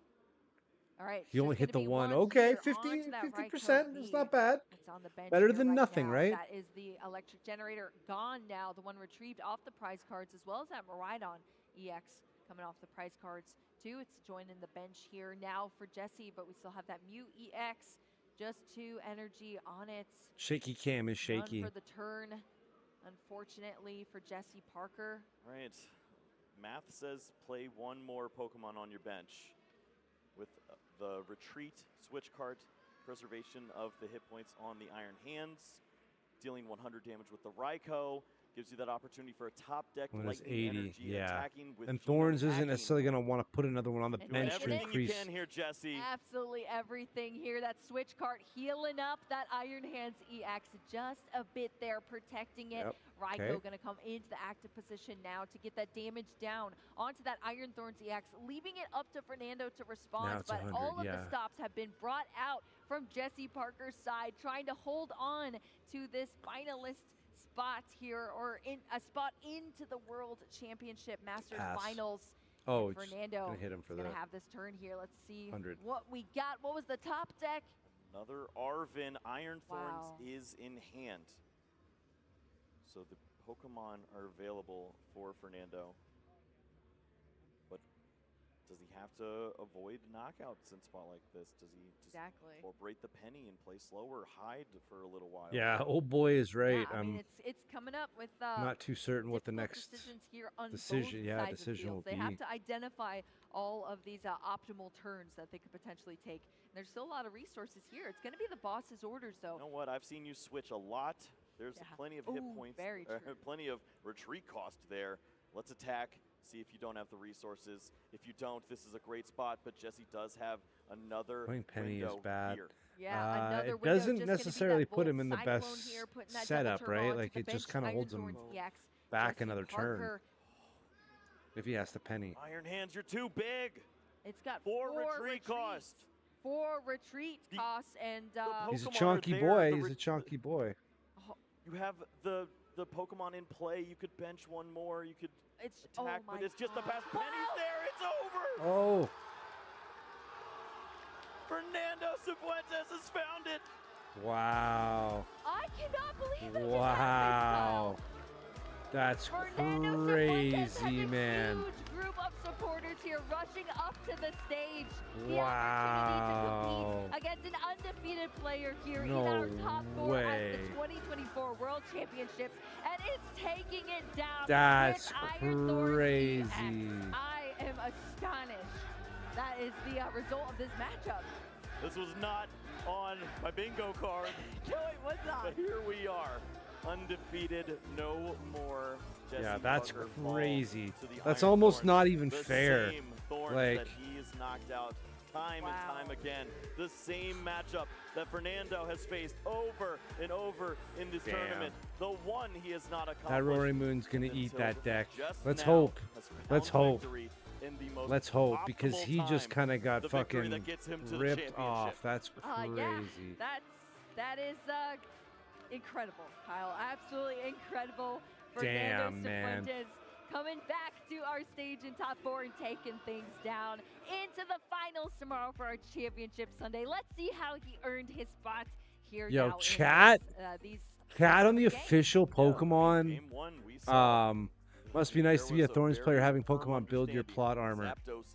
Yeah, I was gonna say, bro, the Pokemon stream chat right now is enraged. It is not on the screen, but it is absolutely enraged right now, bro. The amount of words, the amount of comments saying rigged is immense. We were searching for anything there, and yeah, we got there for Jesse Parker in this game. People like One protest here the finals. game, This is and then wrong. on the back foot going When we get into different dice. there weren't It's like that they're like, yo, how mulligan. does this guy Again, get there was in like after he one lost and mulligan. then Yeah, this? one mulligan Yo. here to work off of, and we saw the effects of that. Just not getting the cards needed, and Fernando, on the other hand, having these head splits. It's a lot of bullshit going on. Yeah. Someone said Once again, this is our game 3. to the people insisting Ian got DQ equals Jesse gets auto win and final spot. We still need official explanation. The way I see it, DQ happened before the top 4 match started. Therefore, Rob got handed a loss via Fernando. Therefore, Fernando wins. It's okay, Jesse. You heard me deep down. I'm offended that by gesture. He must be DQ. Cheeky play here at the end with the Iron Yeah, Thorns I don't know how I to feel about knock that. out, Motivate once more, but where to All of it's commit kind of a little. Mew was a great target if you could find Or some Jesse. energies from the deck. He was going But strong, where's the man. electric 13 and generator 0. That was found, and instead Raiko had to be the main attacker to close out in the game where Fernando had all of the momentum. Yeah, There are a lot Fernando of had issues all they of haven't the addressed. pieces Absolutely. there to chalk things up with a win in this final game. The penny goes down. I mean, and he that is top it 3. Here, Fernando taking the win Who, in our Jesse? top 4, heading into a championship Sunday tomorrow here at the World Championship. Yeah, but I mean, That was something else. I'll tell you what. it sure This was. is going to be a crazy World Championships finals for the Masters division. Yep. 2 very young players are going to be in the finals of our championship, and it is well earned on both sides. This- Maybe some it still doesn't make unpredicted sense. No, decks absolutely not. that we see Yeah, in the this chat over series. there is already Certainly, like, I didn't have congratulations, one. Roaring Maybe Mooney 5 or X. 6. Roaring Rigged. Moon and Yeah, Iron oh yeah. Thorns EX. I cannot believe Poor it. Jesse. But that's what we're I gonna feel be for him, seeing man. That's tomorrow hard. in our Masters finals. He worked so Latin hard. America facing off against Japan as well. Some incredible regions coming out to the World Championships Yeah. and proving Will their player why they're DQ for no here. reason. They're going to be in our Yeah. finals tomorrow, so they're going to have to go back to their hotel rooms. Don't do too much celebrating because you still have one more game before you're a world champion. But wow, what an incredible way to end our day 2 here, Kyle. Yeah, that was crazy, and it was so cool to see the way that Jesse handled that. Obviously, not the way he wanted it to go. He's so used to winning on the main stage, on the side tables, wherever he is. He was winning this weekend. He saw that the cards weren't going his way. Still found a phenomenal strategy in that game 3 to potentially come back when all the odds weren't in his favor. Commiserations, but fantastic performance, and congratulations on top 4. Yeah, Seinosuke versus Fernando tomorrow. That is going to be one to watch, but that's not going to be the only finals we'll be featuring. We'll have our juniors finals, our seniors finals, and then our masters finals for the trading card game to top everything off. But we also have, of course, our other games as well in Pokemon Championship Go and the Sunday. video game. But this Okay. is who you will be seeing tomorrow here. Ooh, we got some Yeah, I action think here. Roaring Moon is a very, Ancient very Box good versus chance. Iron Thorns Whoa. in the junior Roaring Moon division. for sure. Gardevoir has found its way to the finals in the senior It's haunting me, Kyle. versus Guardy is Drago still in with the V-Star. seniors, What a eh? That's match there. hilarious. And you saw it. We've decided it is Iron Thorns and Roaring Moon for your Masters finals after Damn. we close out on the 2 younger divisions. Jesse got ripped What a off, way bro. to start your Sunday. What a way indeed. It's going to be epic tomorrow for our Sunday, Championship Sunday. I'm very excited. It's been a long couple of days here, Kyle, but I got to say it's been a blast casting with you. I've had such a great time. It's been an unbelievable experience, and of course, we're so grateful to have this opportunity here with you as well. It's been so fun. We've got one more in us, though. Yep. We're going to save that for Sunday.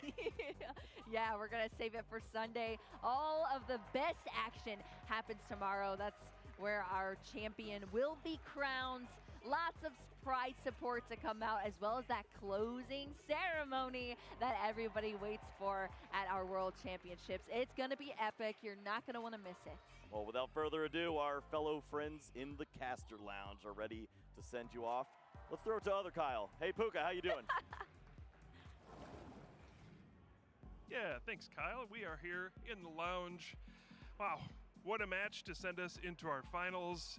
It's been quite an event here at the 2024 Pokemon TCG World Championships. I am Puka, joined by Pablo, Shay, and Ross. And Pablo, what can we say after that one? A shocking result, perhaps? Absolutely electrifying result, I want to say. Iron Thorns bringing everyone down to their level, nullifying abilities, and perfectly played as well by Fernando, I would say.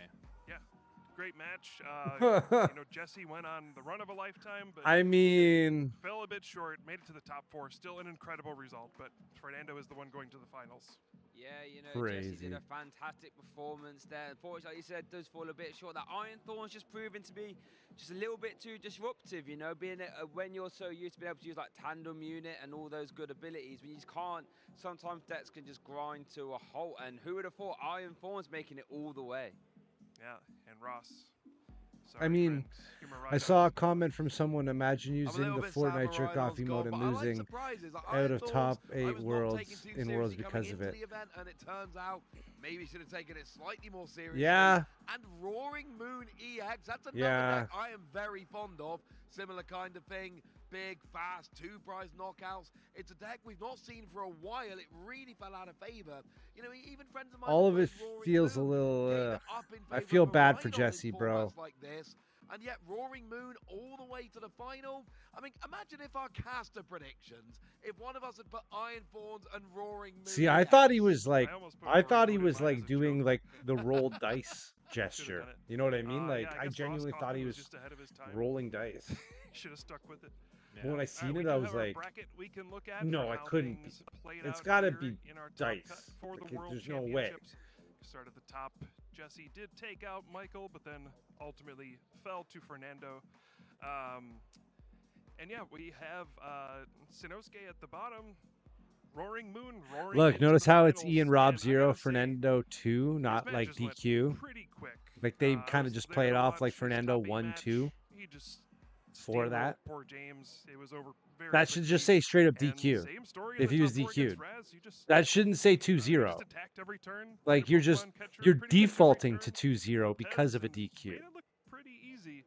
So now That's we like have Iron writing Thorns history versus in my Roaring opinion. Moon. You know what I Pablo, mean? at Like first glance, how do you think this is going to go? I mean, if you're gonna give him a DQ and give Fernando the win, acknowledge that. Not having swag ability, not having Radiant Greninja, not even having the subjugating chains by Petra and DX to So, switch in and out. that's my that thing. could spell trouble for Seinuke. Yeah, Shay, what are you thinking? How's the finals going to shape up? Well, it's an interesting one because I think Roaring Moon does have a lot of options, right? You know, Dark Patch and all the things like this. And you're right there, Pablo. Won't have access to those abilities, but I just think Roaring Moon does have access, you know, to that frenzied gouging, I should say. And you know, if you was to use that early on, Iron Thorns might not have enough energy to attack again. You can just frenzy gouging twice, take 4 prizes, and then just try and eke over the line. So I'm picking the Roaring Moon here. Ross, how about you?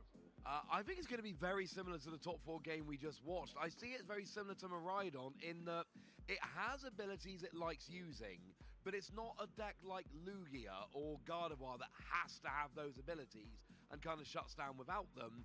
So it's a case of, can you play slightly differently, navigate around those abilities, and yeah, big KOs absolutely coming out.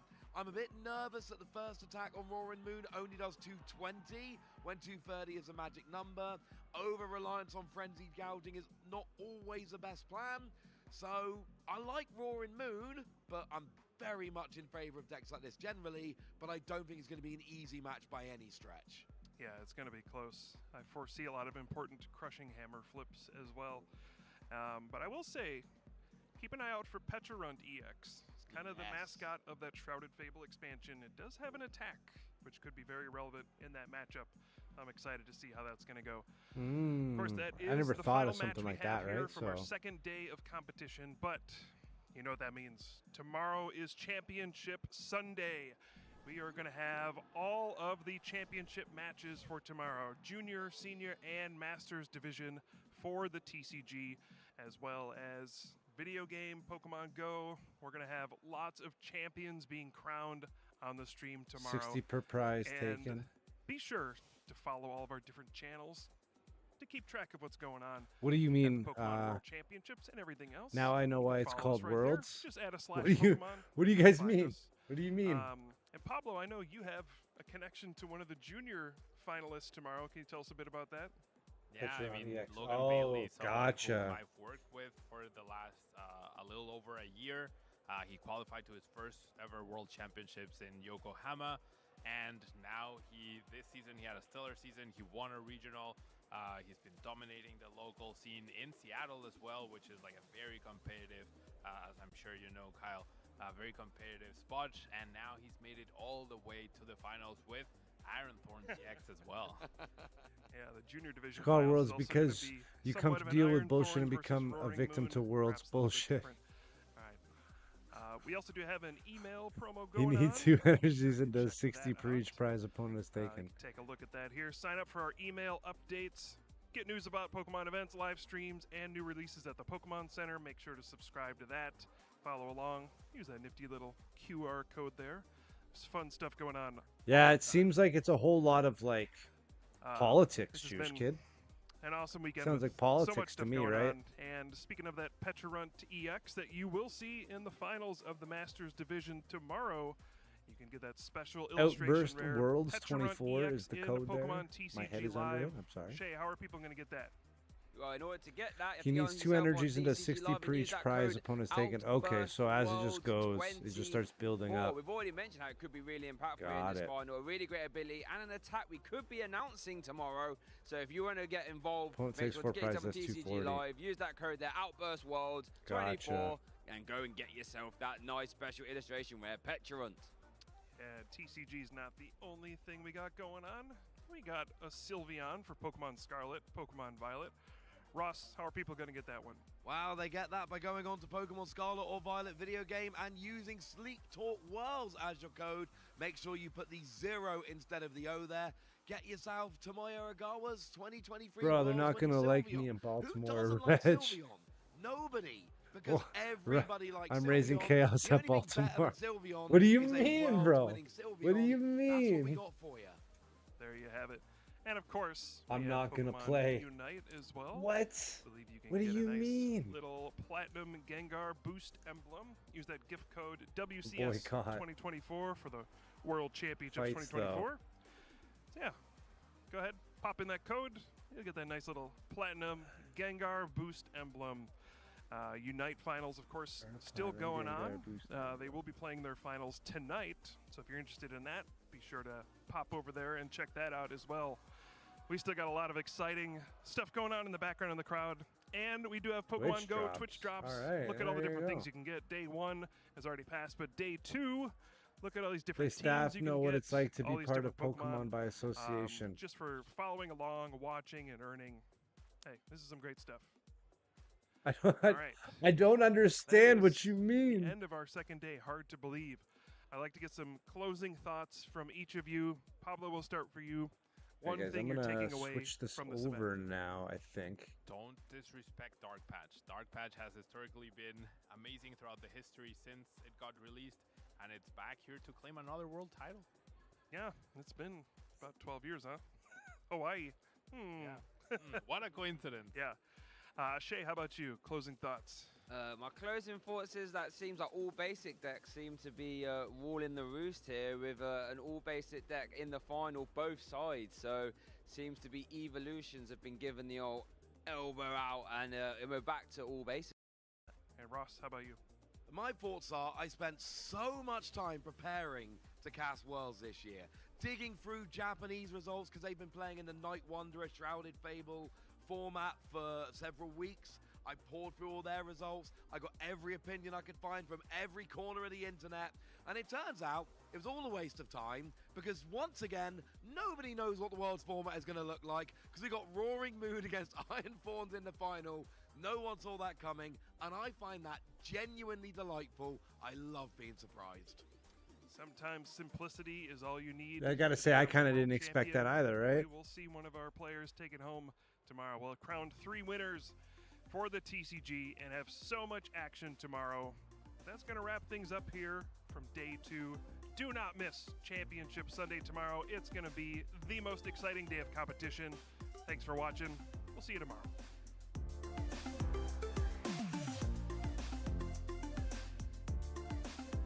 Our players are getting set up. Let's get down to the table. Let's kick off. Closing out this fantastic match. The final part. 2 little clap. 1, 2, 3. Oh my goodness, can't attach all 3 Iori, but We're getting some highlights, eh? Okay, let's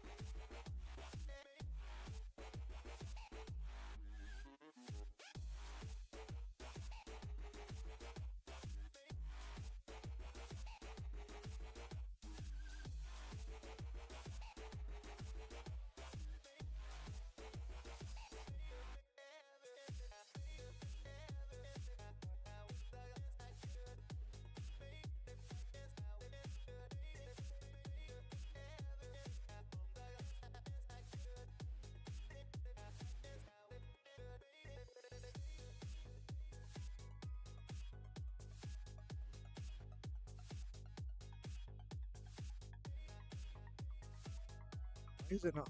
There we go. It defaults for some reason in OBS. I don't know why. To default, and then it shuts my mic off. I switched my scene, so here we are. I'm here. Yes. Welcome, Wolfie. What do you mean by your cover is blown? You're on the wrong account. I'm not sure what that means. So, but welcome. Thank you for tuning in.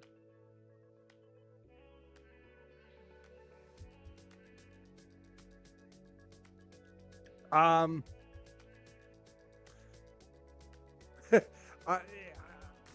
normally don't watch streams on this account. Ah, I see. I gotcha. I'm kind of new to Kick. I like to chat as if I'm any other person. I just looked at your account and I see that it says, and I mean, maybe I'm misreading this, but it says you are the 2016 Pokemon World Champion.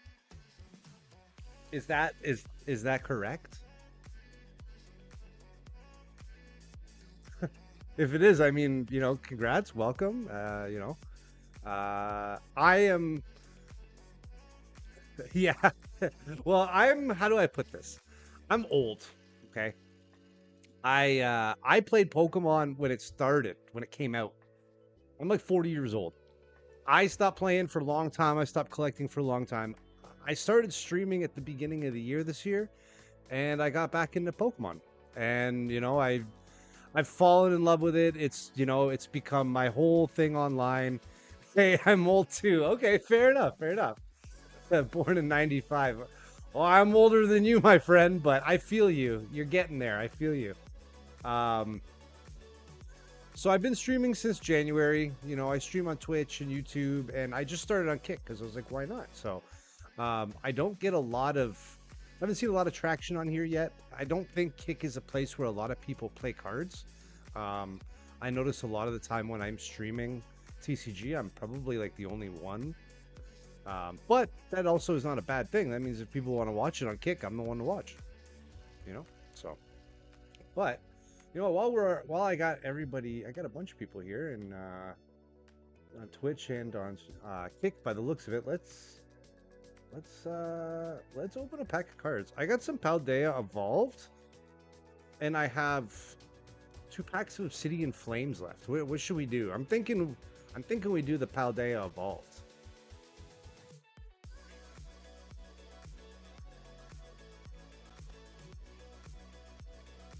They're all sleeved.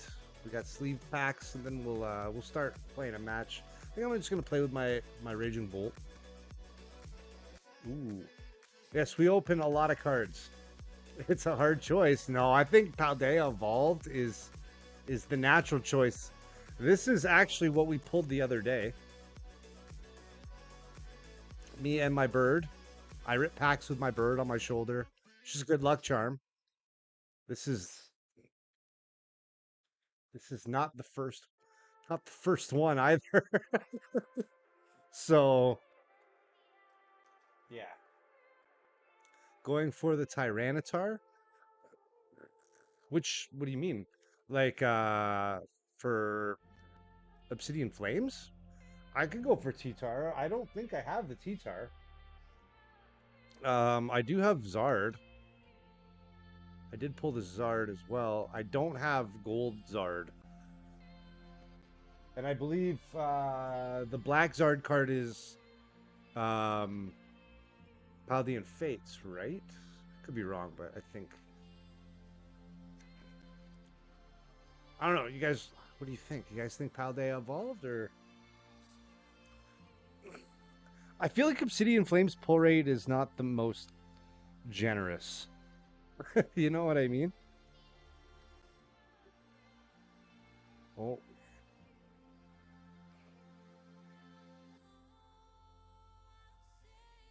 My Discord is going crazy. I say rip the Paldea Evolved. All right, yeah, we do that.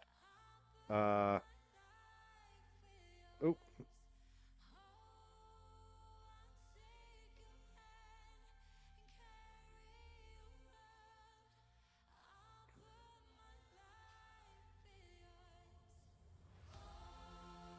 All right. So I'm just gonna shuffle them until we say stop, until the chat says stop, and then we open the top pack. We go from there. And then we call energies too around here. That's oh, I'm all over the place. I'm losing everything. I guess we can go over the deck list as well quickly. Oh, my sound. There it is.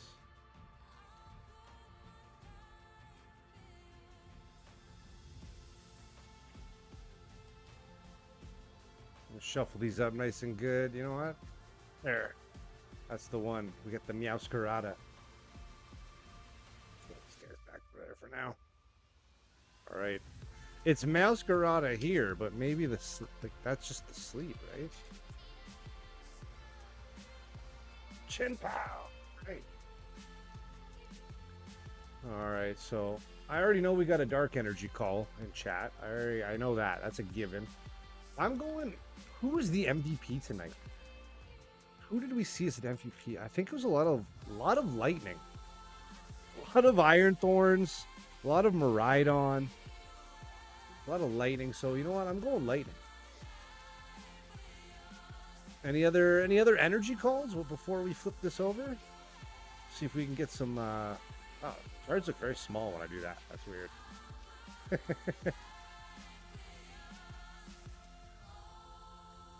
Steel. Oh, we did not see anything. No Dialgas, nothing, eh? Murkrow, Mischievous, Sneasel, Maschiff, Honchcrow, Calamitous Wasteland, Primeape, Shroodle, Clavel, and Hydreigon. Hydreigon. All right. Just one. We start just one to start up the whole stream there, you know. All right. So we're working with the World's Bolt list I got here because I updated it around that time. So 1 leaves, 4 teal masks, 4 bolts, 1 sandy shocks. I'm pretty sure you say Hydreigon, but I could be wrong. No, you could be right. I personally, there are so many Pokemon. I don't even know half of the names anymore.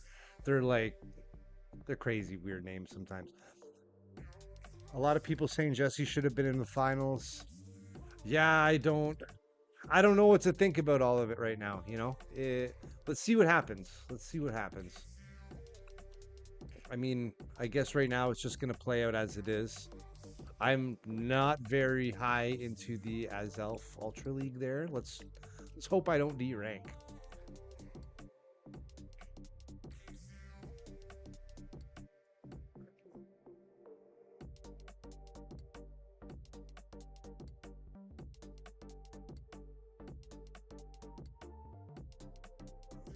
Calling the flip coin. We're gonna call tails. Let's go with tails. Oh.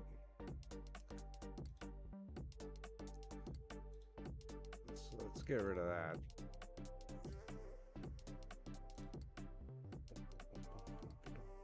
Acid, did I make you a mod?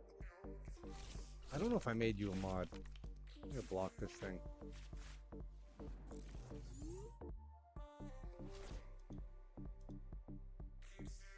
No basics. Okay. Wonderful. And when I say wonderful, oh, I did not? Well, you know what? Maybe I will. You can delete these things in chat because I don't think I can. What am I doing? What am I doing? There we go. There we go. So yeah, 1 mulligan. Okay, let's start with the Ogerpon.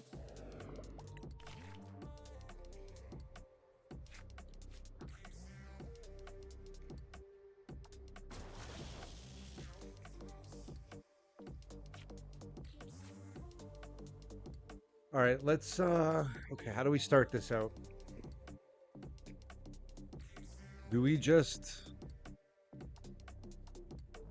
okay, how do I do this? How do I do this? Let's start with the teal dance. Oh, I can't teal dance because of this fucking thing. Fuck. Okay. Start with the Pokey Gear. We get the Sata's Vitality, right? Put the Raging Bolt out.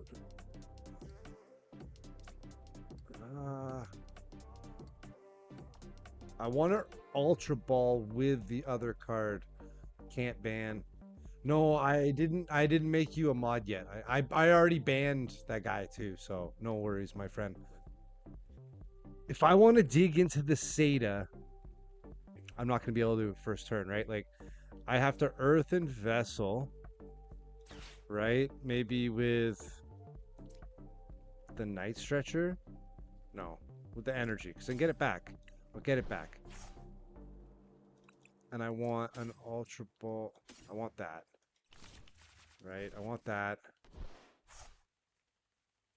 Let's Night Stretcher the grass back. I can Ultra Ball.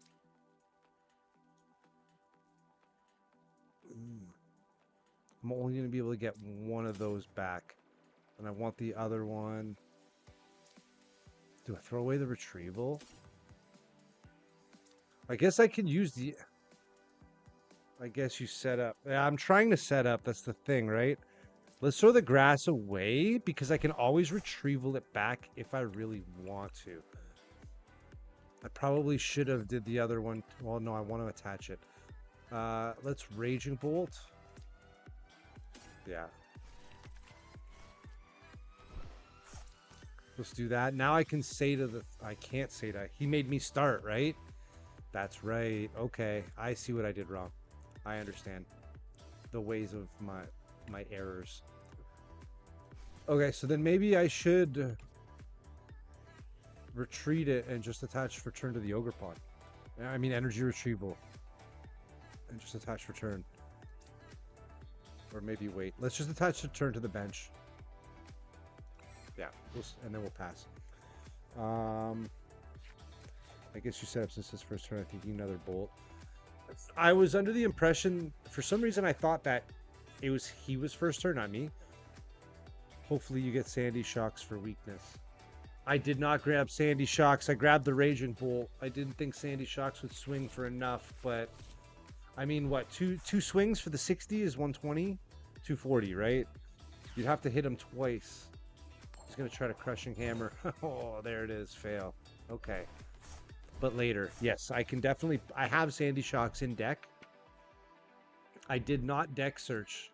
I don't think I had the option. I did when I Ultra Balled. I didn't look, though. We can look at prizing after. Okay, my turn. Another Sata. I feel like Sata is the only thing I have an option for first turn right here. Now, I feel like I want to do this and this.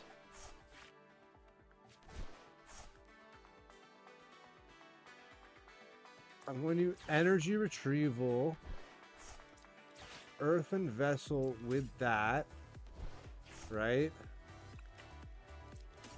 I can't.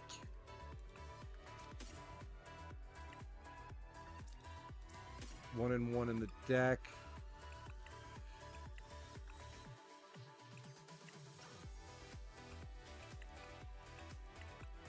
I think an energy retrieval is prized. I think an energy or two is definitely prized as well. I'm just going to go with those. See, the thing is I can't attach for turn, right? Let's attach for turn here. I don't want him to know that I have the lightning energy, right? Because I won't be able to attack yet. Oh.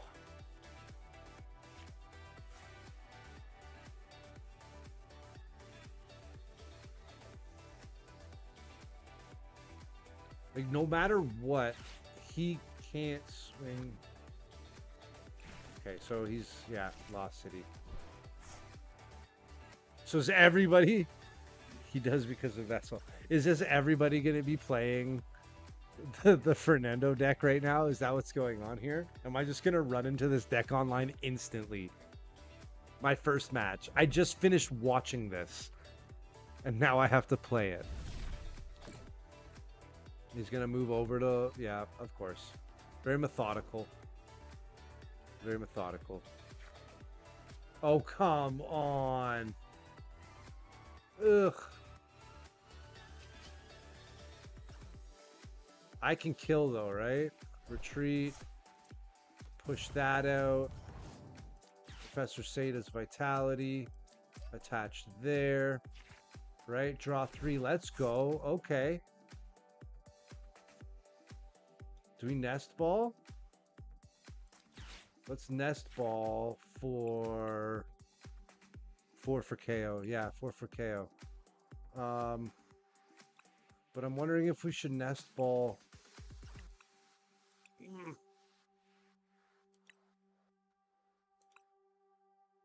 For Pheasantipity, just in case. Oh, I can't because it's... He shuts it off, right?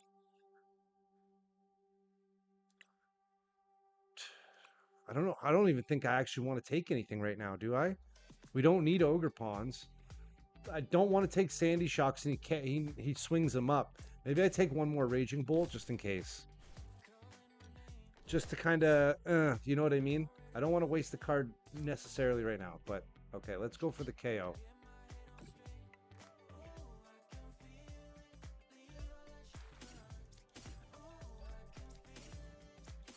We have a Seda. We can set up for next time. I'm going to hold the nest ball for shocks for next turn. Right? Hopefully we can at least prop ourselves up correctly here.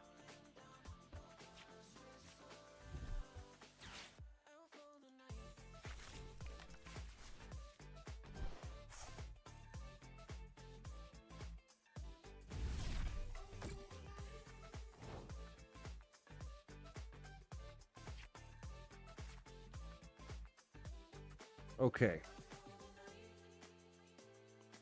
What do we have in discard? Let's start with a Sada's Vitality, right?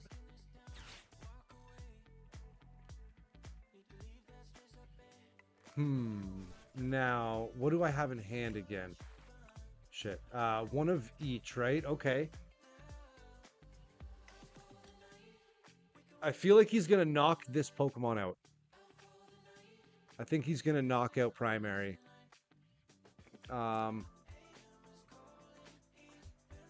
Should I just try to hit him for something then at least? I feel like I should at least try to hit him for something.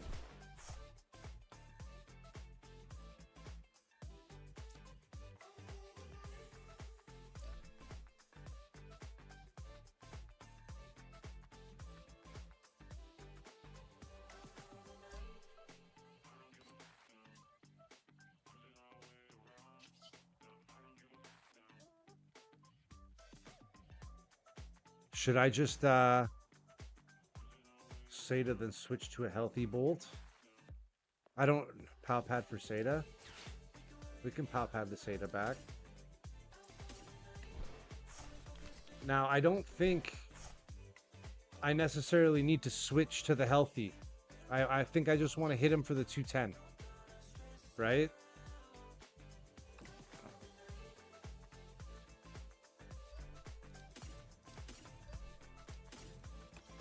Like, I'm 2 ahead, right? Even if he switches trades with me next turn, like he's going to play something to the bench, obviously. He's going to trade with me. Who's he going for? Boss. Okay. He's going for the Ogre Pawn.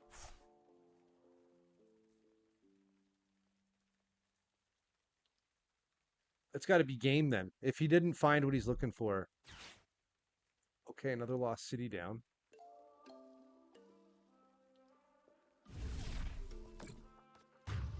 Yeah, he needs more Iron Thorns for sure. I'm not going to start with Ogre Pawn. Like, that's game. I'm going to start right here. Like, he's going to leave, no?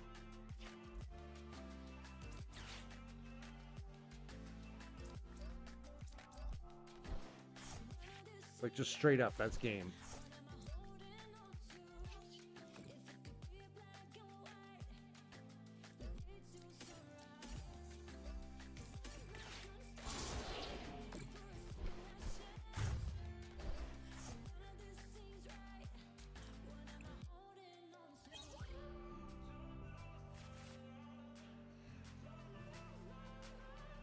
Pew, pew, pew, pew. Let's not do that other hand gesture, eh?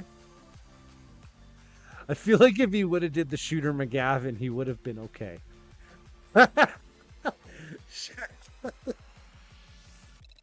But instead he had to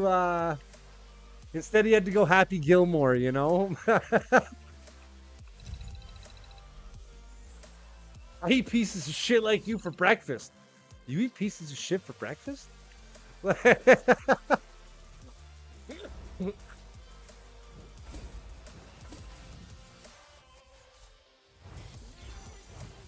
Ursaluna. His ego got the best of him. That's for sure. That's for sure. And you know what? I think wearing like a team jersey doesn't help that. Wearing a team jersey kind of adds insult to injury because like you're propping yourself up visually as a highly competitive player, and you should have the same level of sportsman-like conduct, in my opinion. Right? I mean, that would make sense, right? That would be fair and logical, to say the least.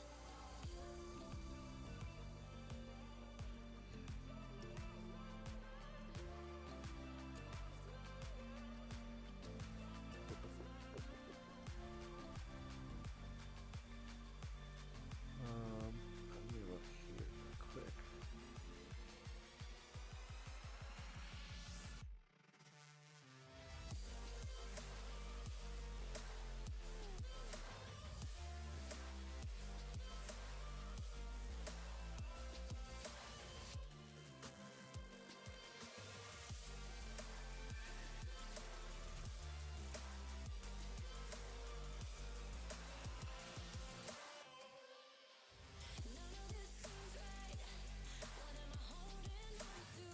Honestly, I feel like a warning should have been given. Yeah, I feel like maybe that would have been the way to do it.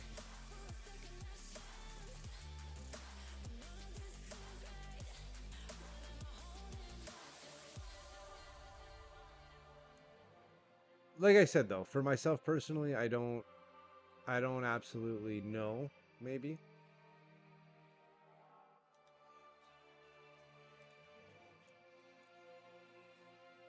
Like, it really comes down to like everything that happened, right? Like, I don't know. I don't know.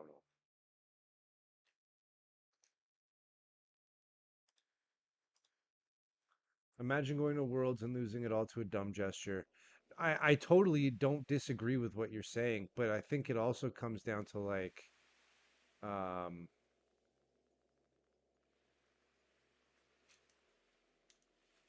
how bad it looks, right? Like to put it in perspective, even when that happened, I was like, oh, that looked kind of sus.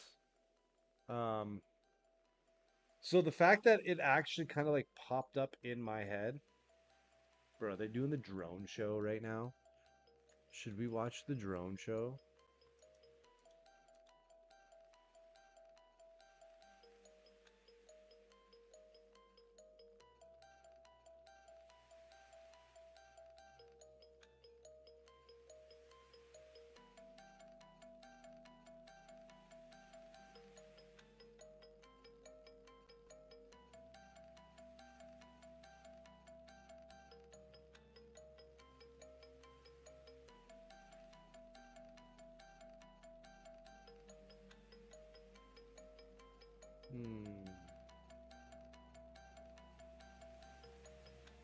Trying to see if they actually are doing like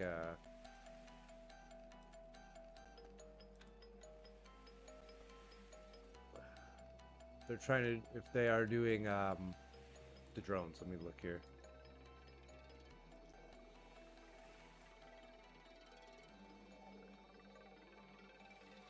Oh wow, the stream is still going.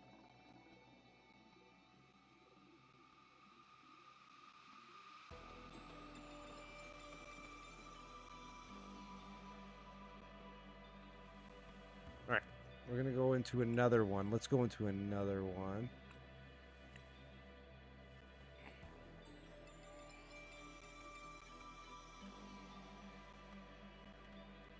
See if we can't get another dub in.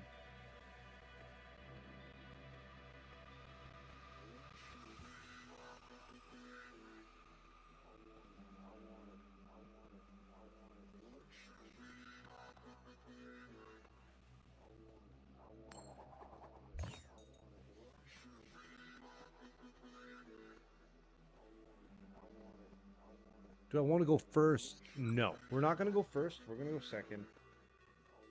I had people messaging me about that last match. Like, did you see that? I'm like, yeah. I feel like Fez is the good... Yeah. We'll start with the Fez. Got no water in here. Damn it. One mulligan. Okay. The dark energy. What are we up against? What was he working with here?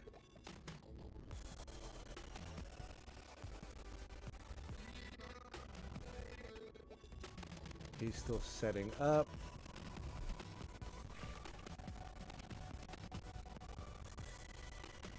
I'll take my one prize, thank you.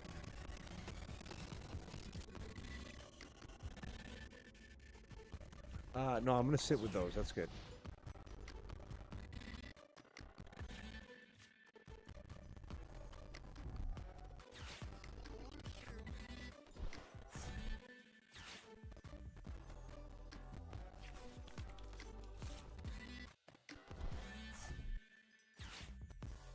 Okay. Am I literally playing the 2 decks in the World Finals? Is that what I'm up against right now? Is that what just happened? Was the last one Iron Thorns, and now I'm playing the Little Moon, Roaring Moon. I'm playing what? How? How did this happen? Man, okay. Okay. I feel like we set up...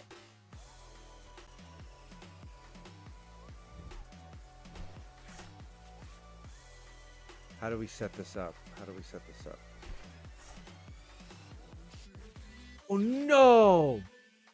Yo, he just got 2 Pokemon catchers. No way!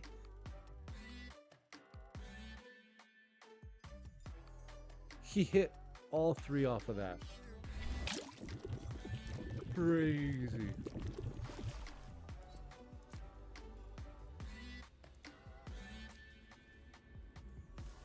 And that is a pass? Or is he going to dark patch? Can he dark patch? Okay, he's just gonna, yep, it's a pass. All right. So double energy retrieval. Okay, how do we start this then? I feel like we need to do that and do that.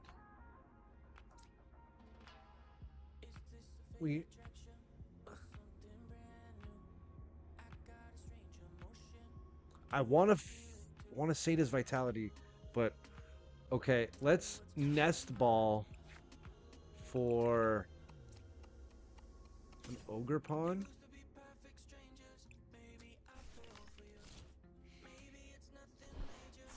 Gonna earthen vessel with that grass energy. We'll take that and we'll take that. We're gonna energy retrieval that grass back. Now we are going to teal dance that grass energy on. There's the Pokestop. Okay, we are going to attach for turn. We're going to retreat the Fez. We're going to promote him. We're going to Seda that onto there. We're going to draw 3. Okay, we're going to bug catching set. Damn, we're not going to get energies. I'll take the leaves, though. That's fine. We'll take the leaves. Do I hit the Pokestop now? Fuck it. Let's hit Pokestop. Energy and the boss. Ooh, that hurt. Okay. We can't attach for turn? What? Did we attach for turn? We did attach for turn to the Petron. That's right. Okay, let's energy retrieval then. Let's just get that back now. That hurts. We could play the teal mask, but it's not going to help.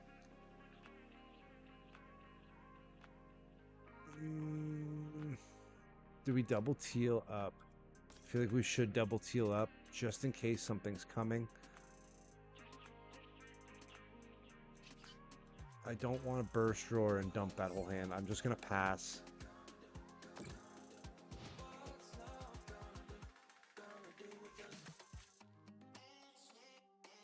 I'm not too certain what he's setting up, but regardless, they knock out the Raging Bolt. I can say to that energy back, set the other ones up as well. I can figure it out.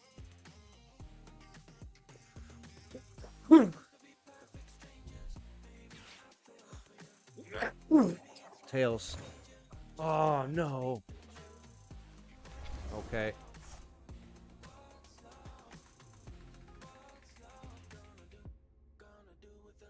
That's okay. I can retreat with the energy and then Seda.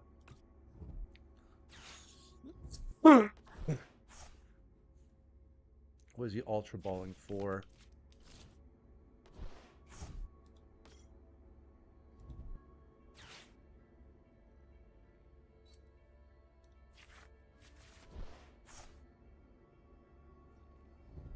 Are we going to see a retreat? Dark patch onto the EXs. Okay. What's going on with the little moon, though? Are we going to see another dark patch? There's the other dark patch. Are we going to see another? Okay, attach return down below. Is he just going to pass, or is he going to boss? I mean, subjugating chains. Okay. He's just going to take the knockout on that one.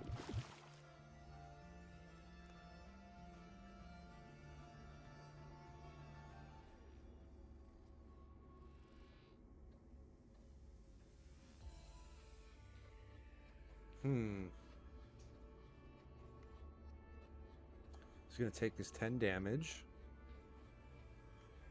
Right? He's going to kill Fez. He's going to knock Fez out, right?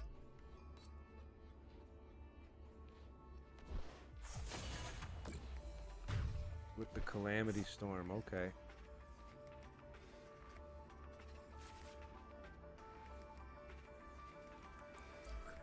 Grass.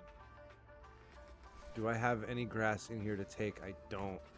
Which means I should really probably start with Raging Bolt then. I can KO with the Raging Bolt. I can't KO with grass right out the gate.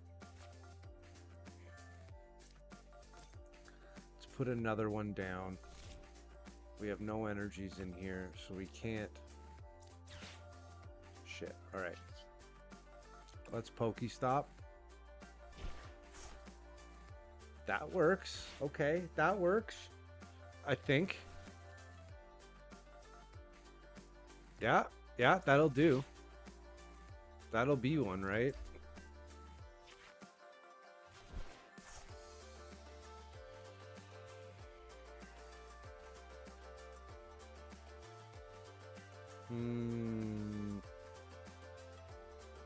How much would I do? 180, 360. So you know what?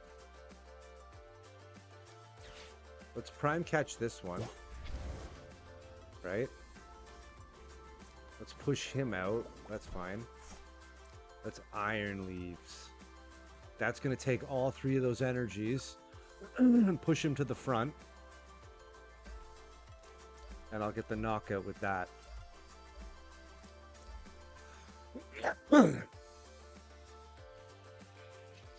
I don't want to teal dance yet, just in case I lose something. But I'd rather take that one away from him.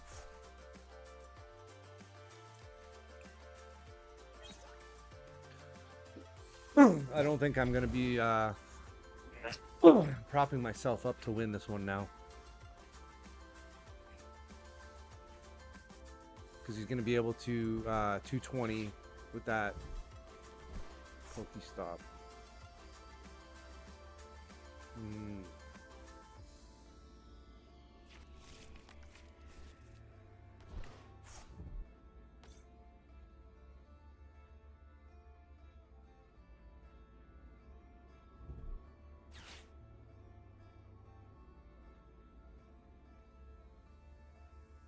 That's kind of game. He's cornered me because I've used my prime catcher.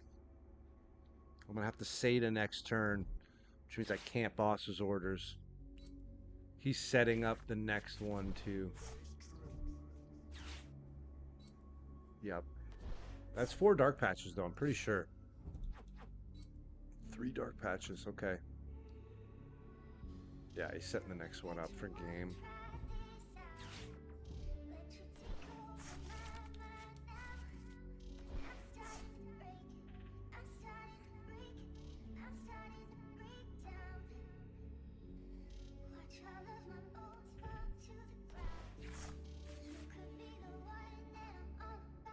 What do we got left here?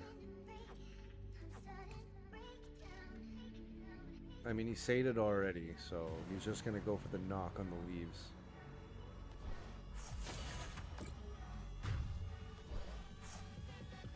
Yeah, because that's game next turn. I kill this thing.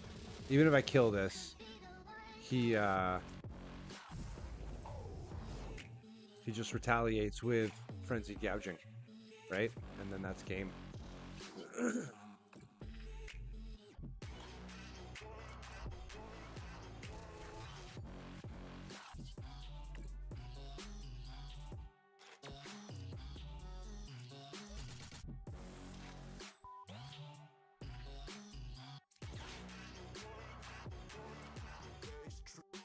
Like, do I know him?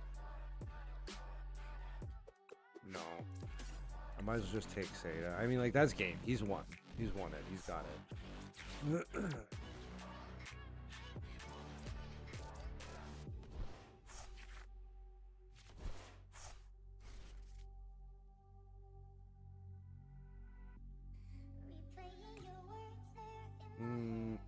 Yeah, there's not much I can do, right? That's it.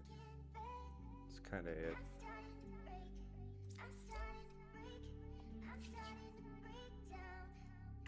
Yeah, he just got it after.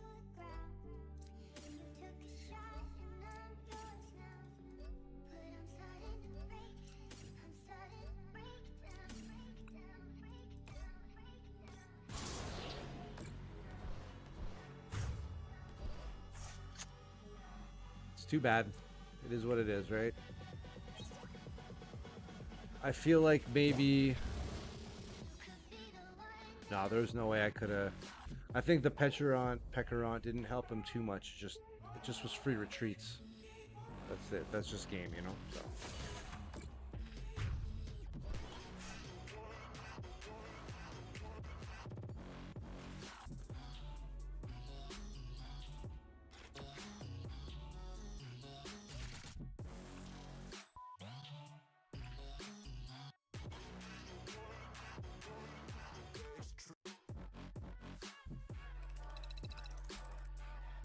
All right, so tonight we've now seen both of the decks that are going to be in the championship tomorrow.